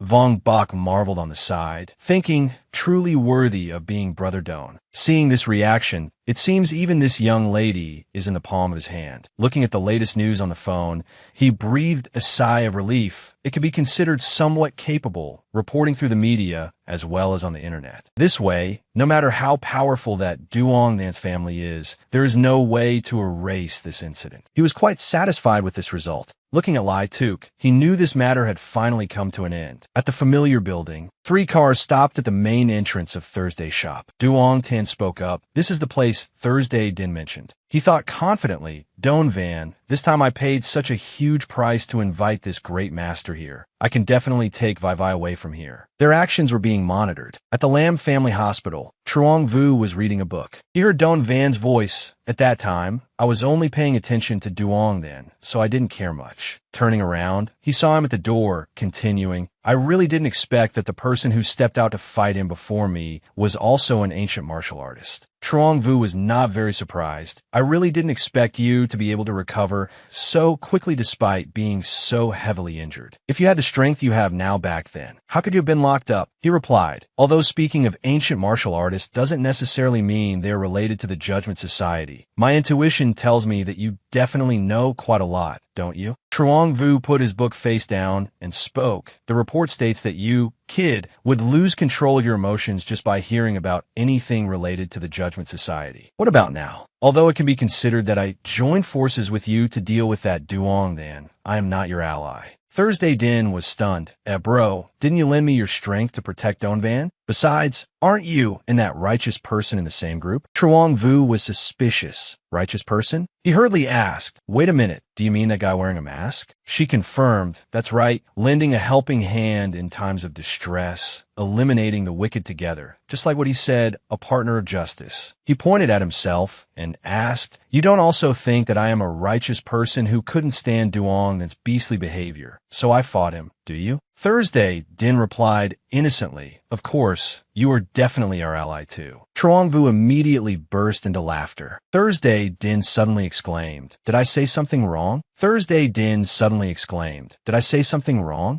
Don Van then said coldly, "Speaking of the result, it was still you and us who killed that Duong Than. You don't think the Judgment Society will let you off, do you?" He looked at him calmly. "Don Van, I am really not worried about the Judgment Society at all. On the contrary, it's you. That masked guy that day was definitely not an ordinary figure." Don Van immediately became alert. "What do you mean?" He revealed, "Although I am not your ally, I am not an enemy either, so there is no harm in telling you this. That guy's target is your senior sister, Vai Vai." Reading that letter, Vai Vai kept murmuring continuously, "Why? Why?" she cried, her voice ringing out full of resentment. "Why? Why? Why?" Kim Chu sat muttering in a corner. "What's going on? Why did this woman become so crazy after reading that letter?" Outside, someone shouted, "Don Van, roll out here for me." Kim Chu was terrified. He worried. Someone's here? And they're here to cause trouble too? Watching the group of people walk in, Kim Chu's face was drenched in sweat. A tiger in front, wolves behind. Could it be that he was going to meet his end here today? Just at that moment, another mysterious factor appeared that surprised him even further. Ning Wang had shown up as well. In a flower shop on the lower floor, Fuang Tong wiped the sweat pouring down his forehead. He gazed with satisfaction at the potted plants before him, truly a work of art. Then suddenly, a flash of light burst from above, and a figure came crashing down, shattering his flower pots. Even the straw hat on his head went flying, revealing 3 lone strands of hair fluttering in the wind. Van Tien leaned out from the upper floor and called out, "Don Van, wait a moment. If you want to get back quickly, I have the car keys." Thursday Din, standing behind her, carefully wrapped her arms around Van Tien's waist. "Calm down. What if you fall headfirst?" Don Van sprang to his feet and called out loudly, "You go ahead and jump down here and tell me that." "No need." Thursday Din was astonished. Is this the legendary lightness technique? In a hospital room, Truong Vu thought to himself, does he really need to be so dramatic? This kid, Don Van, after brushing with death's door, his power has actually surged this much? Don Van leapt across the rooftops using his lightness technique. He knew his true chi had recovered, fully merging with the 5th level of the Tien Kai technique, and the inner circulation within his body had stabilized considerably. He can now execute the Tung Van technique almost as his master once had. Don Van landed on the rooftop. Then he gathered momentum and leapt high into the air. He vowed, "This time, I will catch up." At that same moment, at Lai Tuk's house, Duong Tan surveyed the disheveled room, debris scattered everywhere, with a suspicious look. He surmised Don Van isn't here. The room is this messy. Something must have just happened. Tien Hao pointed toward the window and said, "Mr. Duong, there are still footprints on this window ledge. Did they escape through here?" Duong Tan felt a flash of clarity. He strode to the window and peered down. "Get out of the way." Looking up, he caught sight of Ning Wang hoisting Vai Vai over his shoulder. Ning Wang even casually gave her a few pats. Duong Tan furiously ordered, "That bastard. After him now." The whole group shouted in unison, "Yes," and immediately gave chase. Tien Hao called out, "There's nowhere left to run." Ning Wang remained utterly calm and contemptuous. "Fancy that, ancient martial artists. Yet by the look of you, you're nothing more than a few disciples with weak legs and feeble arms. The world really has fallen into chaos. Ancient martial artists reduced to working as hired muscle." Tien Hao ventured, "By your tone, you must be a disciple of a prestigious sect. If that's the case, even both of us charging at once wouldn't be a match for you, though you could just be all bark and no bite." Ning Wang set Vai Vai down and continued, "Since you are all ancient martial artists, I'll give you some face. If any of you can lay a hand on her, I'll let you take her and go." The two of them immediately tensed up. They charged at the same time. You said it yourself. Yet their fists struck nothing but air. In an instant, Ning Wang had appeared behind Lei Wu and launched a counterattack kick. Still a miss. They were frustrated. An afterimage again. Damn it, his speed is just too fast. Ning Wang stood on the rooftop and said, "Don't be anxious. I said I wouldn't make a move against the two of you, so." Tien Hao frowned and said, "The one you should be worried about is him." Kin Fong suddenly launched a sneak attack from behind. Ning Wang detected it effortlessly. There's still one more?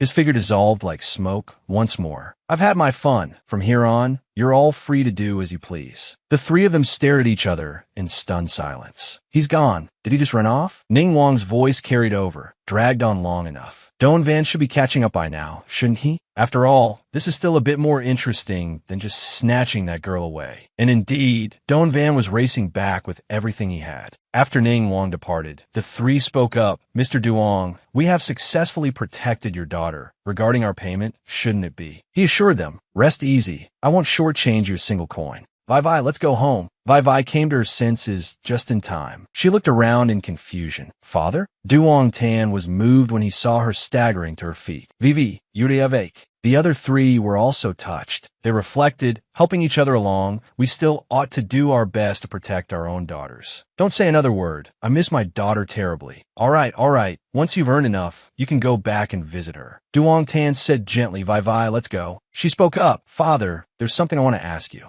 He urged her, "Vai Vai, whatever it is, let's talk when we get home. This isn't the right place." But she refused to let it go. "This is very important. I have to know." Duong Tan had a sinking feeling. He relented. "If you want to ask, then ask. I'll answer." Vai Vai recounted. A few days ago, you wanted me to help Duong, then raise a drifter. I went to the park to meet him. That person seemed to know me, but I had absolutely no impression of him at all. Then I saw a letter signed by a man named Kentucky. Duong Tan thought to himself, Kai, it's him. That man is already dead, and yet he's still tainting my Vai Vai. It was because of him back then that Vai Vai started defying my orders. He heard his daughter continue. I don't know why, but a flood of images appeared in my mind. All of them connected to that man named Kentucky. It was like dreaming a very long dream, a dream that was sweet and full of happiness. But there were also things that were brutal. Scenes of a massacre appeared, and there was a voice filled with panic saying, Senior sister, we've been ambushed. Master and senior brother Kai are both sister. Run quickly. It's no longer safe here.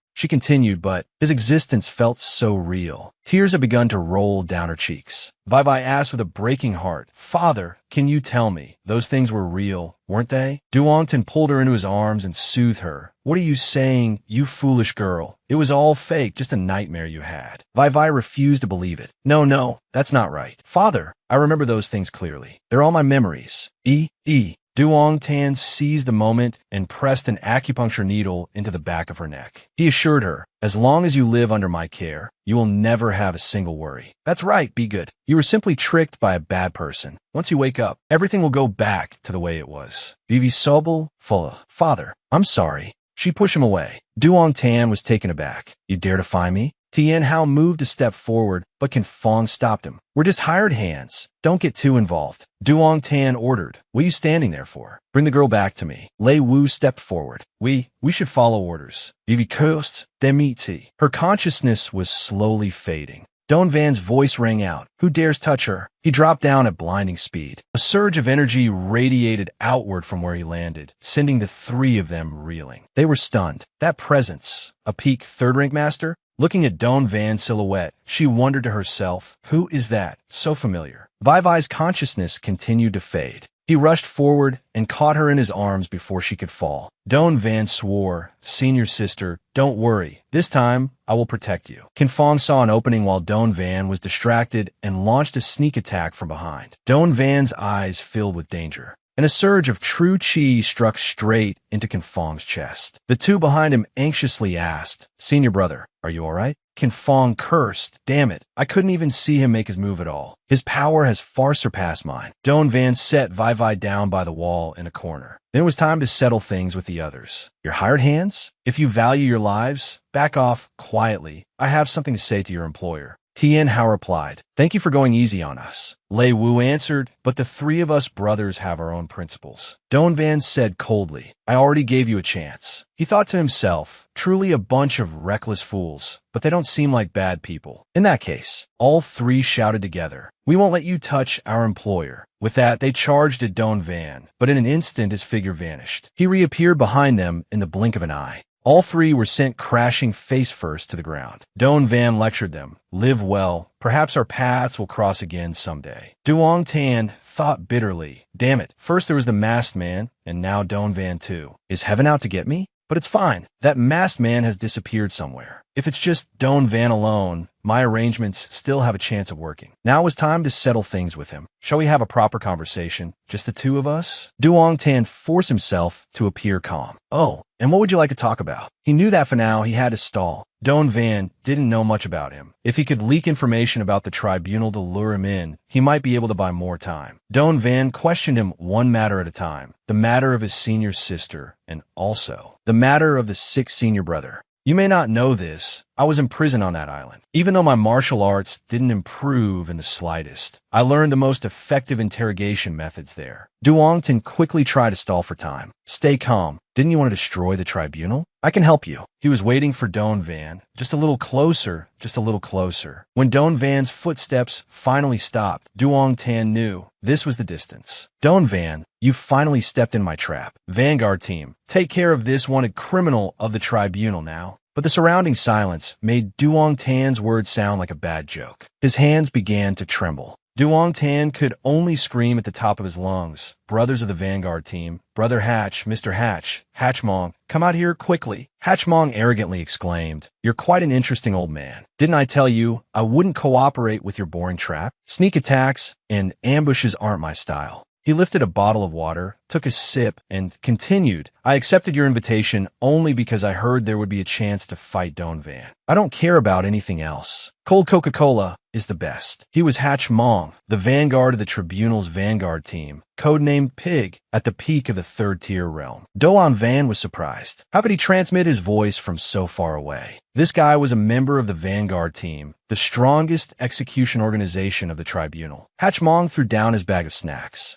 It was time for him to take the stage. Don Van, I wanted to fight you for a long time. Let's have a match to determine the winner. Among the ancient martial artists, since they are human, there will naturally be good and bad people. But those who devote themselves to martial arts and surpass the ordinary, like them, seem to not be condemned by this society at all. Thus, over 1,300 years ago, a formidable figure founded the tribunal to punish ancient martial artists and protect social order. Moreover, just like the name Vanguard Team suggests, it gathered the 12 most talented individuals of the tribunal. They are the first to punish ancient martial artists who commit evil deeds in the name of the tribunal. Their code names being the 12 zodiac animals. Hatch Mong said meaningfully, since this is our first meeting, I will give you a proper gift. Having said that, he bent his knees and leaped high into the air. Hatch Mong shouted with full momentum, Don Van, here I come. He struck down with a palm strike. Don Van frowned at this guy, who suddenly appeared out of nowhere. A surging mountain-cleaving palm struck down. Duong Tan hurriedly covered his head and turned aside to dodge the spreading dust. He complained. He attacked immediately. Damn it, this guy Hatch Mong doesn't care about what I said at all. Yet, sure enough, these ancient martial artists deep down always look down on ordinary people like me. Hatch Mong landed and spoke up. Don Van, is my gift to your liking?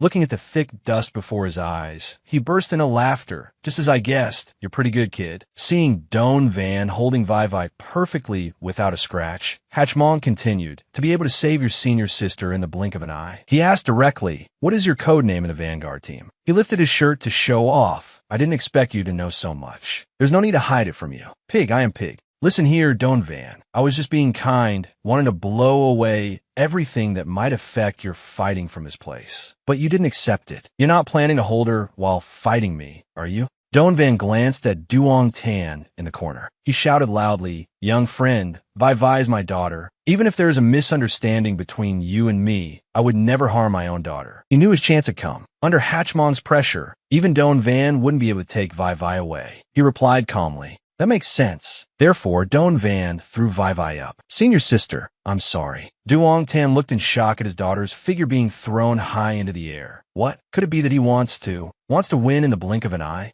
This made Hatch Mong even more excited. Interesting. I accept this challenge. He eagerly launched an orchid tree palm strike. Don Van, watch this. The two rushed at each other, exchanging a flurry of blows. Don Van was stunned when he saw his opponent's technique. His Dantian acupoint was shattered by the punch. He knew that even the Dantian acupoint of a third-tier martial artist would be hard to preserve and would shatter. After being hit by this move, the internal cyclic true chi would fall into chaos for a while, and one's strength would drop drastically. Hatch Mong noticed, your movements are a bit slower now. My ultimate move, the orchid tree palm, can shatter a martial artist's Dantian acupoint, causing their internal cycle to collapse. Therefore, I win. Just as he finished speaking, he was slapped by him. A loud smack echoed through the space as Hatch Mong was sent flying far away, crashing heavily onto the ground. Don Van revealed, when I left the island, I swore that when facing the tribunal, I would absolutely not lose. Hatch Mong couldn't believe it. How is this possible? I will never accept such a result.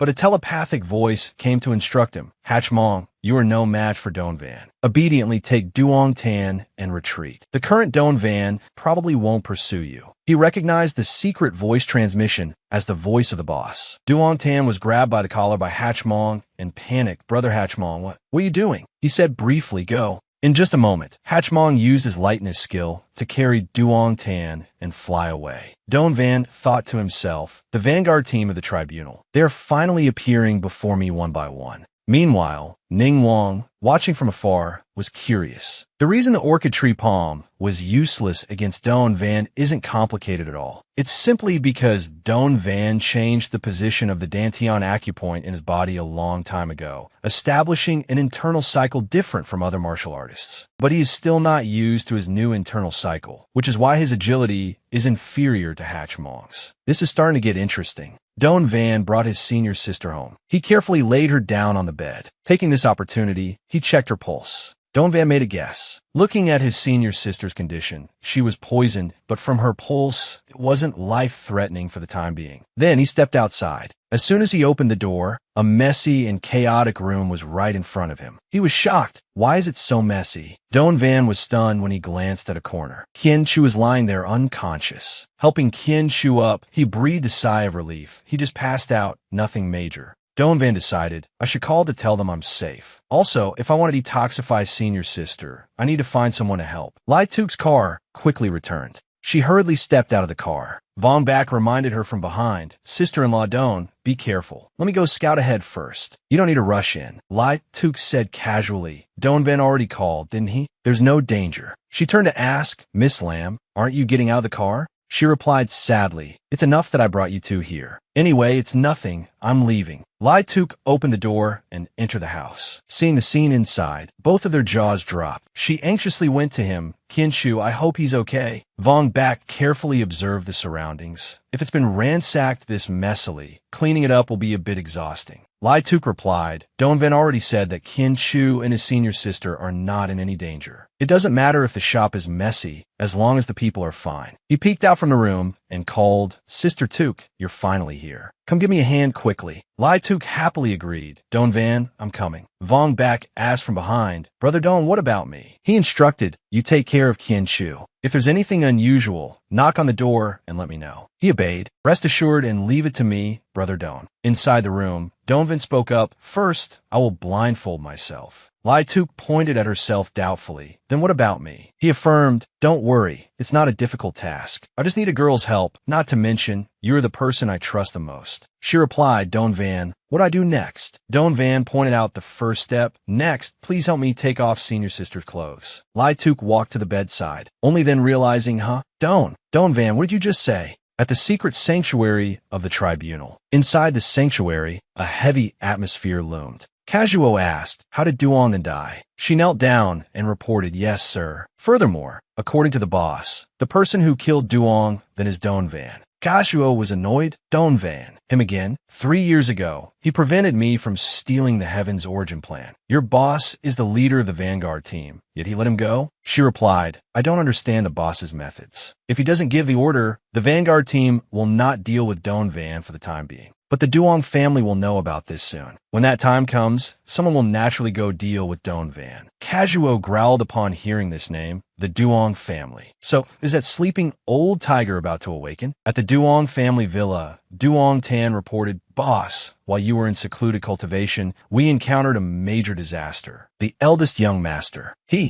Upon hearing this, Duong Tin angrily slammed his cane down. The murderous aura radiating from him made Duong Tan sweat in fear. At the same time, Don Van was transmitting true chi into Vai Vai's body. He thought to himself, to force the poison out of senior sister's body, I have to channel true chi into her. For a short period, there will be 2 strong streams of true chi inside her. Her body temperature will rise, so she needs to be wiped down in time to lower the temperature, preventing her from suffering chi deviation. Lai Tuk carefully wiped the sweat off Vai Vai. Right at that moment, she noticed something and hurriedly reported, Don Van, something's wrong. Your senior sister's face suddenly turned pale. Don Van's heart was restless and chaotic. How could this be? There was absolutely no mistake when I channeled true chi using the heavenly revelation art. It's impossible. Wait, could it be that the poison senior sister was afflicted with is a fake? Thus, he continued to increase the true chi input. Lito etlim ansioli Duan Van. He only thought, I'm afraid her cultivation foundation is being shaken. I absolutely cannot let anything happen to senior sister. Streams of true chi poured out into the space, leaving Vong back stunned. Huh? What's going on? There's a huge commotion in Brother Doan's room. He anxiously ran towards the room, intending to open it. What on earth is going on? It's just healing injuries. Why does it feel like a deity has descended? Damn it, I'm dizzy. My head hurts. The surging true chi caused Vong back to gradually lose consciousness.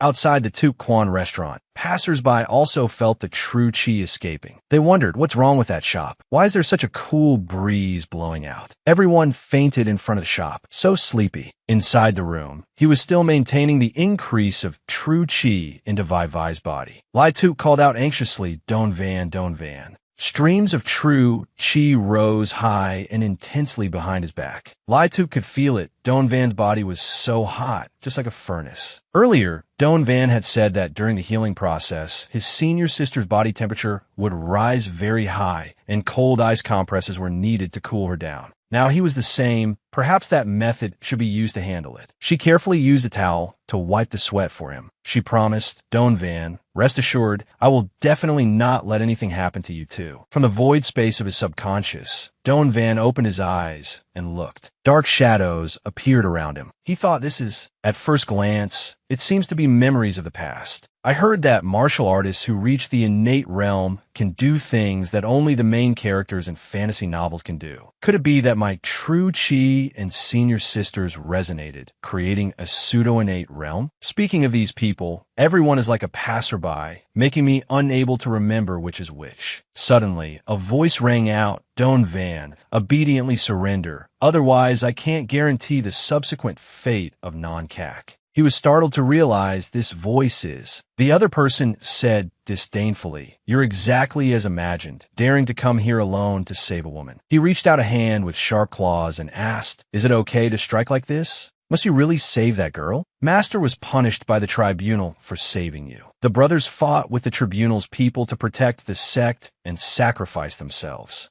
That's right, there's also Sick Senior Brother who continues to live in humiliation. That person transformed into Don Van's appearance and continued to manipulate him by his ear. All of this is entirely due to your mistakes. Put down your fists, learn to be patient, and accept the injustices. Only then can you find peace of mind. After speaking, he returned to his old appearance, then rushed to attack him. Don Van, today I will teach you a proper lesson. However, he was sent flying away to the astonishment of his underlings. They screamed, Boss. He was stunned. What happened? Don Van despised him. Are you mistaken? I am the best right now. Even if I swallow my anger here, reality won't change, right? Stepping into the innate realm means facing inner demons. It seems it's nothing formidable. Calling it an inner demon, but it's even cuter than a cat. Don Van threw a punch. Dog illusion shattered to death for me. After that punch, the illusion shattered into pieces. He fell heavily to the ground in a daze. He realized, it doesn't seem like I've returned to reality. Looking at the illusion ahead, he was surprised. Senior sister. Don Van had a bad premonition. If I encountered an inner demon, I'm afraid senior sister did too. If her mind isn't firm enough, it's dangerous. I must find a way to wake senior sister up. He hurriedly went to shake her awake. Senior sister, wake up quickly. But when looking into her eyes, Don Van felt like he was sucked into another dimension. He stared blankly at the iron bars in front of him, feeling uneasy in his heart. Is this senior sister's cognitive world? If it's like what I just encountered, then senior sister is also being disturbed by her inner demon. Then he looked around but couldn't see Vai Vai anywhere. Senior sister. Vai Vai appeared in the cage in front of him. She suddenly raised a knife the 10,908,978,008th time. Seeing Vai Vai's self-destructive action, Don Van was stunned.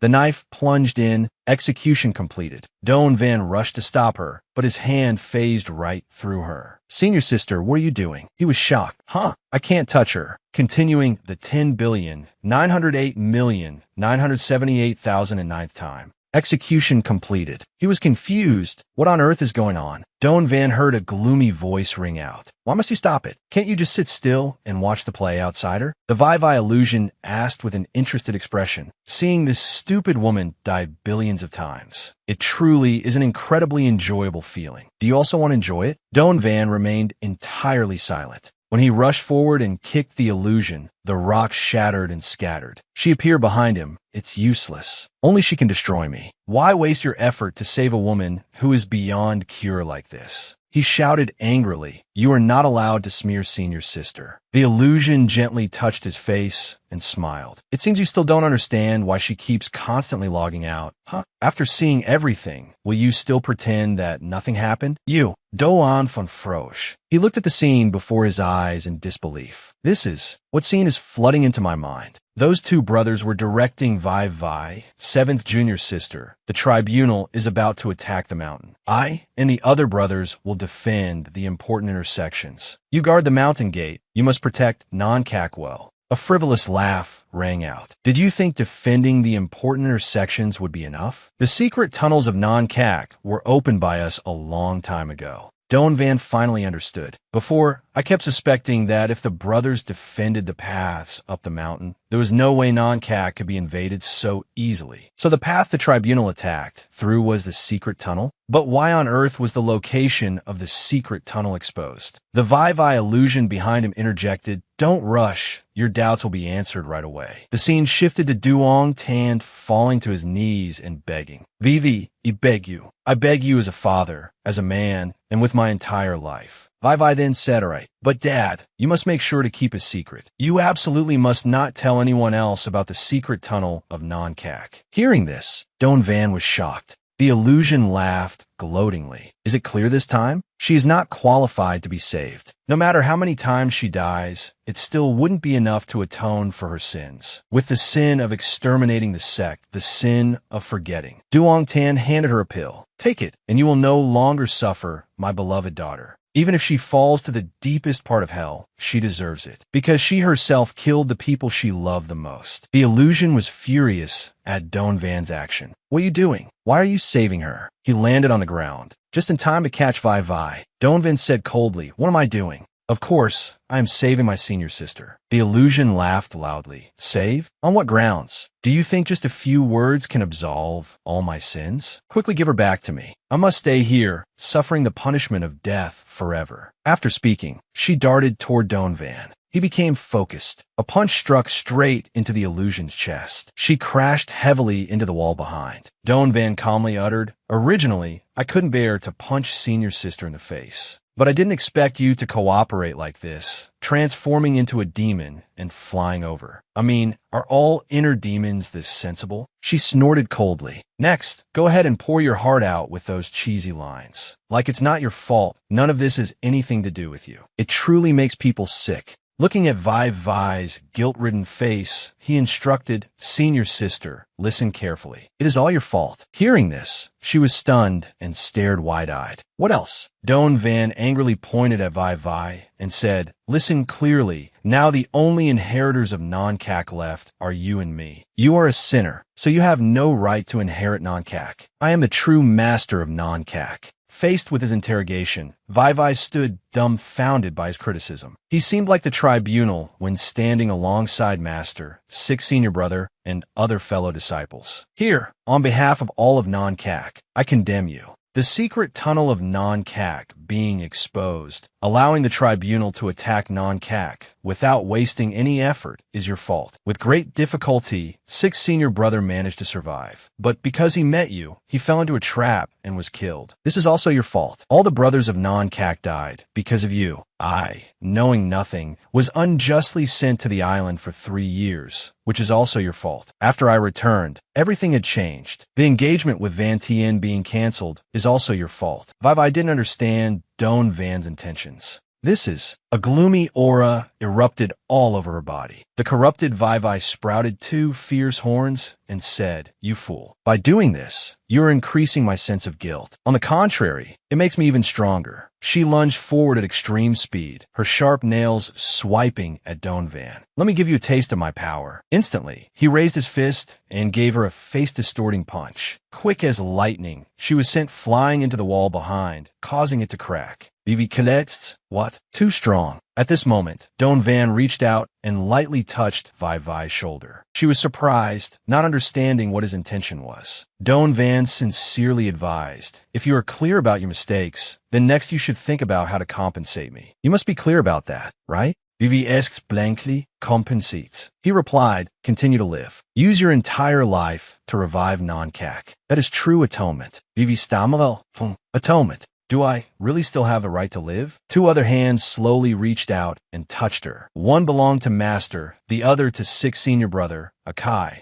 Doan Van continued to encourage her, the right to live, of course you have it. No matter what, you are still my irreplaceable senior sister. Vivi was moved upon hearing these words. She covered her face and sobbed loudly. That illusion also shattered. Finally, they escaped the illusion and returned to reality. Doan Van asked caringly, senior sister, do you still recognize me? Vivi remembered, little junior brother. He happily hugged her and cheered, that's great. Senior sister has finally recovered her memory. Vivi was also very moved. She recounted, I always thought I was dreaming a long dream. Light Took hesitantly walked over and said, although it's a very happy moment, but senior sister, put your clothes on first before catching up with Doan Van. The scream made the flock of birds perched on the roof panic and fly away. At the secret sanctuary of the Judgment Council, a column of black smoke appeared from nowhere outside. Duong Tin was sneakily eavesdropping on the conversation between the leader of the Judgment Council, Queso, and Duong Tin. He felt the situation was not good. After all, it is clear that we have gained an absolute advantage. But why did the leader spare Doan Van? Duong Tin wholeheartedly wants to avenge his son. Next, he will definitely clash with the leader. This is a perfect opportunity for me to use the situation to my advantage. Queso sat up high and coldly warned, Duong Tin, I can give you a chance to take back the disrespectful words you just said. But the old man still firmly replied, Queso, originally we in the council were annoyed by the rigid rules of the Judgment Council. It is only to release the origin of heaven that we gathered together. Only the fist of the strongest has the right to speak. Bo could easily recognize it. It seems that this time the head of the Duong family went into closed-door cultivation and broke through his realm. That's why he has such an opposing attitude towards Queso. Queso was infuriated. It seems you have trained hard for many years. Finally, you have reached the peak of the second-grade postnatal realm. Duong Tin also arrogantly replied, 3 years ago, you and I were both at the second grade, but now I have surpassed you. Bo was a bit worried. After the second grade realm, it becomes increasingly difficult for a martial artist to upgrade their strength. I'm afraid that even the boss, known as a peerless genius, would take up to 5 years to advance from the second grade to the first grade. Over the past years, Queso has always stood behind the scenes, organizing plans for everyone to act. He completely had no opportunity to cultivate, so his strength hasn't improved much. It is probably still at the early stage of the second grade postnatal realm. Duong Tin began to make a move to attack. Seeing this, Queso stood up fiercely. Are you that confident? Suddenly, Duong Tin's body unleashed power. The cloak on his body was torn apart. For the past 3 years, I have cultivated day and night. Moreover, I have collected many precious things that have almost disappeared from this world, and I have broken through countless times between life and death. Finally, I have reached this realm. Queso calmly clapped his hands in praise. Good. You're already a peak second grade master. You're even on the verge of reaching the first grade threshold. True Chi poured out abundantly. If it were me from 3 years ago, I definitely wouldn't be your match. On the contrary, I want to see how long you can last. An extreme True Chi strike. Duong Tin's divine heaven punch struck down, causing loud explosions. Vo covered his face with his hands and exclaimed, how can the True Chi still retain such power when it's so far from the body? The destructive power is many times stronger than a normal palm strike. It truly is the strength of the first grade. Duong Tin, seeing no movement, became complacent. Queso, stand up. For better or worse, you're still at the second grade, but I know you won't fall that easily. But Queso's voice echoed from nowhere. Do you really want to take my life with just this move? Then I won't hold back either. Duong Tin didn't expect that he had appeared behind him at some point. Queso grabbed his shoulder. Gaining the upper hand, he pressed the old man down like a loser. Duong Tin knew he was doomed. Queso hissed from behind him, 3 years. You're not the only one who has improved. Vo, standing aside and witnessing this, also felt that Queso's coercive pressure was too terrifying, this oppressive feeling. It turns out Queso is just like the boss of first grade postnatal. Duong Tin was surprised to see him let him go. The old man turned pale and asked, "You bastard, if you already have such strength, why do you still have to?" Queso calmly explained, "Don't you understand yet? In this world, there are many things that cannot be obtained with power. That's why I kept Don Van alive, because he had previously come into contact with the origin of heaven. That's why he has cultivated such strength at his age. If we want to pry any information out of his mouth, using force won't work." Duong Tin took the opportunity to rush forward and kneel before Queso. "Mr. Tun is absolutely right. Boss Duong Tin, I think we should indeed calm down and discuss a long-term plan."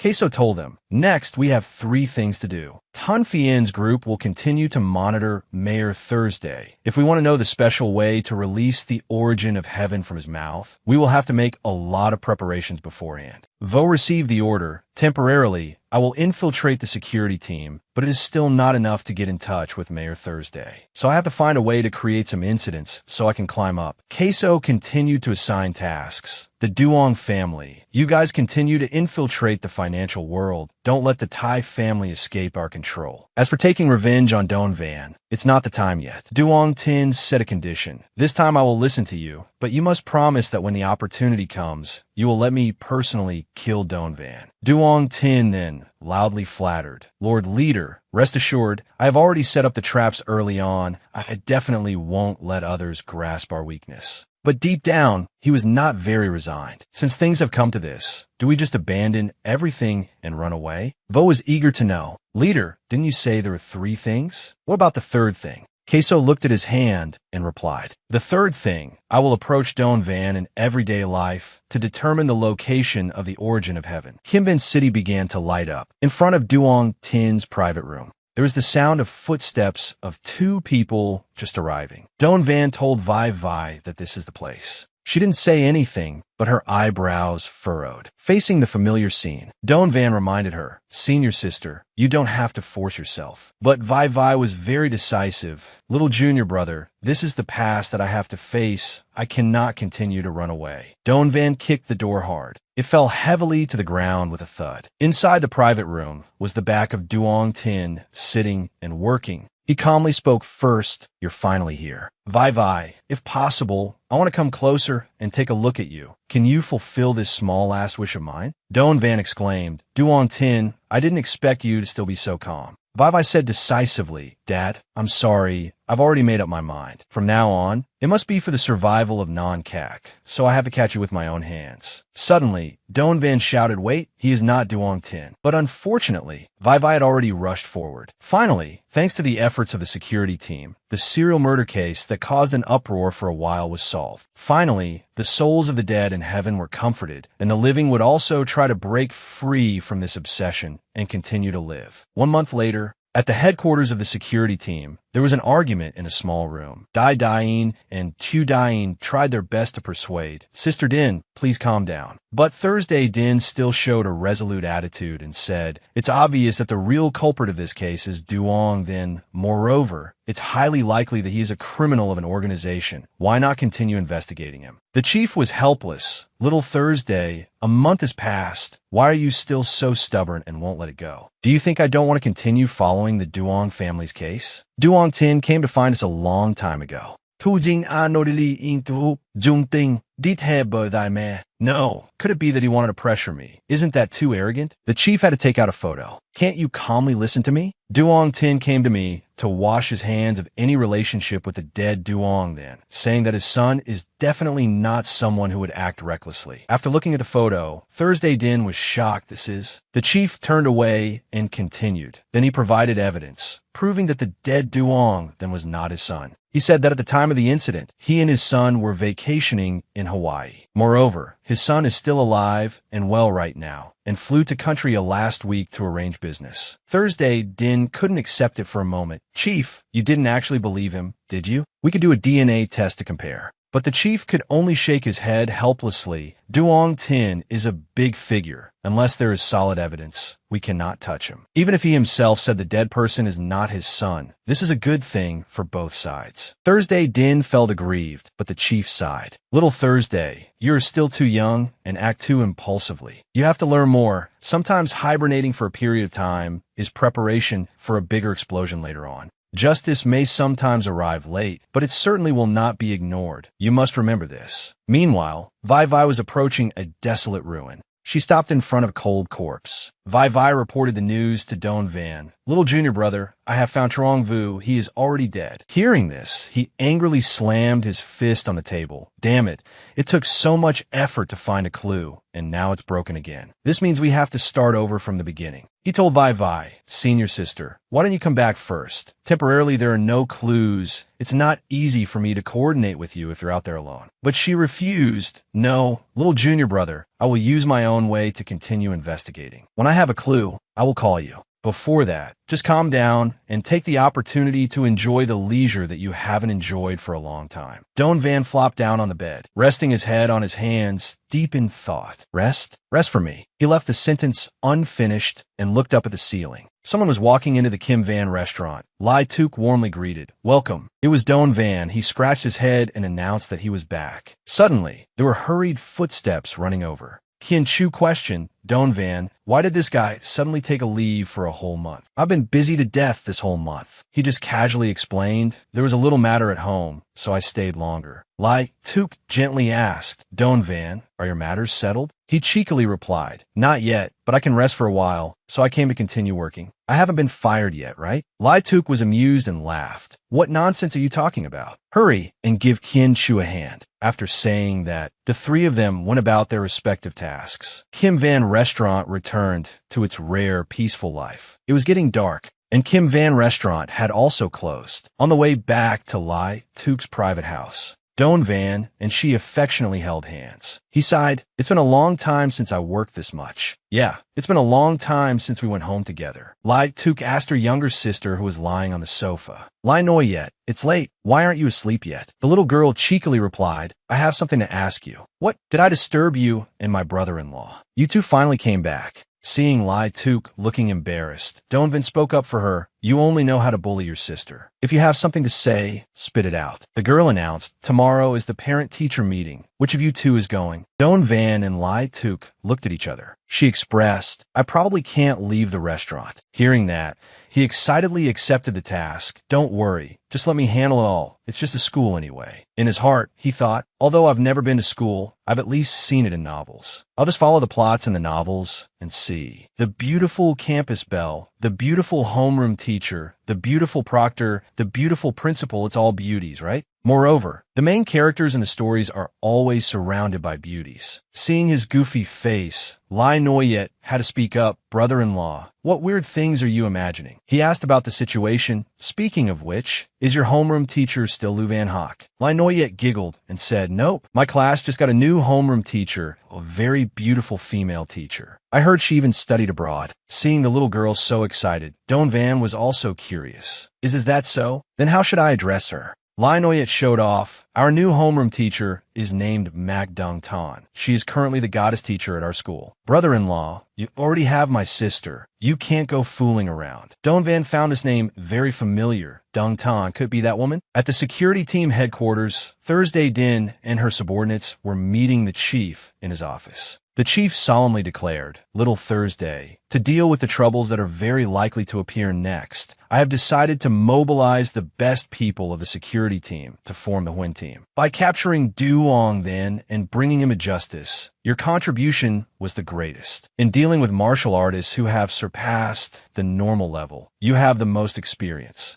Therefore, the Huin team will be led by you. From now on, your authority will be equivalent to my deputy. Dai Dain and Chu Dain could not hide their joy. Sister Thursday, you got promoted? But Thursday Din's expression remained unchanged as she retorted, does that mean, even if I let an ordinary civilian without an official position join the Huin team, there's no need to go through complicated procedures, right? The chief naturally agreed. I originally wanted to give you that authority. If you have your eyes on someone, just pull them into the team. After all, we urgently need fighting power right now. He could vaguely guess it from her smile. Little Thursday, looking at your expression, could it be? She confidently gave the chief an answer. Rest assured, Chief, I already have a suitable candidate in mind. Don Van in the bathroom suddenly sneezed a few times. He brushed his teeth and thought, with my cultivation level, could I really have caught a cold? Lai Noyette peeked in and urged, brother-in-law, hurry up, otherwise we'll be late for the parent-teacher meeting. When the two of them went down to the main street, Lai Noyette curiously asked, brother-in-law, how are we getting to school? Today is the first time you're taking me to school, right? Don't tell me we're taking the subway. Don Van put on a luxurious air and said, oh la la, indeed, taking the subway doesn't suit our status at all. Miss Li Noyette, so we can just walk on our own 2 feet. Naturally, this was followed by a series of groans. Brother-in-law, even if it's a joke, I won't accept it. If we walk, we'll definitely be late for the meeting. My sister entrusted me to you. So you have to take responsibility. Doan Van interrupted. So what? Or do you still want to ride Cinderella's pumpkin carriage? You're so young, but already have princess syndrome? Suddenly, a driver nearby remarked, you two have a really good relationship. Thursday Din joked, I didn't expect you to make a move on a schoolgirl. Don Van explained, what nonsense are you talking about? This little girl is Atuk's younger sister. There's a parent-teacher meeting today, so I'm attending on her behalf. Don Van found this name very familiar. Dung Tan, could it be that woman? Speaking of which, why are you here, Captain Thursday? She flashed a mysterious smile, then spoke in an aloof tone, I just got promoted. I'm now a team leader. Coming here this time, of course, I have an important matter to discuss with you. But looking at your current state,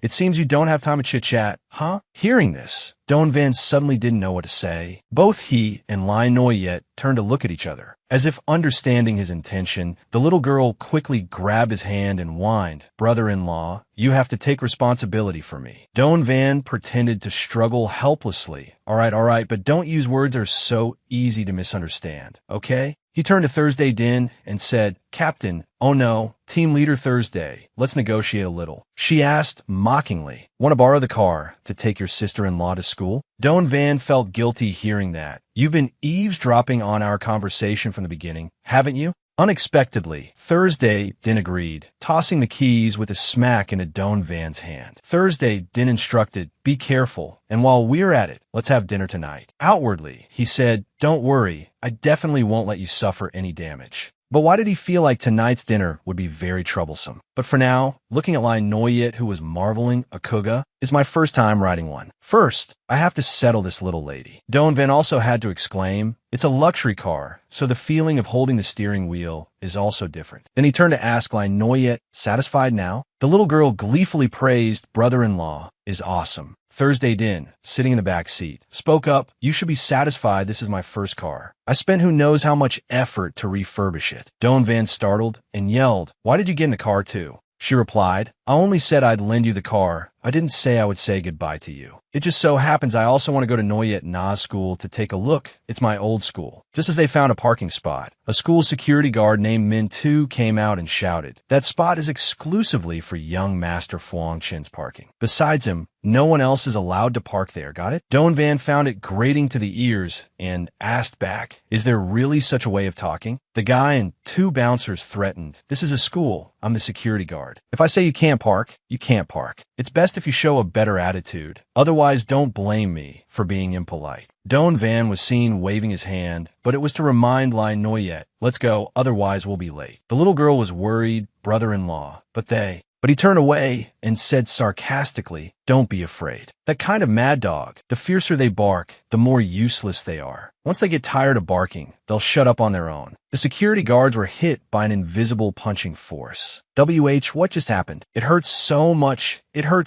I can't stand up. After saying that, they all fell to the ground simultaneously. Thursday Din flashed a mysterious smile again. Watching Don Van's departing back, she thought to herself, Don Van, as expected, I am very interested in your winning ticket. At the 11th grade classroom, Don Van sat blankly at a student desk. Seeing this, Lai Noyette encouraged him, the teacher will be here shortly. Just sit tight and wait. Hearing that, he asked back, am I the type of person who makes people uneasy? Then I'm going out to play with my friends. The click-clack sound of high heels approached. Don Van felt a pang of guilt and realized these footsteps. Hey, does it mean it's a coincidence again? After the swishing sound of the classroom door being pushed open, the beautiful Mac Dung walked in. Good morning, parents. Several male parents saw her and immediately became restless. She's truly a beauty, even more beautiful than a movie star. Suddenly, a rather loud thud rang out, making the parents turn to look. Donovan held his head and apologized. So embarrassing. Excuse my clumsiness. His heart was pounding and his legs were trembling. It really is her. I have to think of a way to avoid being recognized. MacDung's pretty hand reached out. She offered to help Donovan up and even asked, "Are you all right?" He found the situation too dangerous, so he turned his face away. "Since I'm avoiding it anyway, I'm just waiting for this." Donovan put on an ugly face and replied, "Thanks, but I don't need anyone's help for such a small matter." The other parents were dumbfounded upon hearing this. He was certain, using my true key to force my face to look ugly. I don't believe you can still recognize me like this.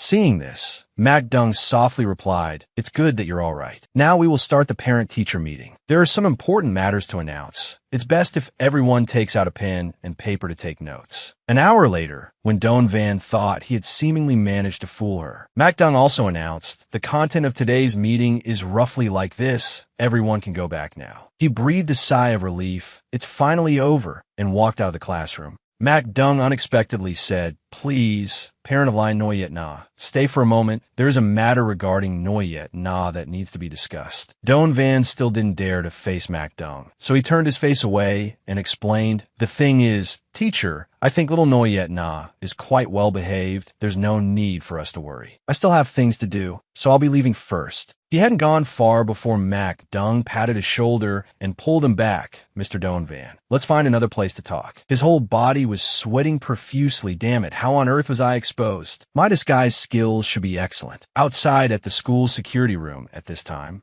Mintu was still muttering, "It hurts so much." Who on earth was that guy? I didn't even see him make a move. A security guard poked his head in and reported, "Boss, young Master Fuang's car has arrived." A young man, dressed elegantly, stepped out of the supercar. Dai Long, Fuang Chin's subordinate, yelled, "Where is young Master Fuang's parking spot? Are the security guards here eating shit?" Mintu cowered. "Please calm down, young Master Fuang. I will think of a way right now." Fuang Chin raised his hand to stop him, then asked where Ms. MacDung was. The security guard informed him Ms. MacDung is probably in the parent-teacher meeting, but looking at the time, it should be almost done. Hearing this, Fuang Chin immediately ordered, "Let's go. We can't let Ms. MacDung wait long." MacDung was currently in the school's flower garden. Donovan wondered, "So how could you recognize me?" MacDung replied, "Chief Instructor Donovan, do you think what I observed from you over the past few years was just an act? Even if you change your face, I can still recognize your breath, your scent, and your eyes. You can't fool my eyes." At MacDung's overly flattering attitude, Donovan fearfully withdrew his hand. "Is it necessary to say such scary things?" She playfully and cleverly continued to talk without stopping. This girl's name was Dung Tan. 5 years ago, Donovan was sent down the mountain by his master to work as an ancient martial arts instructor for a few months, and he met her at that time. Clearly, the Dung Tan of that time was an unremarkable girl, just more hard-working than others. How did she turn into such a cunning person now? MacDung bluntly expressed without any hesitation, "To be honest, Instructor Donovan is my love rival." He had a question. I remember that after that, she became a special member of the security team, which is considered a civil servant. So how did she become a teacher now? MacDung replied, "Team 0 of the security team had a change in staffing, now divided into 4 teams. Heaven, Earth, Black, and Yellow. These 4 teams both compete with and support each other, which is also a way to increase everyone's positivity. Now I've been transferred to the Black team. As for why I am here, because we discovered the traces of the Blood Shadow cult." Donovan was stunned. "What did you say, the Blood Shadow cult?" During the prosperous time of the Dragon Nations in the Tang Dynasty, which was the peak period for ancient martial artists, the Blood Shadow cult quietly arose, killing ancient martial artists everywhere. The ruling council at that time gathered all the top experts of the Great Tang, and with the sacrifice of 2/3 of the Great Tang's experts, they finally destroyed the Blood Shadow cult that had been causing chaos in the world. Donovan still didn't understand. Logically speaking, the Blood Shadow cult was already destroyed, so why have they appeared again? And why would they appear in a place like a school? Because according to the records, the Blood Shadow cult only targets ancient martial artists. Mac Dung handed him a photo. I knew you would be suspicious. A week ago, a female student in this school died. Her blood completely drained, a method similar to that of the Blood Shadow cult. You don't need to doubt whether it's vampires or not, because they're not capable of doing this. According to the remaining documents, this is identical to the condition of those who died after being ambushed during the Tang Dynasty. Looking at the photo in his hand, Doan Van felt momentarily resentful. So what? Has this brutal organization, upon its return, lost the courage to challenge martial artists and now specializes in attacking ordinary people? He asked, have you figured out a way to deal with it? Downtown honestly said at first, it was just me and the newly transferred team leader temporarily assigned to investigate together. And once we found something, we would ask for help. Now that you're here, I don't need to find anyone else to help. She had her own calculations. She had to find a way to drag Doan Van into this matter, so there would be more opportunities to interact. So she made an excuse. Right, I heard our new team leader is also a beauty. If you're willing to help, I can introduce the two of you to get to know each other. But he refused. No need to beat around the bush. I will find a way to solve this matter. From now on, just tell me directly if there is any latest information. Mac Dung was a bit surprised.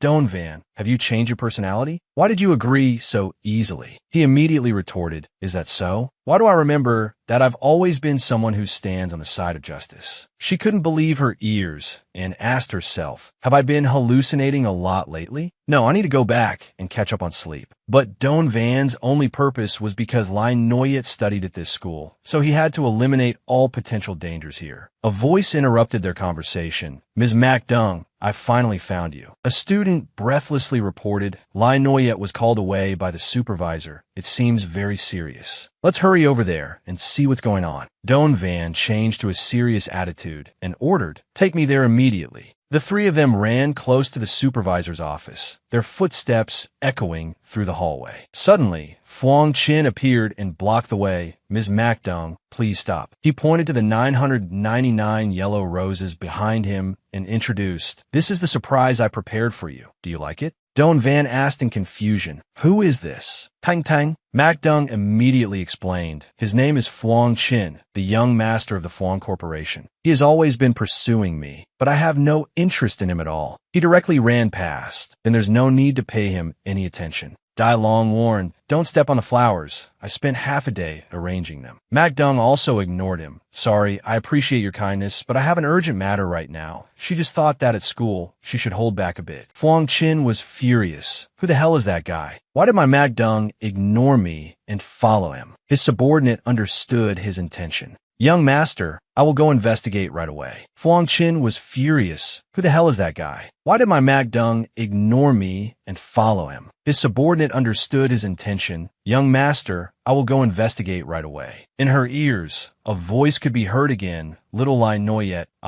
when facing bad guys, you must not show weakness and you must show courage. When encountering danger, you still have to shout loudly for help. The little girl didn't understand what was going on, but when she opened her eyes and saw Doan Van standing in front of her, she cheered happily. Brother-in-law, he had arrived in time to stop Mintu from acting arrogantly. He also turned to remind Lin Noyet, you must remember to shout my name. I will appear by your side to protect you in the blink of an eye. Mintu was knocked down by Doan Van. He trembled and begged, don't come over here, don't come over here. Seeing this, Doan Van threatened, don't be so scared. I'm not some kind of devil. Which hammer are you going to use to hit Lin Noyet just now? As long as there's a cracking sound, I'll let you go. The supervisor spoke up to intervene. Stop it. He pointed at the camera on the wall. A bad person like you is indeed aggressive. Your violent actions just now have been recorded. Now that there's solid evidence, I just need to call the police. The students who witnessed it were indignant. It was clearly that bastard security guard who got physical first. Why did the supervisor say that? What do you know? He'll just extract a clip, keeping the scene where Lin Noyet's parent hit someone, and by then, her parent will have no way to deny it. Doan Van then compromised. What do you want? The supervisor took the opportunity to raise his voice. If you know what's good for you, quickly kowtow and apologize to us right now,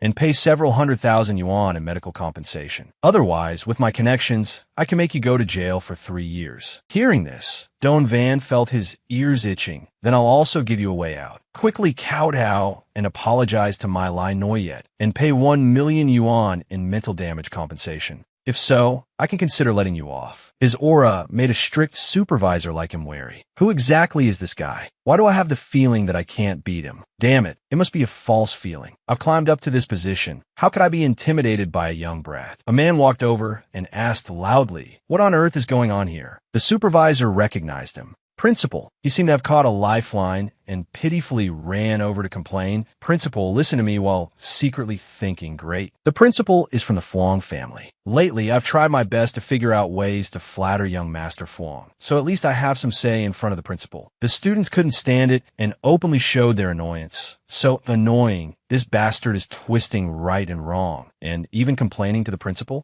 Why isn't Lai Noyet's parents saying anything? If this continues, he will definitely be framed. Unexpectedly, the principal pointed right at the supervisor's face and shouted, "That is entirely your fault." He put on a miserable expression and wailed, "Principal, what are you saying?" "Principal, you can't just ignore right and wrong like this, can you? It's clearly that parent's fault." The principal cursed him in his mind. This idiot still hasn't realized that this parent and Dung Tan know each other. Even if Fuang Qin were to handle this matter, this idiot would still have to admit his mistake. Mac Dung cleared her throat and asked Don Van, "Don Van, if I wasn't here, weren't you planning to beat them up?" He answered honestly, "Well, it's just because I didn't think about having you help. If you didn't help, I could still find another fierce girl to help." The principal bowed his head to express his apology. "Dear parent, I hope you won't take this matter to heart. I will definitely deal with him properly." Seeing this, the supervisor also groveled and said yes repeatedly. All the gossiping students looked shocked. No way. That teacher who is always arrogant and bossy actually bowed his head to apologize to that parent? Tuna, Lai Noyet's classmate, showed joy on her face. "It's good that you're okay. Who exactly is your brother-in-law that he can make even the principal take his side?" Lai Noyet proudly bragged, "My brother-in-law is amazing. If I told you his identity, I'm just afraid it would scare the life out of you." Don Van said goodbye to Mac Dung. "Please help me finish dealing with these trivial matters. I'm taking Lai Noyet home." Lai Noyet waved at Yuna. "I'm heading back first. Bye-bye."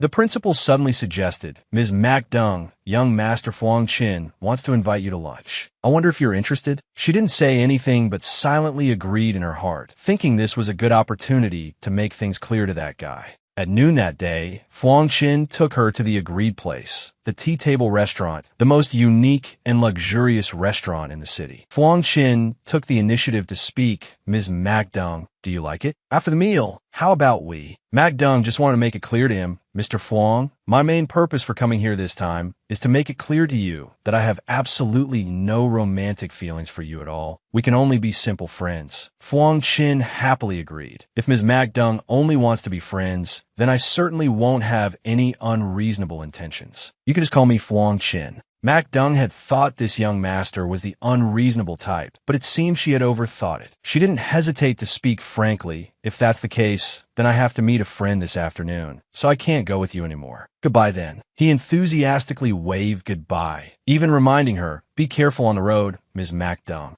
Dai Long reported, "Young master, we found out. The guy who was with Ms. Mac Dung earlier is named Don Van." Fuang Qin's expression changed 180 degrees. "I guess I don't need to instruct you on what to do next, right?" Dai Long affirmed, "Please rest assured, young master, we will make that guy stay away from Ms. Mac Dung forever." As evening gradually fell, Don Van said with a dumbfounded face, "Even though she said she had something to see me about tonight, I also guess you invite me. But what are you trying to do by choosing Lai Tuk's restaurant to treat me?" Lai Noyet said, "Brother-in-law, the dish she just learned to make is very delicious." Thursday, Din also mocked, "What, are you hoping to chase Noyet Na away so that you and I can go to a private place with just the two of us?" The little girl heard that and pouted, reminding him, "Brother-in-law, you must not do anything to wrong my sister." Don Van thought that if she chose this place to talk, it probably wasn't anything serious, so he wanted her to speak her mind directly and stop beating around the bush. Lai Tuk stood curiously at the kitchen door, eavesdropping. Kinshu, seeing this, asked Sister Tuk, "If you care so much, why don't you just go over there and sit?" Lai Tuk felt guilty and blurted out, "No, I said I trust Don Van. I'm not the jealous type of woman." Hearing that, Kinshu reminded her, "Sister Tuk, you just said exactly what's on your mind." Thursday, Din began to bring up the subject. "Don Van, this time I mainly want to." Suddenly, a voice called out from outside. "Who is Don Van?" "Brother-in-law, someone is looking for you again."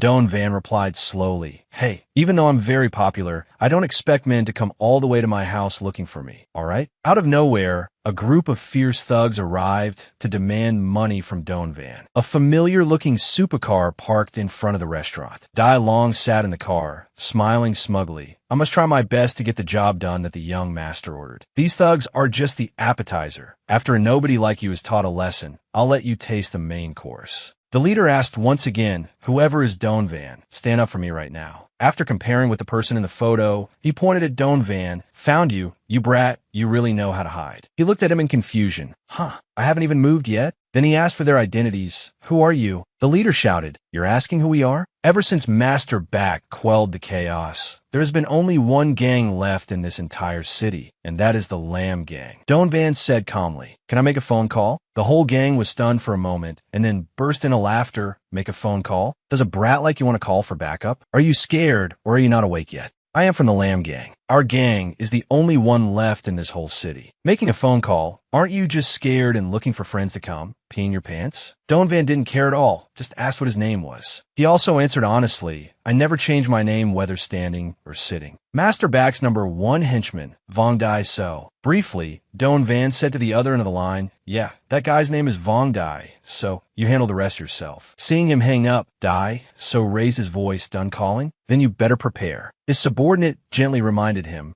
boss, you have a phone call. You're the most beautiful cloud in my sky. Ding, dang, ding, dang. This ringtone, I specially set it for Masterback's number. Dai So submissively picked up the phone. Hello, Masterback. Do you have any orders? Before he could listen for even a few seconds, the other side rudely hung up. The subordinates clamored, boss, what's wrong? Boss, hurry up and teach this guy a lesson. Dai So didn't say a word and plopped to his knees on the ground. He whimpered and begged, Mr. Don, Master Don, I had eyes but couldn't recognize Mount Tai. Please be generous and let a lowly person like me go. Doan Van didn't say anything, reached his hand forward and placed it on Dai So's head. He even chuckled. I didn't expect that over this past time. That guy Vong Back has made quite a name for himself.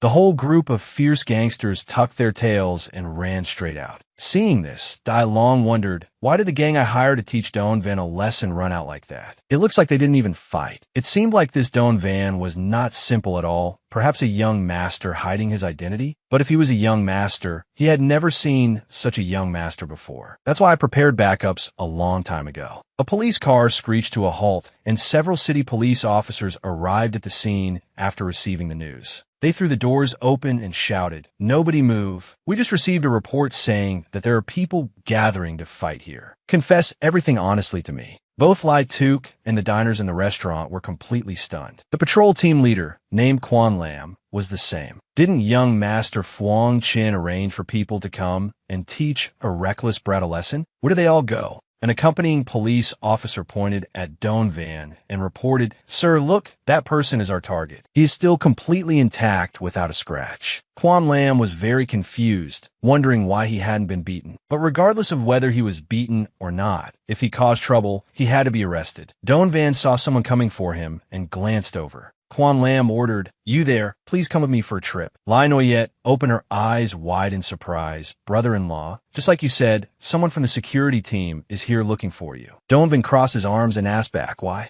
Quan Lam held out a pair of handcuffs and declared, criminal, disrupting public order, causing unprovoked fights with others. If you know your fault, then obediently put your hands out. Doan Van defended himself. Normally speaking, I am a law-abiding good citizen, so at this moment, I should obediently cooperate. But I refuse. One of the things that I, Doan Van, like the most is saying no to those who think they are always right. After showing off for just a few seconds, he was forcibly given 2 silver bracelets. Quan Lam mocked, what a braggart. On the contrary, I want to see if you can still keep this attitude after returning to the station. Doan Van didn't panic at all, just gave a confident smile. Then he played a deep role. Mr. Police Officer, I already said I'm a law-abiding good citizen. The illegal things you mentioned, I've never done any of them. Hey, Doan Van's hand was still swinging freely. How could this be? It turned out the police had handcuffed the wrong person. Clearly the person I intended to handcuff was him. He took out his gun to threaten. What kind of trick did you use after all?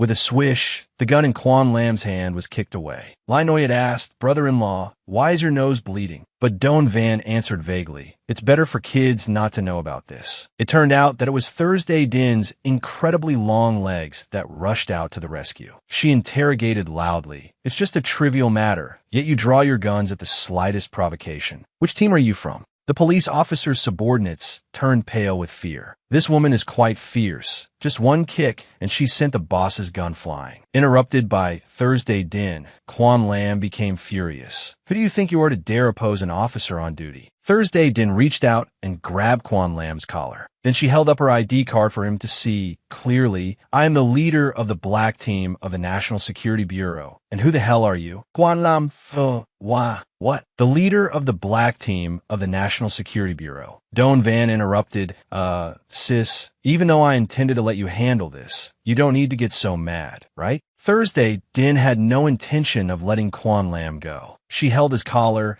and shook him violently. "Do you know how long I had to prepare for this dinner meeting and how much planning I did before leaving the house, huh?" Quan Lam mumbled, "Sir, I know I was wrong. I'm sorry. Please let me go. Because I wanted to leave a good impression, I had to spend 3 hours doing my makeup. With that time used for something else, I could have solved several robbery cases already." Quan Lam fearfully called his subordinates for help. "Hey, why aren't you coming to pull her off?" "But who would dare?" "Boss, she really is the leader of the black team of the National Security Bureau. We don't dare mess with her." Thursday Din became fiercer and fiercer. "It was so hard for me to ask him out for a meal, just before I could muster enough courage to speak. You guys keep showing up time and time again to interrupt. How is this reasonable?" Don Van evaluated. "Although I always thought this fierce girl was exactly like a man before, now it seems she is completely a crazy woman." Lai Noi couldn't bear to hear it. "Brother-in-law, why are you giving Sister Thursday a nickname behind her back?" Quan Lam cried out miserably, "Boss, spare my life." Don Van spoke up to rescue him. All right, I have a small question for you. As long as you answer honestly, she will let you go." Outside, Dai Long was feeling smug again. For someone like Don Van, who would vouch for him? Just lock him up for a few days, and then I'll immediately have dozens of ways to make him flee this city. He ordered the driver.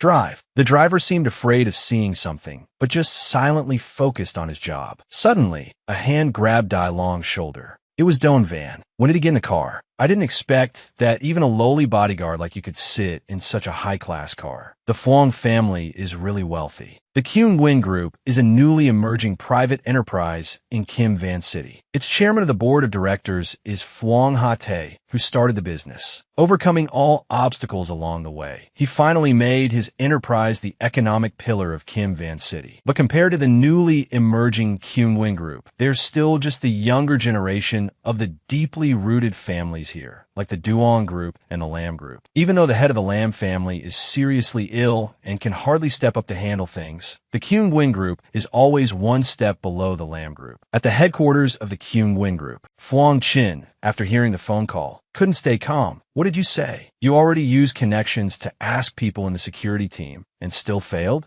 The other end awkwardly explained. "Young Master Phuong Chin, the current situation is indeed not quite what we thought." Phuong Chin snapped. "Not what we thought? What could possibly be not what we thought? That guy Don Van doesn't have 3 heads and 6 arms. So how did he still get away?" The other side was confused. "I don't even know how to put it. That guy is a very special type." He even gave Phuong Chin advice. "Young Master, that person said he will come looking for you right now. You need to run away quickly." Of course, he refused to believe it. "Run? Are you crazy?" The building security of the Kyung Win Group is of international standards. Furthermore, didn't we recently hire several ancient martial artists to act as bodyguards? Without my permission, not even a turtle could fly in. The other side still urged, "Young Master, run quickly." Phuong Chin snapped. "I still have an important business deal to discuss. I'll give you one last chance. If you still haven't dealt with Don Van by the time I finish negotiating, then don't bother coming back." Just as he finished speaking, the window shattered into pieces. Don Van easily crashed into the Phuong family's group building as light as a feather, making him step back in fear, stammering in panic. "What is going on?" As for him, he acted naturally as if he were in his own home. "This building is really tall.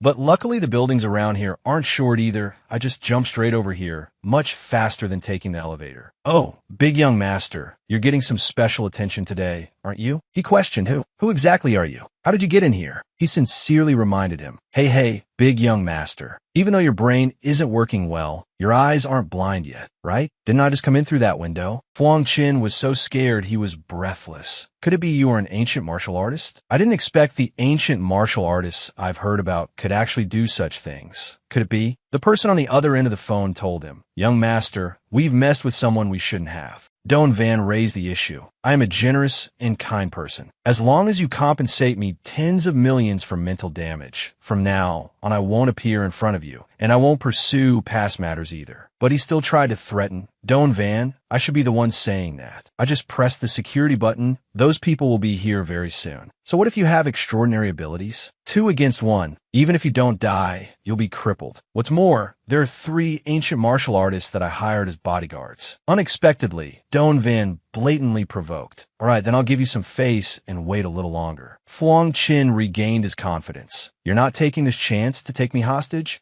Your arrogance is the exact reason for your downfall. The 3 bodyguards he called arrived right at that moment. Young Master Fuang, what happened? Fuang Qin ordered. That guy is also an ancient martial artist. He trespassed in my office. Deal with him quickly. They still loudly threatened. Who has the guts of a tiger to dare hurt young Master Fuang? Watch me beat him to pulp. Who would have thought they would meet an old acquaintance? Don Van also recognized them and enthusiastically waved his hand. What a coincidence. I didn't expect to run into you guys again. All 3 of them politely knelt down to express their respect to Don Van. Fuang Qin lost his patience and snapped. Hey, what's wrong with you 3? The opponent is just one person. Hurry up and deal with him. Qin Fong clasped his hands and apologized to Don Van. Young Master Fuang offended you just now. Please forgive him. He reassured them. Don't worry. I already said I'm a very generous person. As long as your boss obediently admits his mistake, I won't hurt him. Fuang Qin was furious inside. These 3 useless trash, admitting defeat before even fighting? Do I have to invite Grandpa to take action?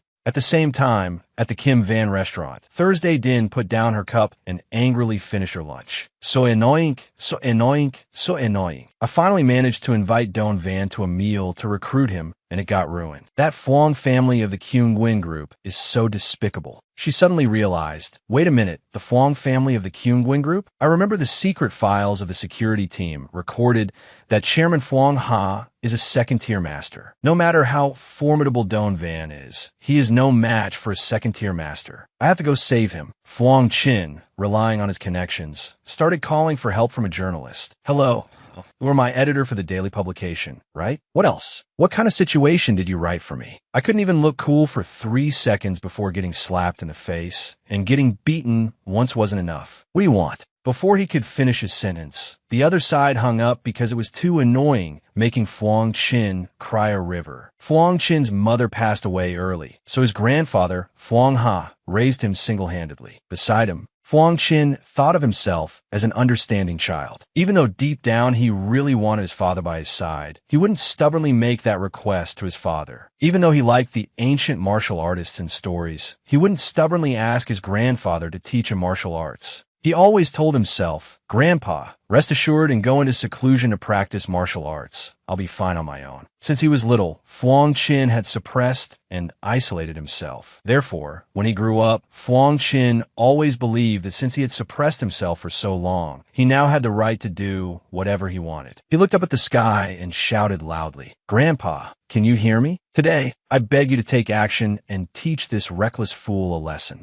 Don Van confusedly asked the 3 bodyguards, is there something wrong with his brain? Why is he suddenly screaming for his grandpa? Qin Fong explained, you don't know this, but young Master Fuang's grandfather is an ancient martial artist. In this company, he has a special skill called hearing the call in the wind. Hearing that, he marveled. Anyone who knows that would marvel. His realm must be at least 3rd tier. I wanted to learn this move before, but unfortunately, my master wouldn't let me, saying he was afraid I'd use it to do bad things. Indeed, there was a humming sound echoing in the void. Everyone could feel the entire building shaking. Qin Fong informed, he's here. His voice arrived before his person. Tu Qin, what kind of trouble have you caused again? Which master did you mess with this time? Don Van was impressed. Oh wow, this way of making an entrance perfectly matches what I just did. Fuang Ha walked in majestically, his eyes sweeping over everyone one by one. It seems everyone here is a 3rd-tier martial artist or higher, right? I am several decades older than you. so calling myself a senior shouldn't be a problem, right? Don Van showed no deference. What, you want to uphold justice? Let's get things straight first. It was your grandson who came to mess with me. Fuang Ha questioned loudly. If my grandson did something wrong, I will definitely deal with him,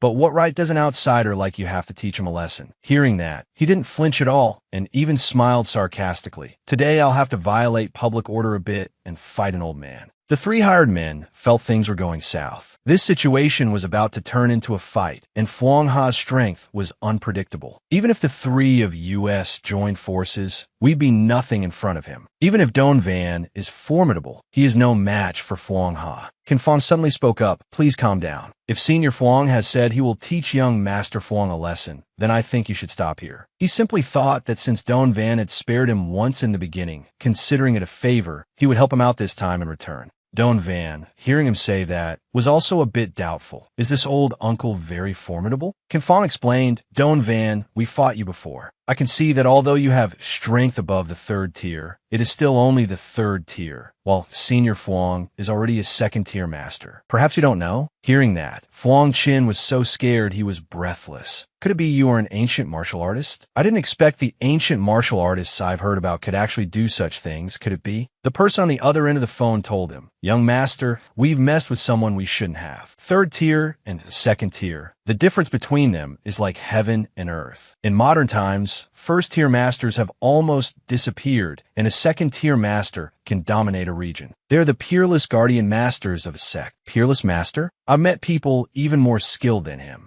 Don Van didn't say much, immediately activating the heavenly origin technique for a solo fight. Qin Fong saw that the power this time was completely different from their previous fight. Could it be that he went really easy on us that time? Fuang Ha himself was also startled. The heavenly origin technique? He raised his hand, ready to receive the attack. Old uncle, don't say I'm bullying the elderly. You make the first move. Suddenly Fuang Ha asked, if it's the heavenly origin technique, then you're Don Van? Could it be you are Don Van of the Silver Pavilion? He asked back, could it be there is a second Don Van of the Silver Pavilion in this world? Old uncle, make your move quickly. He only saw Fuang Ha clasp his hands to bow. Under the witness of the few people in the room, Fuang Ha directly knelt on the ground respectfully. Greetings, Martial Uncle Don Van. Both Fuang Qin and Don Van had no idea what was going on. Huh, what the hell is a martial uncle? Grandpa, why are you bowing to this guy? He quickly received a swift, right-handed slap from his grandfather. You blind brat, shut up immediately and hurry up and apologize to Martial Uncle Don Van. Fuang Qin had never seen his grandfather act like this before. Fuang Ha pressed his grandson's head to the ground to apologize. Martial Uncle, please forgive us. This grandson of mine is ignorant and offended Martial Uncle. Please be generous and overlook this. Don Van leisurely replied, I have my own judgment. In his heart, he was thinking, this old uncle is calling me Martial Uncle, unless it's because. After everything settled down, Fuang Ha invited Don Van to sit down and enjoy some tea.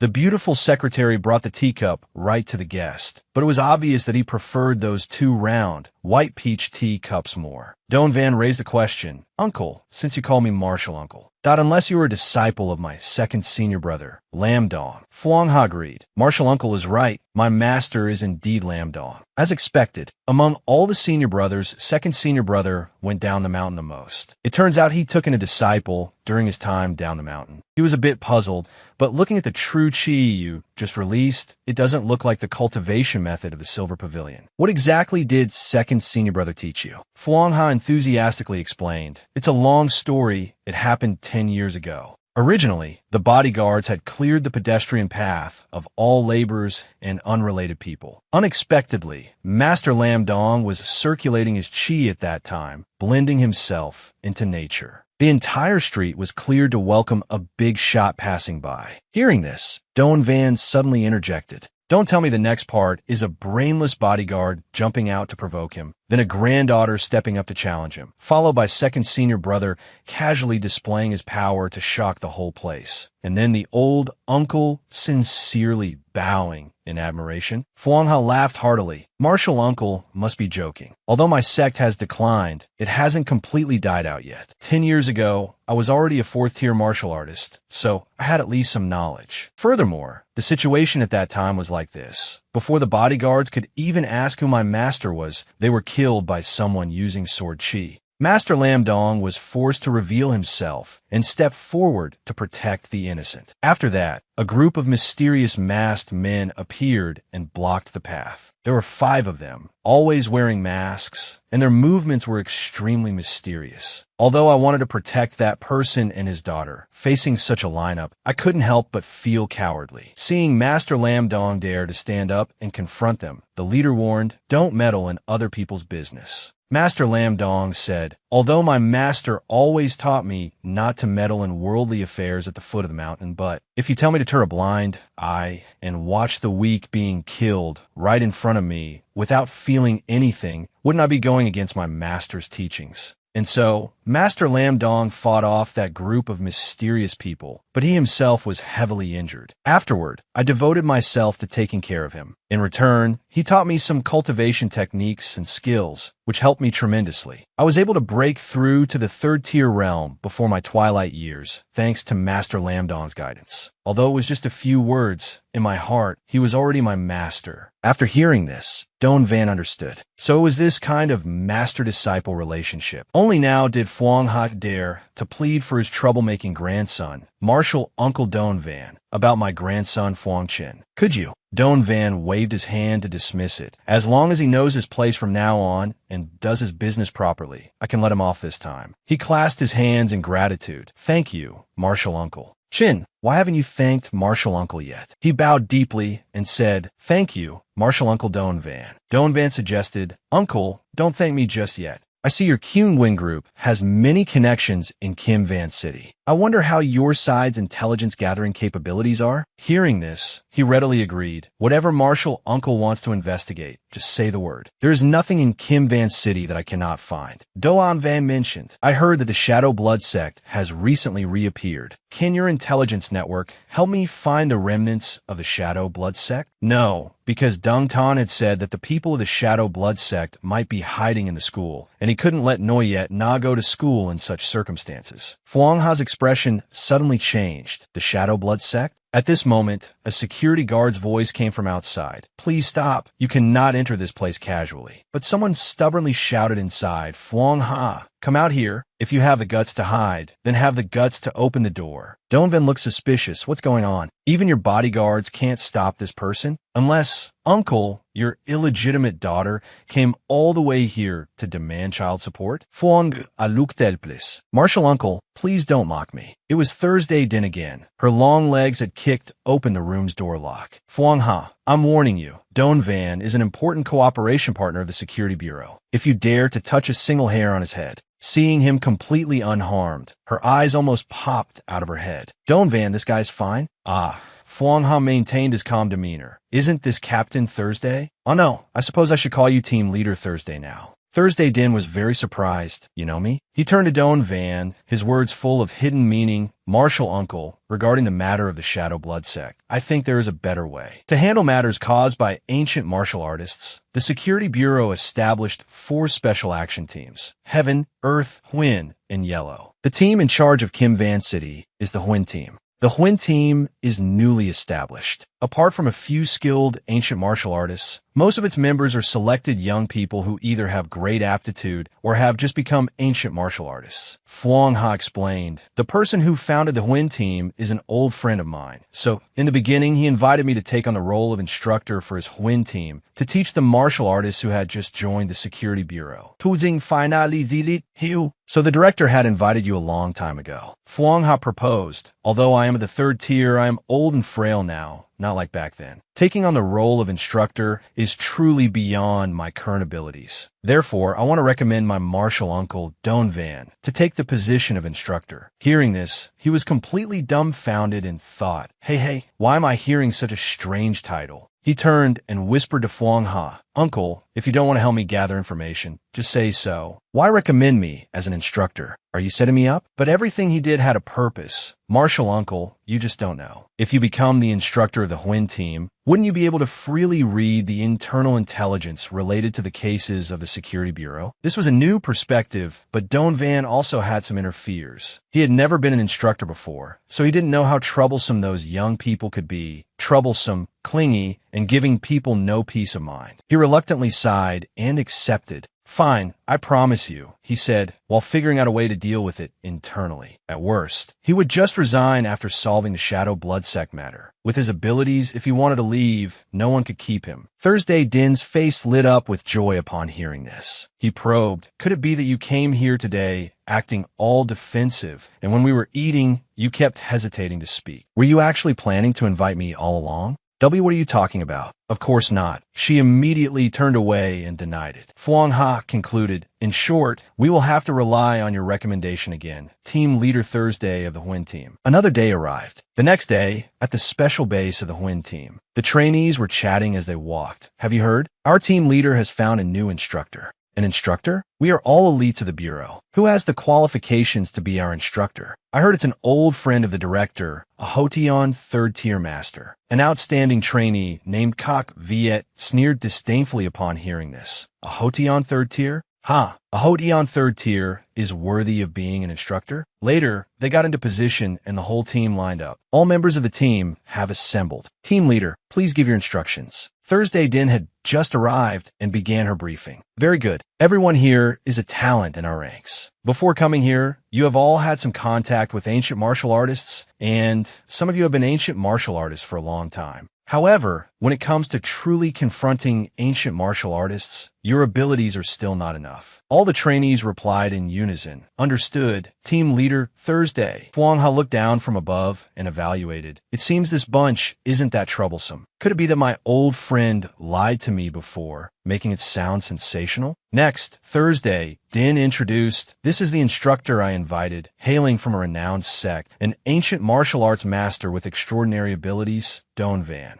Recently, the criminal ancient martial artists causing trouble in Kim Van City were dealt with by him. From now on, he will be guiding everyone, training you to become elites capable of taking charge independently. Is that clear? A certain guy spoke with a rebellious tone. Not clear. Both Thursday Din and Don Van noticed the rebellious guy. It was Kok Viet. He voiced his objection. I say, team leader, are you joking? Inviting a stranger to be our instructor. I thought he was some kind of master, but why is he a nameless nobody? I've heard before that there are very few ancient martial artists in Kim Van City. The one with the highest strength is Phuong Ha from the Kyung Nguyen group, who is at the Hotion third tier. Hearing this, Don Van turned to look at Phuong Ha. Uncle, I didn't expect you to be so famous. He explained at that time there was no one outstanding, so I just got a little known, that's all. Kok Viet continued to boast. You say that young guy is an ancient martial artist. We don't lack people who are martial artists either, and we also have extraordinary talent. Who knows, in less than a few years, we might break through to the upper third tier. The crowd behind him also clamored. That's right, what's so great about that guy? He continued, as for the criminal martial artists in Kim Van City before, the strongest wasn't even at the Hotion fourth tier. Even I could easily deal with them. If that's the case, then couldn't I be the instructor too? Thursday Din was about to teach him a lesson, but was stopped by Don Van. He then proposed, if that's the case, why don't we have a spar? Of course, Kok Viet agreed immediately. He clasped his hands and announced his name, Kok Viet, freelance ancient martial artist, peak Hotion third tier. I'm only one step away from reaching the third tier realm. What about you? Don Van didn't answer but asked back, even if I say my realm is higher than yours, you probably wouldn't believe it, right? Since that's the case, getting the answer through action will make everything clear. Kok Viet arrogantly pointed at his opponent. I only acknowledge the strong. Do you have the guts to fight me? Phuong Ha softly praised. Truly an energetic young man. Martial uncle, do you need me to step in and help you? He replied, it's fine. Straightforward students like this are also quite cute. Although it's troublesome, as long as I beat him into submission, teaching him later will be much easier. Hearing this, Kok Viet was furious, gritting his teeth and cursing this guy. Seeing that he seemed determined to teach him a lesson, Thursday, Din reminded him beforehand, Don Van, you have to show some mercy when you strike. When the sun was high, everyone had gathered at the martial arts arena. The trainees below were making a commotion. They're about to fight. Brother Viet, teach that guy a proper lesson. You are the one with the highest strength among US. Don't make us lose face. Hearing this, Kok Viet grumbled, you don't need to tell me. I'll show this guy clearly. The crowd below continued to instigate. Where did the name Don Van come from? In recent years, I've never heard of such a person in this circle. A parachuted instructor at this time. I'm afraid he's just a playboy mixing in. Hearing this, his ears twitched. Being locked up for 3 years, his legend in the martial arts world was lost, all gone. Thursday Din sat on the judge's platform, turned to ask, Uncle Phuong, Don Van is so formidable. How do you know that not many people know him? He explained, Team Leader Thursday, you don't know, my martial uncle is a member of the Silver Pavilion. When gaining experience down the mountain, he mostly used pseudonyms. So even if his real name was in the newspaper, it's not certain anyone would know. At this time, a leaf drifted down onto the arena. Kok Viet closed his eyes to feel the true chi inside, but his mouth didn't stop moving. You probably don't know, what determines the actual combat ability of a martial artist is not the amount of true chi, but the ability to control it. The difference between a person at the 3rd tier realm and above and someone at the 6th tier realm can be said to be worlds apart. After speaking, he slashed out, and the leaf was quickly split in two. Kok Viet continued to blabber flawlessly. My total amount of true chi right now is at the peak of the 3rd tier, but my ability to control true chi has reached the realm of transformation. I can unleash the power of a 3rd tier martial artist in a short time. In other words, saying I have the strength of a 3rd tier is not an exaggeration. The trainees below watched and praised profusely. This is external true chi, forming invisible sword chi. This Kok Viet's 8 extraordinary swords already has the demeanor of a 3rd tier master. Don Van, with a spirit of martial arts, also clapped to praise his opponent, while said, indeed what determines actual combat ability is the ability to control true chi. Since that's the case, I won't bully you either. In this martial arts match, I will only use true chi at the 6th tier realm. Kok Viet saw that Don Van was intending to humiliate him and got infuriated, but grunted, humph, you brat. When you lose later, don't blame the rules for being unfair. Thursday Din was worried. This Don Van, even if he wants to show off, putting himself at such a disadvantage. What if it backfires? But Phuong Ha reassured her, Team Leader Thursday, don't worry. I think Martial Uncle still has a backup plan. Don Van hesitated, unfair. It seems a bit. Before he could finish, Kok Viet arrogantly interrupted. If so, why don't you quickly take back what you just said? Not only did he not change his mind, but Don Van also increased the difficulty of the game. Since that's the case, let's add another rule. I'll let you make the first 3 moves. Is that fair enough? This time, Kok Viet was completely provoked. What did you say? Thursday Din called down from above. Don Van, are you crazy? Even if it's him, if you yield. Uncle Phuong, why are you so calm? Phuong Ha maintained his composed demeanor and replied, Team Leader Thursday, didn't I already say it?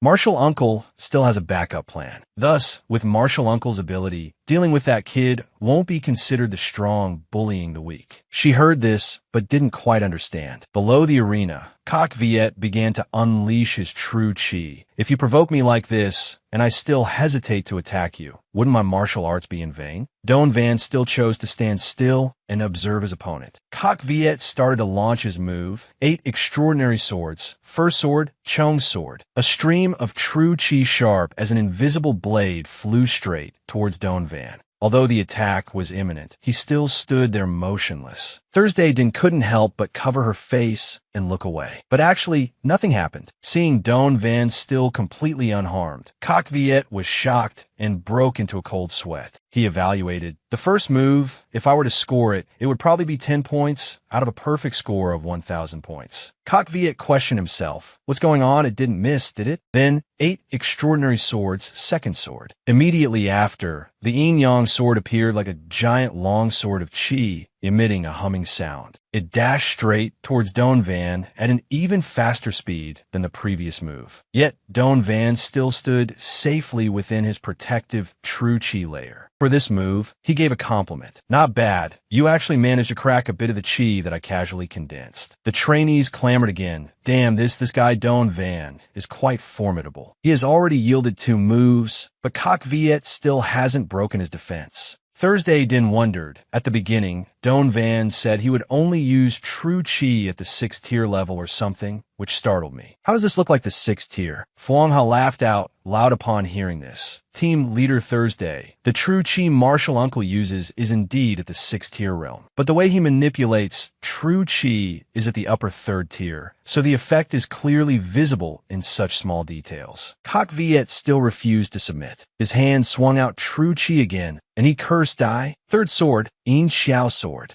With a whoosh, the long sword of chi enveloped in fire appeared and flew towards Don Van again. Strangely, he only needed to wave his hand a few times, and he already suppressed that vicious sword chi attack. No, actually, he only needed 2 fingers. Don Van announced, 3 moves are over. Now it's my turn. Coq Viet realized he was facing a freaking monster. Don Van just flicked his finger, and his Yin Xiao sword shattered like broken glass. Coq Viet fell to his knees and squeezed out 2 words, I lost. Don Van approached the trainees below the arena and asked, all right, is there anyone else who wants to come up and challenge me? They looked at each other with fearful eyes. Without saying a word, everyone respectfully clasped their hands and bowed to their master. Greetings, Instructor Don Van. In the secret base of the Huyn team, Mac Dung's voice exclaimed, is everything you said true? A trainee hurriedly confirmed, Sister Tan, it's absolutely true. Everyone thought that person was some rich young master who came here to mess around and gain experience, so they disliked him. Coq Viet took the lead in making a fuss to give him a hard time. I was afraid he would take it too far and cause trouble, so I quickly ran to tell you about this. She asked again, you said the new instructor's name is Don Van, and he is very young? The trainee affirmed, that's right, Sister Tan. Let's not dawdle anymore. Let's quickly go and stop them. Mac Dung replied in a leisurely manner, if that's the case, you don't need to worry. The trainee didn't quite understand, so he asked why. She explained, because if it's him, it seems everything has been resolved. Coq Viet wasn't hit even once, but obediently knelt down, completely convinced. Since I have accepted you as the instructor, no matter what kind of punishment it is, I will accept it all. Don Van found a bit interesting when he said that. Anything is fine? Are you that honest? But there was one thing Coq Viet still didn't submit to. Instructor Don, I only acknowledge that your strength is greater than mine. You are a martial arts genius, but you're not necessarily a genius at teaching others. The trainees caught on to this detail and started attacking again. That's right, Instructor Don, if your guidance has no effect on us, we will all rebel. Don Van found them somewhat interesting. You have a point, don't you? So I have to care for this troublesome bunch. All right then, teaching kids with psychological issues is my specialty. He was planning to teach these kids a lesson when a voice interrupted. Instructor Don, why are you here? It was Mac Dung and that trainee running over to see what was happening. Don Van thought to himself, Mac Dung? Right, I almost forgot this girl is also a member of the Huyn team. She spoke up for the kids. Coq Viet's personality is a bit straightforward, but he's not a bad person. The others are just acting up out of momentary anger. Please don't take these things to heart. Hearing this, they naturally refuse to accept it. Sister Mac Dung, why are you here? We haven't caused any trouble. Through their attitude, Don Van lamented that this group really respected her. However, Mac Dung said, you don't need to hold back. Just follow the way we trained before. The kids were terrified hearing this. Follow the way we trained before? They witnessed another shocking revelation. Wait, what did Sister Mac just say? That Don Van, could he be the person Sister Mac mentioned before? Her former instructor? Sure enough, it was effective. They started switching to praising and worshiping him endlessly. Instructor Don Van, please teach us the way you taught Sister Tom before. We are all people who sincerely want to practice ancient martial arts. You could train us however you want. Thursday Din, witnessing the whole thing, couldn't believe it. This group, they only reluctantly submitted to Don Van's strength just now. Why do they have this attitude now? Fuang Ha just chuckled. Of course, it's because of long-term influence. They kept hearing the legendary stories Mac Dung told about her instructor. Sooner or later, they would develop admiration for that instructor. Once they discovered that the person they always admired is martial Uncle Don Van, they naturally became crazy fans. Don Van smiled with satisfaction.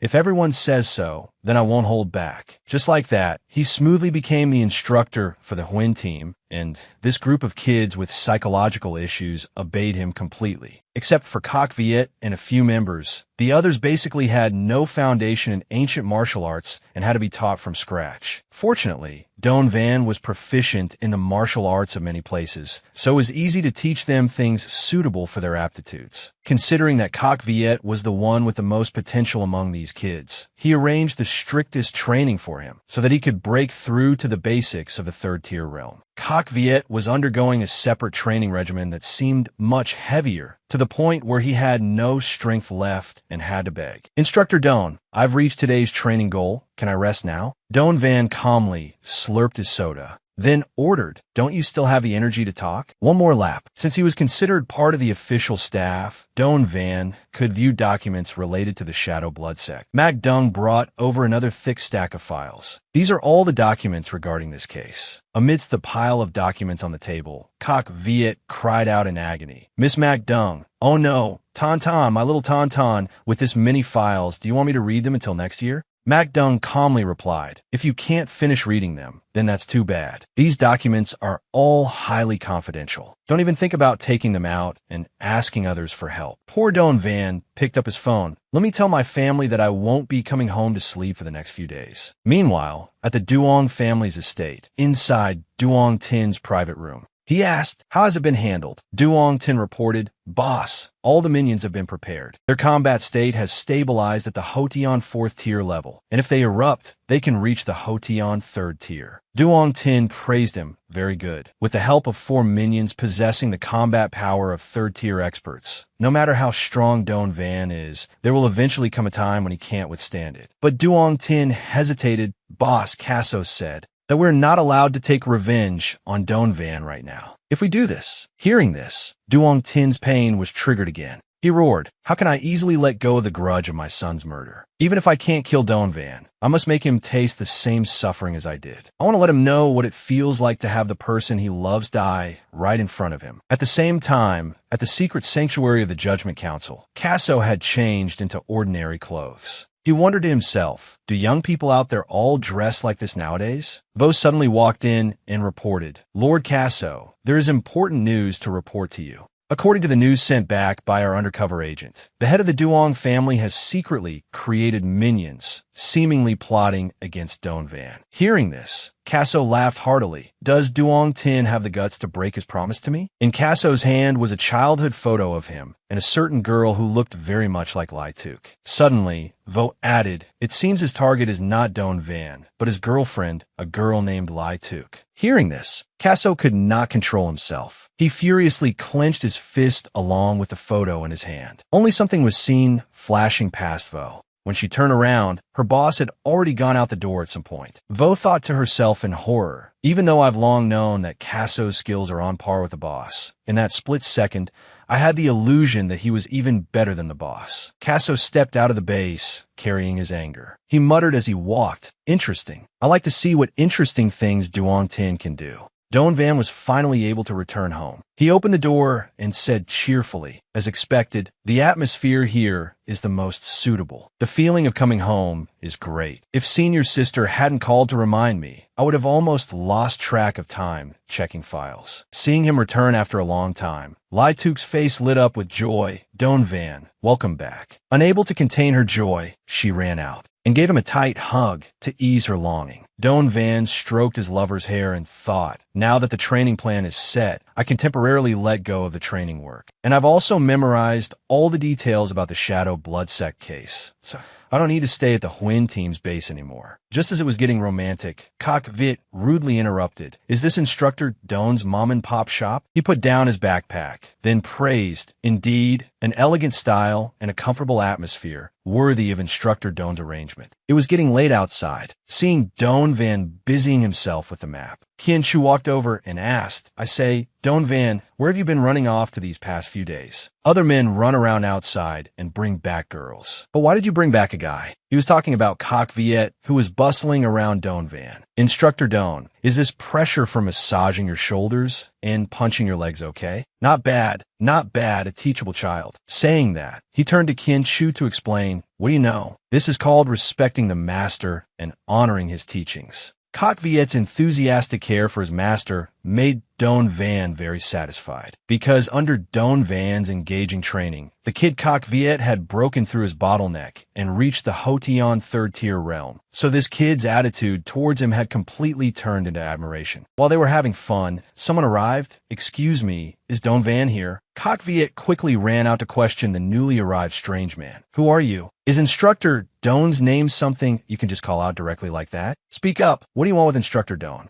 The person just politely delivered the message. "My boss, Duong Tin, sincerely invites Don Van to attend tonight's charity banquet, hoping Don Van can make an appearance." Don Van paid close attention to this name. Dung Ting. Previously, when investigating the Judgment Council with Senior Sister, I was forced to visit his house. But he adamantly insisted on clarifying his relationship with Duong Than. He even claimed that his son, Duong Than, is still doing well, studying abroad, and that the Duong Than who practices ancient martial arts is just an imposter abusing his name and ruining the Duong family's reputation. That Duong Tin suddenly taking the initiative to invite me to a charity banquet. I'm afraid there's an ulterior motive. Don Van cautiously declined. "I'm really sorry. I'm not close with Duong Tin, so I won't be attending this so-called banquet." But the person added, "My boss also said, if Don Van doesn't want to come, it's fine, but the information related to the Shadow Blood sect will just sink to the bottom of the sea." Cock Viet bristled. "Hey, what does your boss want to do?" Don't think his people from the Huyn team are easy to bully. But he was stopped by Don Van, whose expression changed to a serious demeanor. "It seems I have to make a trip." The messenger politely said, "If Mr. Don Van has accepted the invitation, then I shall take my leave here." Cock Viet insistently demanded, "Instructor Don, I'll go with you." Even without meeting him, I can feel that this Duong Tin is an eyesore. I'll teach him a proper lesson. But he revealed, "Don't be hasty, you still have another important mission.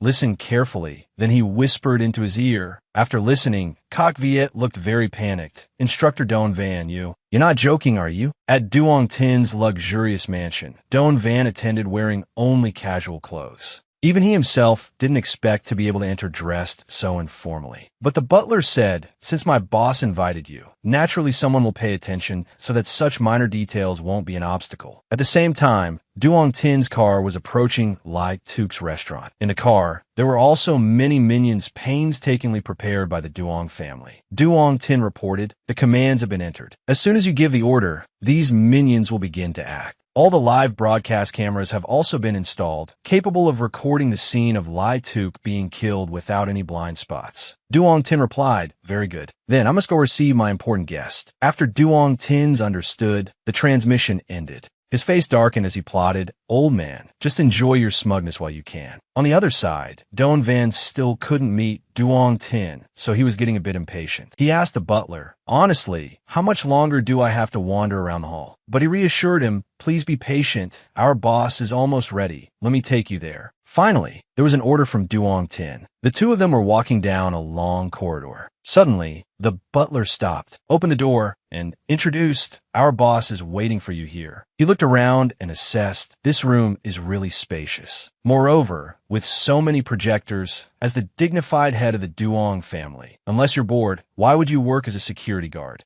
Duong Tin laid his cards on the table. "You have quite a sharp tongue. I won't hide anything. I specially invited you here because I want to show you a good play." Saying that, he pointed at the screen. "Don Van, look, this is the store that the person you love is running." Don Van maintained a calm attitude and asked, "Old man, do you want to use Lai Tuk to threaten me? Let me give you a piece of advice. Turn back before it's too late. Stop now, and I can save some face for you." Duong Tin arrogantly replied, "Turn back before it's too late? I only know that a blood debt must be paid in blood." At the same time, the screen showed the scene of the Duong family's minions rushing straight out of the car and running straight toward Lai Tuk's restaurant. Duong Tin began to threaten, "Now, my minions have stormed into the store and snatched your woman. But as a senior, I am very merciful. Tell me, how do you want your woman to be treated? Have all her limbs chopped off and become a cripple, or be tied to a cross and burned alive until death, or be thrown into a cave full of poisonous insects and bitten to death?" Don Van didn't say anything, just quietly raised his hand. Then he solemnly made his decision. "My choice is very simple. Turn your minions into dead minions." No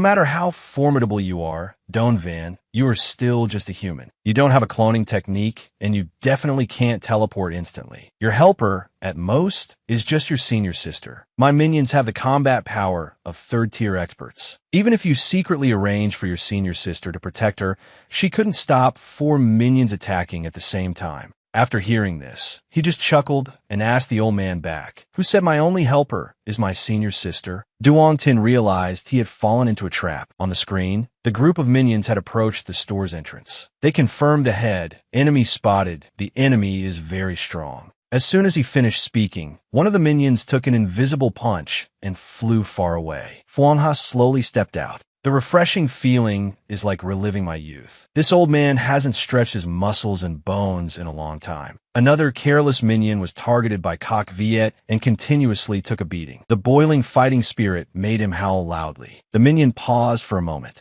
Then he unleashed his third-tier realm to intimidate Cock Viet. Cock Viet became even more excited, howling more crazily. Having just broken through to the third-tier realm, he could now fight such an expert. Cock Viet was seen moving swiftly past the minion. His whole body was covered in wounds to the point of bleeding, but the other guy was finally taken down. He howled with joy, "I will not let down Instructor Don Van's teachings." Outside the restaurant, something as round as the moon appeared. Vai was handling 2 minions alone. She closed her eyes to calm her mind and control her true chi. With a cold look, the 2 minions simultaneously bit the dust without her expending any effort. Seeing his 4 elite minions reunited in death, Duong Tin broke into a cold sweat. He stammered, How? How is this possible? How can you command 2 third-tier experts?" Don Van jokingly replied, "Old man, didn't I advise you from the start to turn back? If you dare to lay a hand on a Took, you must pay the price. But don't worry, I'm no demon, so I don't want her life." A stream of true chi was released by Don Van. But Duong Tin was no ordinary person either. He detected it and quickly dodged. Don Van couldn't believe that despite his looks, he had a second-tier cultivation base. The old man warned, "Don Van, if it weren't for someone not wanting you dead, I would have killed you long ago. You don't even have a third-tier cultivation base, so what will you use to fight me?" Don Van mocked. "Compared to your perverted son, you are more capable." The word struck a nerve, making Duong Tin furious. The true chi around him became more frantic. "I swear I will avenge my son today. Casso, I promised you not to deal with Don Van, but since he made the first move, don't blame me." His punch was about to land, but Don Van calmly activated his protective true chi. His attack could no longer touch Don Van. Duong Tin was shocked and asked himself, "How is this possible?" Don Van revealed, "There's still many things you don't expect." Duong Tin remained stubborn. "You don't even have a third-tier cultivation base. How could you block my punch?" Don Van confided to him, "Don't you know the logic that sometimes what your eyes see isn't necessarily true?" However, the old man came prepared, pulling out a bottle of pills and threatening, "Even so, you won't get out of here tonight." Seeing it, Don Van became somewhat vigilant. He saw the old man pop a pill in his mouth. Then he swallowed it in one gulp. Immediately, his true chi erupted abnormally. Duong Tin threatened, "Don Van, I want to show you what a true powerhouse is." Don Van still silently observed his opponent. If he has broken through to the first-tier cultivation base, then what on earth is that pill? But ultimately, he's just a frog in a well. Just then, the old man rushed close, preparing to open with the 7 wounds destructive flame fist. Don Van had no choice but to counterattack, thinking to himself, "I've long heard that some ancient martial artists use drugs to enhance their cultivation strength. I didn't expect Duong Tin to use this trick too." The 2 great powers collided, creating a loud explosion. Don Van stepped back to avoid a sneak attack from him. "Dung ting lao et chi fan, ha, iam in vin sin." Seeing this, Don Van didn't want to be modest anymore and started channeling true fire chi to envelop his hands. The Heavenly Genesis mantra gradually formed and circulated around his body. Duong Tin, you fundamentally don't understand what a true powerhouse is. Seeing that Don Van's power was even more formidable than a medicine, Duong Tin still threatened. "A weak second tier thinks he can beat me?" Seeing movement from Don Van's side, he also channeled his true chi and charged forward.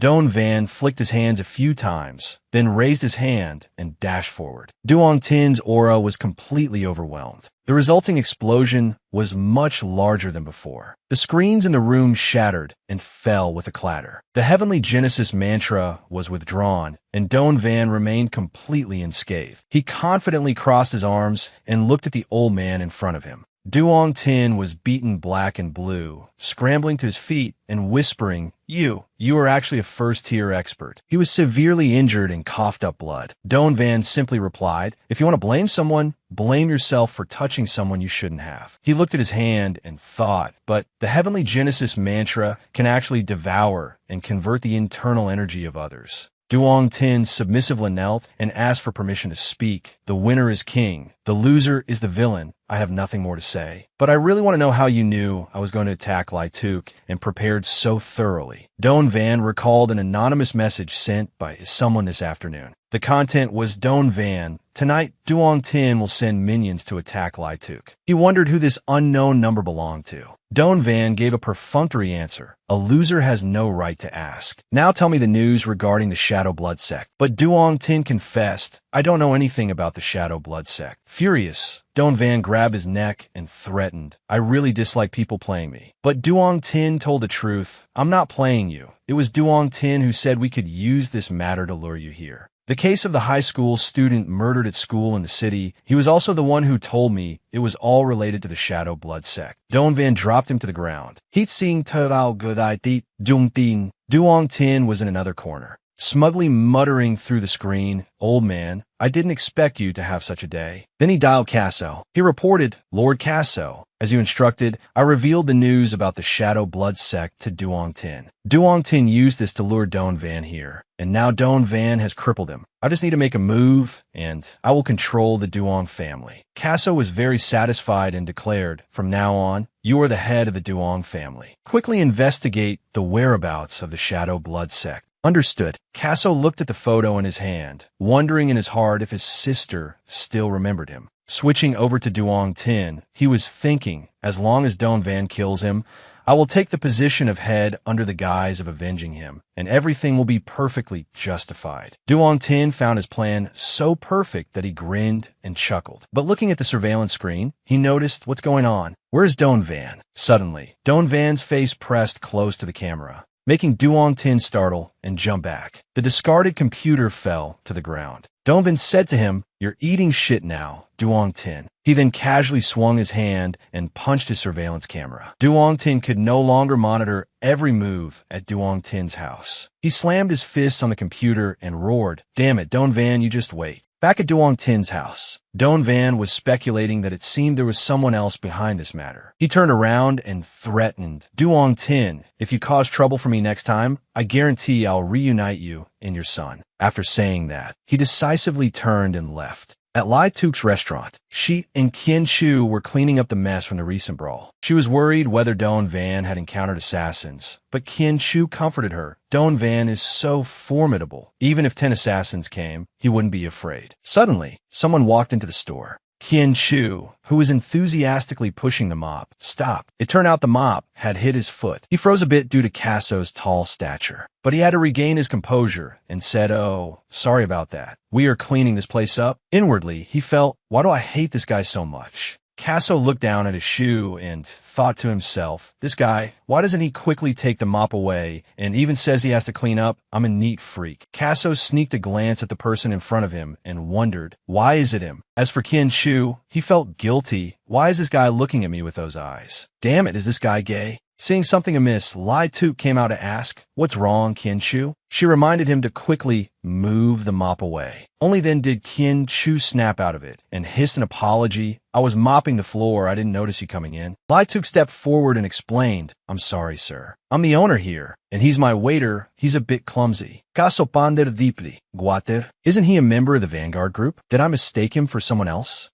Seeing his face still frowning, Lai Tuk suggested, I'm really sorry. To express our apologies, feel free to choose any dish. We'll work overtime to cook for you. That's right, this meal is on me, my treat. Casso thought, regardless of what the people from the Vanguard group want to do, as long as they don't stop me from obtaining the Heaven's origin, it's fine. He immediately showed a warm smile and called Lai Tuk sister. Both she and Qian Chu stood stunned on the spot. Who is this obnoxious guy? Why is he calling my boss sister? He spoke up. Brother, don't mistake her for someone else. This is our boss. Casso reminded her, Sister, it's me, Lai Sach. When we were little, I was always the tail following behind you. Lai Tuk seemed to remember. She asked, Lai Sach, is it really you? Why are you here? Casso made up an excuse. I just happened to come to Kim Van City for work. I heard you were here, so I came. Sister, you're so beautiful now. Qian Chu found it unpleasant to hear and cursed inwardly. What a flatterer. Lai Tuk expressed her hospitality. We haven't seen each other in many years, and you already know how to flatter people. Hurry up and come in. Let me make some delicious dishes for you, and then we can talk. Tonight was another full moon night. Phuong Deep stood calmly on a towering cliff, gazing at the moon, ignoring the person below who wanted to harm her. The man named Tu Huin challenged her. Thousand-faced fox venerable, do you think you can kill me? She turned around and replied, You are the third elder of Blood Soul, sitting in a high position, an envoy of the Shadow Blood sect. Of course, I cannot kill you. His ambition flared. At least you know your place. It just so happens I heard you keep your body as pure as gold, and perfectly enough, I can use your fresh blood to heal my wounds. After saying that, he suddenly unleashed his true qi, circulating it throughout his body. Chu Huin just cast a glance, then soared towards where Phuong Deep was standing. She also lifted her body up, closing her eyes to feel the true qi, forming an eagle stomp technique. As soon as Chu Huin flew over, she quickly stepped on his true qi and ran in the opposite direction. Knowing he had missed, he stopped. He then praised Phuong Deep, being able to use the eagle stomp under my attack. It seems you have reached at least the peak of the second-tier realm. However, you still have to die tonight. Phuong Deep had also chosen a place to land. She said to Chu Huin, Third Elder, I'm afraid you will be disappointed tonight. But he warned her, Do you think you can leave? Hearing that, she replied with a hidden meaning, With my second-tier cultivation base, I am naturally no match for a first-tier expert like you. But what if it's a first-tier expert plus my peak second-tier self? A few rose petals fell from out of nowhere, making him immediately feel uneasy. In the air, rose petals scattered down, creating a beautiful scene. But romance often comes with danger. Those petals, upon touching Chu Huin's body, were no different from sharp daggers. He roared, Playful fox, blood rose, goddess of the night, retribution under the moonlight. As the weeping blood rose, a warlord of the four great blood souls, do you also want to betray the organization? From a void echoed a few clacking footsteps. The blood rose, aka my K, appeared. Chu Huin furiously questioned, Why did you betray the organization? Speak. My K calmly replied, The fox is not wrong. As a person, one must have their own choices. Otherwise, they're just like soulless corpses, very dull. He threatened. Weeping blood rose, You betrayed the organization. Aren't you afraid of being hunted down by Blood Soul, like the fox venerable? My K resolutely answered, Being hunted down is still better than working for you bloodthirsty monsters. Besides, when have I ever been afraid of you? Chu Huin, infuriated, gritted his teeth and clenched his fists. He declared, Then today I will clean house for Blood Soul. My K also took a combat stance. Since you say I betray Blood Soul, then I will only be considered a traitor after killing you. Chu Huin leaped down from the cliff and roared, Tonight, both of you bitches must die. My K remained very calm, controlling her true qi and the rose. She began to execute her technique, viewing flowers in the fog. Just as Chu Huin landed a blow where My K was, he felt as if he hadn't hit anything. Sure enough, My K's rose appeared behind him. It transformed endlessly, forming long, thorny rose vines.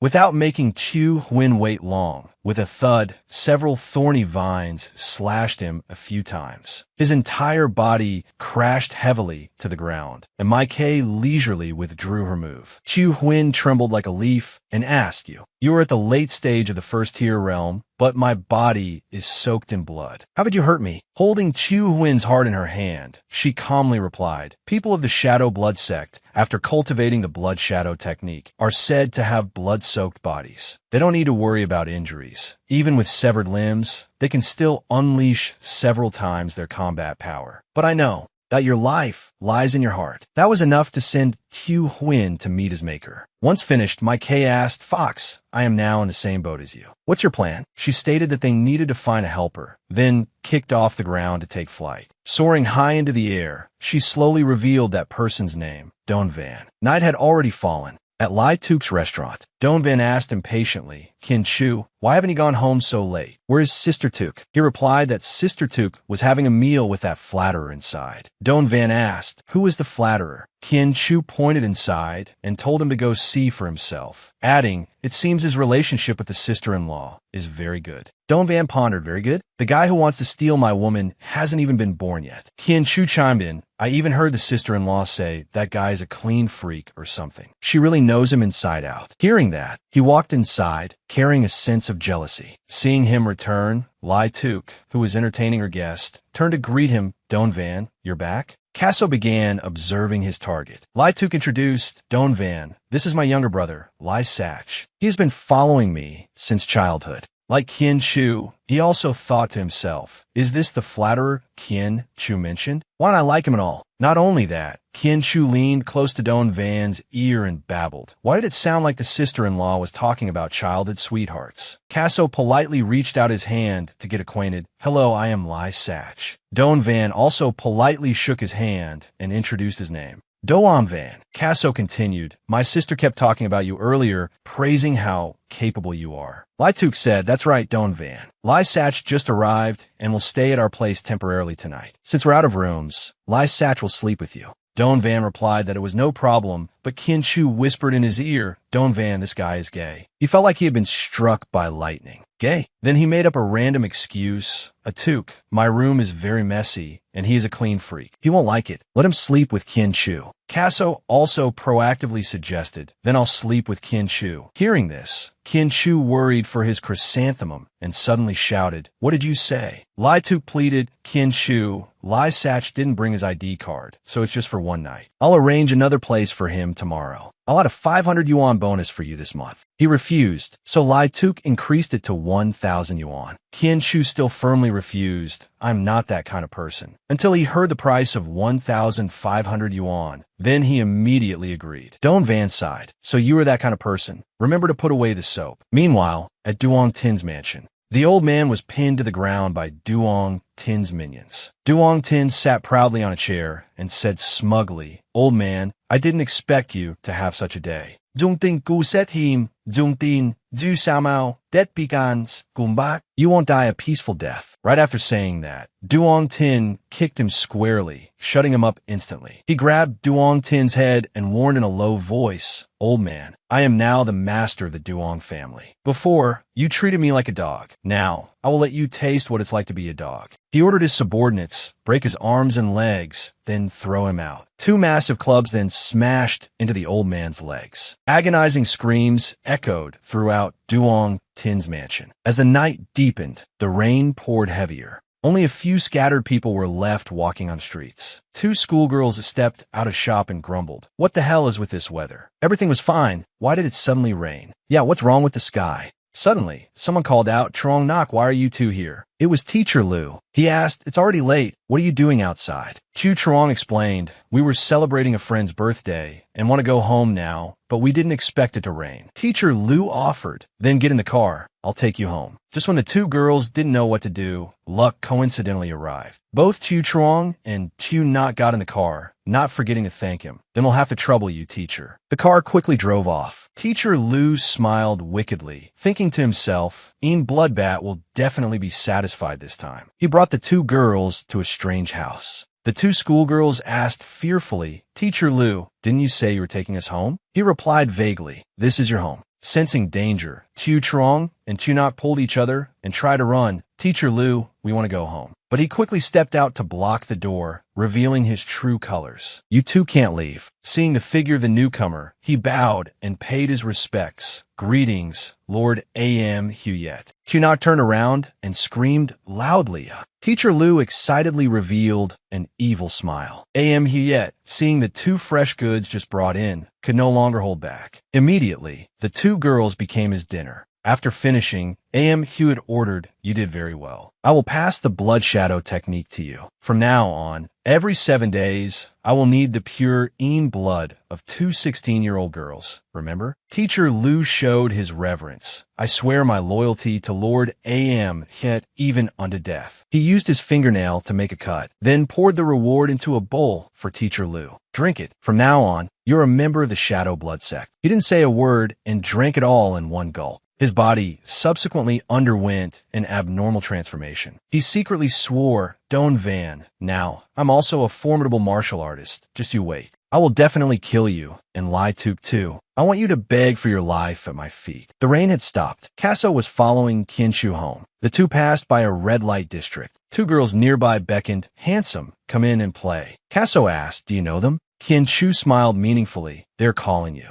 Very enthusiastic. "I see you look very tired. Do you need to relax?" He thought to himself, "To let a guy like you sleep with me, I have to let you play some stimulating games first." He didn't understand what was going on, but Qinshu revealed, "You will know soon enough." He ran to the middle of the street and said loudly, "This is my brother, a boss from another province. Help me entertain him." Countless beautiful girls rushed out. "Boss, choose me, only 100 yuan. I am Oshimjishunt. I am Pinjishunt." Casso's clean freak habits flared up again. He growled, "Let me go." First time, handsome? Seeing that he had taken the bait, Qinshu pretended to say loudly, "Have fun, Mr. Lai. I'll go back first. I'll come pick you up tomorrow morning." He thought to himself, "I knew this guy wasn't a good person. I want to see how long you can keep pretending." Unexpectedly, just as he turned away, Casso rudely threw the girls far away. He aggressively walked towards Qinshu, his whole body blazing with true ki. He stammered, Are you a martial artist of the die?" Casso said this joke wasn't funny at all, while Qinshu reasoned, "I'm telling you, Mr. Lai, they are just doing their job. Even if you don't like it, you don't have to hit them, right?"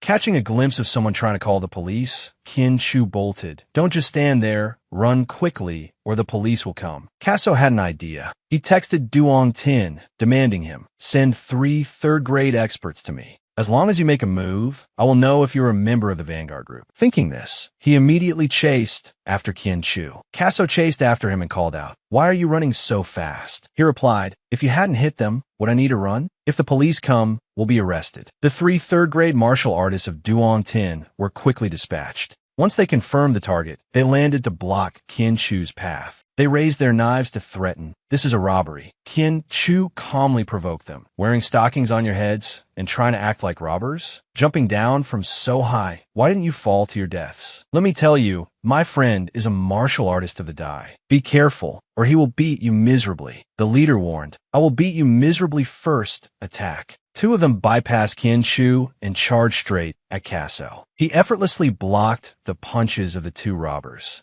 Then he pretended to struggle. "Qinshu, I can only fight 2 people." Hearing this, he stammered, "What did you say?" The robber behind was already waiting. "I won't bully you. Let's go one-on-one." Unexpectedly, he ran for his life, crying out to the heavens that he didn't know martial arts. The robber only needed 1 leap into the air. He raised his leg and delivered a kick that took down Qinshu. He fell face forward, completely unconscious. The charade finally stopped. The robbers reported, "Lord Casso, it seems he really doesn't know martial arts." He ordered, "Go back and tell Duong Tin that besides investigating the whereabouts of the Shadow Blood sect, he should also find out if a member of the Vanguard group is here." He slung Qinshu over his shoulder and thought to himself, "It seems I mistook the person, but as long as the Vanguard group doesn't stop me from snatching Heaven's origin, it's fine." At the Blood Soul branch, a subordinate reported, "Great Elder, Weeping Blood Rose has killed the 3rd Elder and fled to Kim Van City in Hoa Ha with Thousand-Faced Fox Venerable. Do we need to send people to hunt them down?" The elder calmly said, "No need." The subordinate voiced another opinion. "But Great Elder, if they go to Hoaha, the Tribunal Council is there, and we will have very few opportunities to strike." The Great Elder found it grating to hear about them. "What the hell is the Tribunal Council? Our Blood Soul is just a small branch of the Shadow Blood sect. In Kim Van City, there's one of the 4 great blood gods of our Shadow Blood sect, Lord A.M. Hewitt. I just need to report this to the superiors, and Lord A.M. Hewitt will deal with those 2 bitches very easily." At noon the next day, at Kim Van Villa in the southern suburbs, a massive source of light condensed in the sky. then shot straight down to the ground. In Sovan's office, the secretary reported, "Mayor, strange activities have appeared at Kim Van Villa. The three elders guarding Heaven's origin suffered a backlash and were injured. They can no longer suppress the Heaven Gate array." He mobilized. "Tell the security team to reinforce their weapons. Without my permission, no one is allowed to enter the villa. I'm going to the Heaven Group." Casso also detected the appearance of the colossal power. He looked up at the sky and whispered, "Heaven's origin, you have finally appeared." He immediately ordered, "Duong Tin, gather all the martial artists of the Dai for me. Hurry to the southern suburbs to check the situation." The influence of Heaven's origin was so great that ordinary people could feel its oppressive aura. Don Van placed his hand on his chest, wondering what kind of thing could awaken his heavenly origin blood. At the secret base of the Duong family, many ancient martial artists were summoned. He demanded, Lord Casso's order, everyone go to Kim Van Villa in the southern suburbs to investigate the situation. Not far away, Phuong Deep and Mai Case secretly observed the movements of the Duong family and evaluated. The Duong family is a dog of the Tribunal Council, so naturally they will be Don Van's enemies. Have you thought it through and decided to strike at the Tribunal Council? Mai Case had an interesting idea. If we want to cooperate with him, we should prepare a little greeting gift. As soon as she finished speaking, a loud explosion occurred right near where the Duong family members were gathering. Duong Tin was stunned and stammered. That is, before he could finish, he took a full kick from my Quebec. The kicking force was so strong that it sent him crashing into the wall.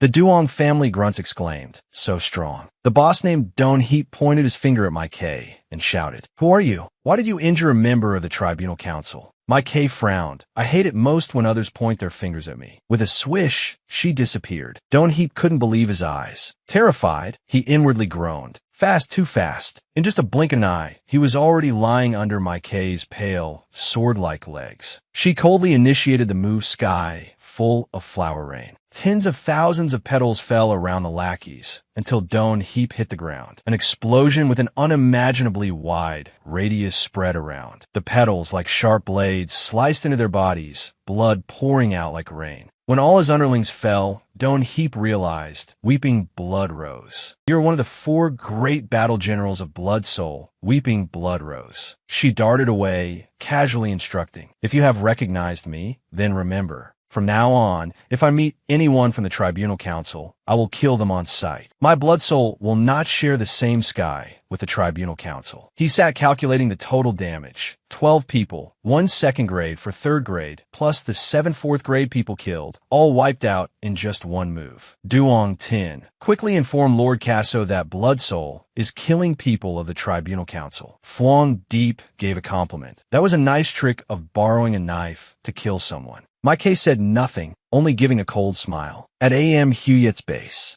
Duong Tin dragged his old body to beg for help. "Lord A.M. Huyet, as long as you let me take revenge, I will tell you all the secrets of the Tribunal Council, including Heaven's origin." He seemed interested and immediately asked, "What is that?" Duong Tin told him that it was said that by obtaining Heaven's origin, one could break through from post-Heaven 1st grade to pre-Heaven 1st grade. Furthermore, Heaven's origin could only allow a certain number of people to break through to pre-Heaven 1st grade. If the Tribunal Council gets this, they will become true overlords. Heaven's origin is managed by the mayor of Kim Van City and is currently at Kim Van Villa, guarded by experts from the Heaven Group. It's said that the Heaven Group's experts are all 1st grade or above, and there are at least 3 1st grade experts at Kim Van Villa. A.M. Huyet thought, post-Heaven 1st grade is already very rare. Above post-Heaven 1st grade is pre-Heaven 1st grade. That is the true powerhouse standing at the pinnacle of the Dai's martial arts world. Breaking through to pre-Heaven 1st grade, then the Shadow Blood sect can dominate the martial arts world. If I get Heaven's origin, then all the people of my Shadow Blood sect will break through. He channeled his true ki and extended his hand forward. Duong Tin felt an unusual power surround his entire body. That power lifted Duong Tin high into the air. A.M. Huyet said, "Now I am transmitting the blood-soaked body to you, so you can take revenge. You must obtain heaven's origin." As if reborn again, Duong Tin knelt to express his gratitude. "Thank you for the recreation, Lord A.M. Huyet. I, Duong Tin, swear loyalty to the death to Lord A.M. Huyet." Just then, Teacher Liu came in to report. "Lord, an hour ago, Weeping Blood Rose appeared at a base of the Duong family and killed a group of Dai martial arts experts of the tribunal. Council," he ordered, "you go take back the Duong family with Duong Tin first. I will deal with Weeping Blood Rose myself. Your mission is to obtain heaven's origin." The two of them obeyed at Kim Van Villa at this moment. So Van had sent 5 people to suppress the power of heaven's origin. Those 5 people were first-grade ancient martial artists, corresponding to the 5 elements: metal, wood, water, fire, and earth. A long while later, the power of heaven's origin temporarily subsided, but it seemed it still refused to yield. The 5 people, clearly showing exhaustion, came over to report, "Mayor, sir, the 5 of us can only temporarily suppress the core array. For other matters, we must go back and discuss with the group leader. During this time, absolutely do not let outsiders come into contact with it, especially people from the Tribunal Council. Now, we will take our leave." Lin Gi wondered, "Mayor, could these be the legendary 5 elements elders of the Heaven Group?" But So Van interrupted, "Don't ask what you shouldn't ask. You must personally guard Kim Van Villa. Right now, kill anyone who trespasses without mercy." Meanwhile, in another part of the suburbs, Don Van and Thursday Din had arrived. There was another corpse drained of blood.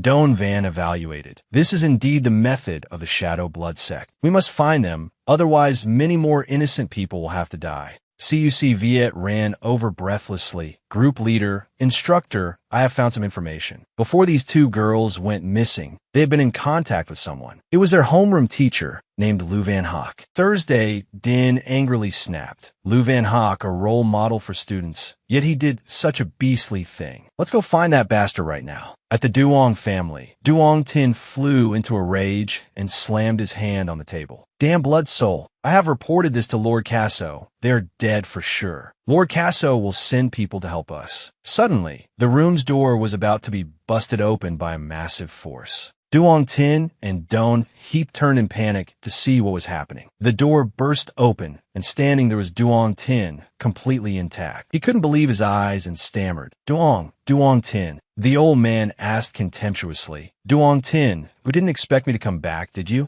He exclaimed, "Weren't you already?" Duong Tin sinisterly laughed. "That's right, you broke both my legs, but fortunately, I have to thank you for not killing me. That's why I've returned. I'll take back everything that belongs to me. You dog, and Casso too. All of you go to hell for me." Don Heap rushed in, intending to teach him a lesson. "Is Lord Casso's name for you to just call out?" Duong Tin just gently raised his hand. "Trash of the Tribunal Council." An evil aura gripped his neck, hissing, "Your doomsday has arrived." Then he crushed Don Heap like a frog. Duong Tin stammered, You have regained your strength." Duong Tin confided, "It's all thanks to you. Don't worry, since you like being Casso's dog so much, I'll send him down to meet you soon." He knew he couldn't escape today. His hand rummaged around, feeling for the gun hidden under the desk. But Duong Tin used his agile body to circle behind him, unleashing a flurry of kicks on him. Just then, Teacher Liu also finished off another bunch of underlings of the Duong family. He said, "The people the Tribunal Council left here were all trash. I've killed them all. What should we do next?" Duong Tin temporarily retracted his true key, then planned, "Tonight, I will personally go to Kim Van Villa. Then I will find Casso to settle the score." "All right, and Don Van, you really want to kill him too, don't you?" Mentioning this name, Teacher Liu furiously replied, "Not only do I want to kill him, but I also want to take his women and violate them right in front of him." The sun had risen high, while Qian Chu was still sleeping soundly in the tent. Outside, Vo had arrived to report to Casso. "I went there to check, and indeed, the one who killed our experts at the Duong family base was Weeping Blood Rose. And also, half an hour ago, Duong Tin returned to the Duong family, and Duong Tin's corpse is no longer there. The martial artists we stationed at the Duong family have also completely lost contact. It's likely they met a grim fate." Casso flew into a rage and punched the nearby tree away. He ordered, "Quickly find out what happened to the Duong family. And also, tell your group leader that I want to see him tonight. I don't want to hear any excuses. As for Weeping Blood Rose, I will issue the supreme order against Blood Soul." Vo turned pale with fear. The Supreme Order, so it's... Explanation. During the early days of the Tribunal Council's establishment, sects all over the world refused to submit, among which a sect named Tai Sun killed more than 20 people of the Tribunal Council. Therefore, the Tribunal Council decided to issue a Level 1 kill order. As soon as the Supreme Order was issued, all 1,500 people of the Tai Sun sect were slaughtered, not even sparing a chicken. Vo advised, the Supreme Order has only been used at one time, but it shook the entire martial arts world. Lord Casso, this is a serious matter. Please let me speak with the boss. Casso refused to listen and swung his hand to punish Vo. She was sent flying 10 meters away. Casso shouted loudly, I am the manager of the Tribunal Council. It's not your place to remind me of these things. You just need to relay exactly what I said. Tonight, I will wait for him at Kim Van Villa. Vo painfully clutched her chest and obeyed. At 12 a.m., at Kim Van Villa, Duong Tin had sneaked all the way there. He said to himself, as long as I help Lord A.M. Hiet obtain heaven's origin, then I will also break through to the first grade of Sciention.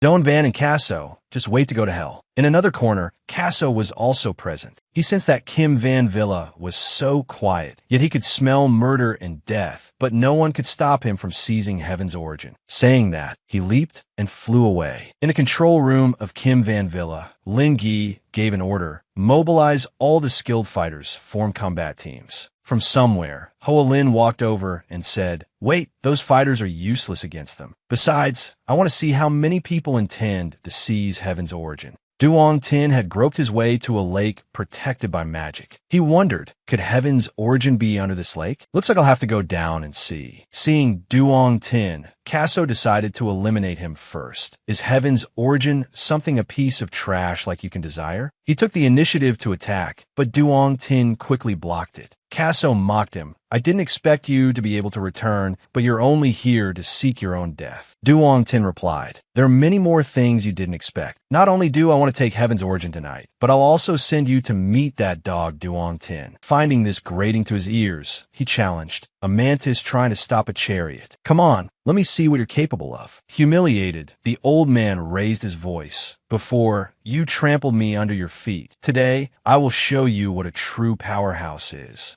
Casso noticed something unusual and asked him, a blood-soaked body. Have you joined the Shadow Blood sect? Duong Tin didn't hide it either. Casso, if you have recognized the blood-soaked body, then be sensible and accept your death. He looked at him with contempt, an unrighteous, evil path. Duong Tin soared into the sky and threatened his opponent. The blood-soaked body has helped me break through to the mid-stage of the first grade. Tonight, you must die. Casso maintained his arrogant tone. How strong is the mid-stage of the first grade? He executed the Phantom Split, and from his original body, 5 new clones appeared. All of them held one end of a black rope. The other end was tied to Duong Tin's body. The original Casso rushed over and grabbed his neck. Without saying a word, he threw him away. Duong Tin was seen falling onto the surface of the magic-protected lake. Only then did he tremblingly ask, You were at the late stage of the first grade? Casso contemptuously trampled on him. I don't even think much of the 4 great blood gods of the Shadow Blood sect, so what the hell are you? As for that blood-soaked body you think is so formidable, I just need to crush your heart, and you'll be nothing but a corpse. Duong Tin remained stubborn. Even if I can't kill you, I will make sure heaven's origin is no longer a secret. He immediately activated blood rage, and the surroundings gradually lit up. Then, he caused an explosion that shattered the magic at the lake. Heaven's origin subsequently surged outwards.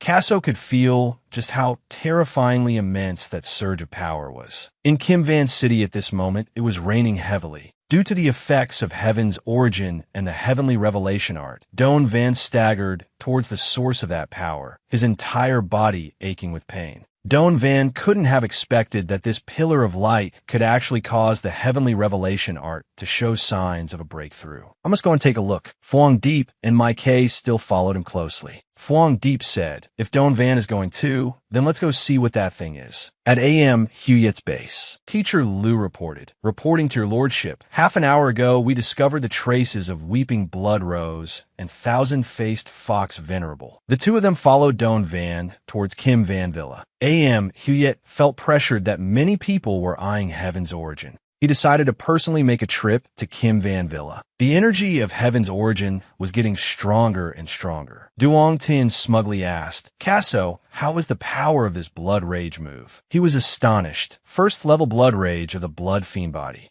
Duong Tin declared, "Today, I will use your fresh blood to sacrifice to my blood fiend body." He channeled his true ki, drawing out a stream of energy as bright red as blood. "Casso, this is the blood rage of my intrinsic blood origin. Inside the blood rage, you will die from having your fresh blood drained. Furthermore, the more you resist, the faster you will bleed." Casso didn't flinch at all and even asked back, "Is that so?" Without saying another word, he immediately got into a combat stance. First, he drew his sword to fight. Duong Tin found this sword technique familiar. It was none other than Crimson Soul, Casso's unique move. He took the initiative to stomp his foot, gaining momentum to charge forward, his whole body exuding a terrifying, oppressive aura. Duong Tin's face drastically changed.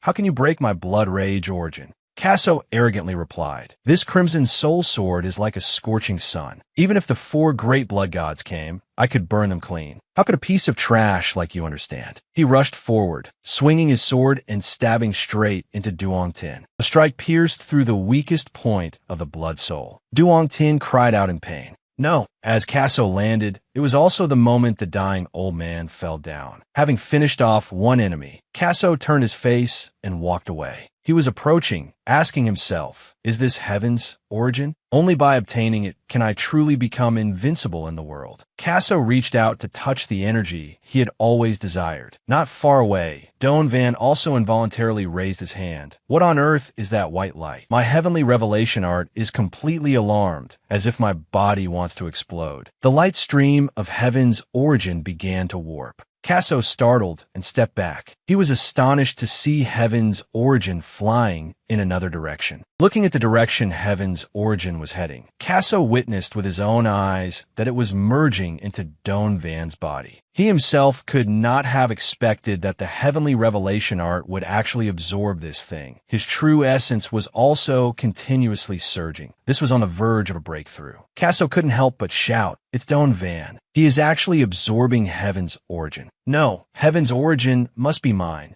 He quickly chased after Heaven's origin. Then, swinging his sword towards Don Van, he ordered, "Stop right there for me." My K threw out a rose as a warning. "You must not kill him." But Casso, with just one strike of his sword, slashed the rose away. My K's Japanese sword legs entered the fray again. She launched a kick, but Casso easily blocked it with his sword. Knowing her opponent was not to be underestimated, she stepped back cautiously. Casso, furious at being interrupted, wanted to eliminate her immediately. Neither of them yielded to the other in terms of speed and power. Casso threatened. "Weeping Blood Rose, are you truly not afraid of death, daring to oppose me?" She defiantly replied, "When have I ever been afraid of you? Moreover, both you and I are at the late stage of the first grade. How do you plan to kill me?" Casso began to find her quite interesting, truly worthy of the name Weeping Blood Rose. "Then I will kill you first before dealing with Don Van." Another person flew over in response. "There is also me, the thousand-faced fox venerable Phuong Deep." Casso mocked. "You all are quite interesting. Death is imminent, yet you still want company. Then go die together." At that moment, Don Van was being lifted high up by Heaven's origin. The heavenly revelation art in his hands radiated a completely different true chi. He swung his hand and fired a palm strike forward, which landed directly into the lake behind Casso, creating something akin to a great flood. Heaven's origin finally obediently retracted its power, turning into a yellow stone resting in Don Van's hand. He wondered what this thing actually was, to be able to make his heavenly revelation art break through to the third stage. Casso shouted loudly, "Don Van, hand over the meteorite." Seeing his weapon, Don Van easily recognized it. Crimson Soul Sword, head teacher Casso of the Tribunal Council. "You were the one who ordered the annihilation of my sect, weren't you?" He arrogantly ordered, "Since you have recognized me, hand over the meteorite to me, and perhaps I will spare your life." My case suggested, "Don Van, you saved the fox's life. Why don't I return the favor to you by joining forces to kill this head teacher of the Tribunal Council?" Don Van refused. "I feel that such a proposal is truly not bad, but this is a personal matter between him and me. His life is mine. Casso's face was filled with killing intent. Fine, then I will send you to reunite with your sect and take back the meteorite afterward. He stomped his foot and flew up to engage in battle. Today is the day you will pay the price. He also drew his crimson soul sword, swearing, I will eradicate your sect. Casso, the tribunal council killed 421 people of my sect. It is you who reap what you sow. Today you must die. He continued to challenge. Just by you? Two immense streams of power clashed into each other. K assessed, after absorbing heaven's origin, Don Van has actually attained such divine power. We basically don't even need to intervene. The collision caused an explosion of extreme destructive power in midair. Both Casso and Don Van were knocked far back. He said, you are indeed not a bad opponent. However, today I came for the meteorite, and I don't have time to play with you. He hadn't yet understood what this guy was planning to do, only seeing Casso leap high up. Using his sword to activate the heavenly taboo, a beam of light tore through the clouds and struck the ground. The light spread wider and wider, making Don Van heighten his guard. Casso launched the crimson soul sword down to where he stood. The moment the sword touched the ground, a mound of earth rose from that spot, and numerous hands reached out from the underground, clinging tenaciously to Don Van's legs. He tried to struggle, but couldn't, wondering, is this the Taoist forward art? I can't channel my true chi. Casso stated, within the range of the heavenly taboo, your true essence is useless. The earth-binding art will make it difficult for you to take even a single step. I want to see how you break my proudest skill. After speaking, he spun around and activated the profound hidden move. Casso's crimson soul sword seemed to hear the command, automatically pulling itself out of the ground. Then, from midair, it plunged straight down to where Don Van was standing, forming the Imperial Kill move. Both Phuong Deep and K were very worried for Don Van's life. Profound, hidden Imperial Kill. In Legends, with his single sword strike, his strength had reached the peak of the first grade. He was calculating. The Taoist forward art is like a barrier. Inside the barrier, true essence is useless. If it were the initial stage of the heavenly revelation art, I basically couldn't stop this strike. Wait, heavenly revelation art, shield of all things. A palm strike of his shattered Casso's cheap tricks. He was very surprised to see his sword bounce back. Quickly grabbing the sword, he charged forward again. To think you could break my forward art, however, it is merely a dying struggle. The two streams of power clashed again, triggering another massive explosion. Inside the battle, Don Van calmly continued to use the heavenly revelation art. Casso also used his sword to block an attack from him, but he looked somewhat strained. K said, to be able to break the Taoist forward art and fight on par with Casso at the peak of the first grade. Fox, you being able to find this person to help makes me truly very satisfied. Phuong Deep replied while observing. The strongest spear meets the strongest shield. Whoever's true essence can hold out until the end will be the winner. At Teacher Liu's villa, Thursday Din and the Huyn team had arrived in front of his door. The cadet confirmed, group leader Liu Van Hock is right inside. Thursday Din ordered without hesitation, arrest him, after she used her foot to smash his door open. They caught him red-handed inside the house with a female student, his mouth still smeared with streaks of blood. The female student's condition was critical. Thursday, Din shouted, Beast, let that girl go. She delivered a kick to Teacher Liu, but he caught her leg. Isn't this the female police officer beside Don Van? Several cadets rushed up, demanding he let go of the group leader. Taking advantage of the moment, he threw Thursday Din in that direction, causing several members of the Huyn team to fall in a pile. Teacher Liu put on a perverted face. I feel very interested in Don Van's woman. At Kim Van Villa, the battle had yet to be decided. Neither Casso nor Don Van was inferior to the other. While the two were still in a stalemate, Am Hit suddenly flew over and declared, Heaven's origin is mine. He forced his way into the middle of the intense battle. Thus, a third explosion was formed. Don Van and Casso were pushed back by the momentum.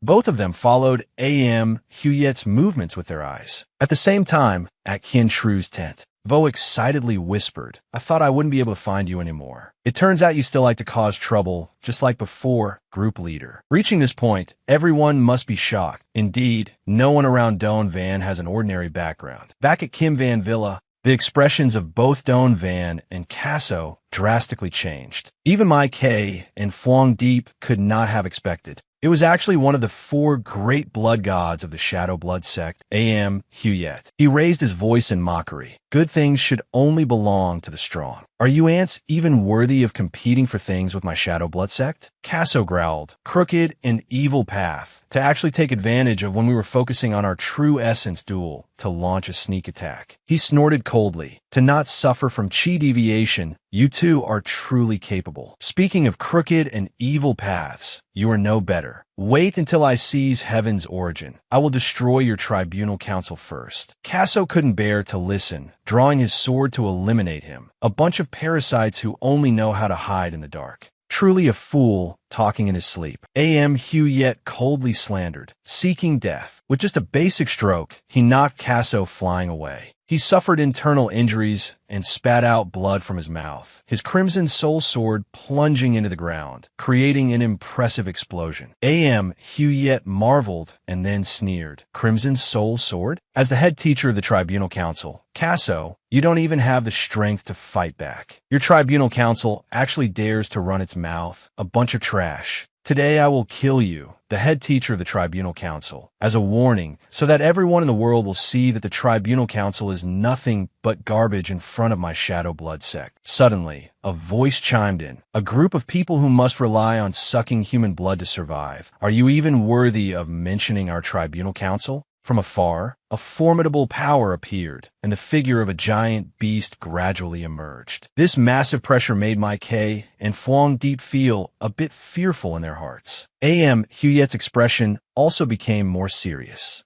Don Van unexpectedly knelt on the ground and muttered, "Giant spirit illusion, spirit silence art." Seeing someone trying to block his path, Huyet found an eyesore and shouted, "Playing gods and ghosts, get out of here." After speaking, he jumped up, intending to go one-on-one with the giant beast. From its mouth, a phantom of a martial artist shot out. Surprisingly, this person was able to take down Huyet in just a split second. He free fell through the air, but the mysterious person had no intention of showing mercy. Another series of punches and kicks landed on his face, on his chest, and on his limbs. The speed was so fast that Huyet could only scream incoherently. Fuang Deep assessed, "This person is very strong. As one of the 4 great blood gods, Huyet's strength is at least at the peak of the 1st grade. Yet right now, he doesn't even have a chance to fight back." "Who is that person?" Don Van stated. "The spirit silence art is a type of spiritual power control art. Those with formidable strength will have their power reduced by 3 levels, while the weak will even have their minds controlled. And there's only one person in the martial world who can cultivate this art. The group leader of the Vanguard group of the Tribunal Council, Nin Vong. Huyet was continually getting beaten up without end. Only after a while was he seen falling to the ground like a shooting star. At this moment, Nin Vong finally stopped his hands. Huyet was beaten by him until he lost all his vitality. Casso spoke to Nin Vong with the tone of a superior. "You have finally arrived." Nin Vong said nothing, only giving him a punch as a greeting. Casso, unable to defend in time, fell backward. Nin Vong warned, "Even though you are the head teacher, only I can teach the people of the Vanguard group a lesson. This is a little warning for you."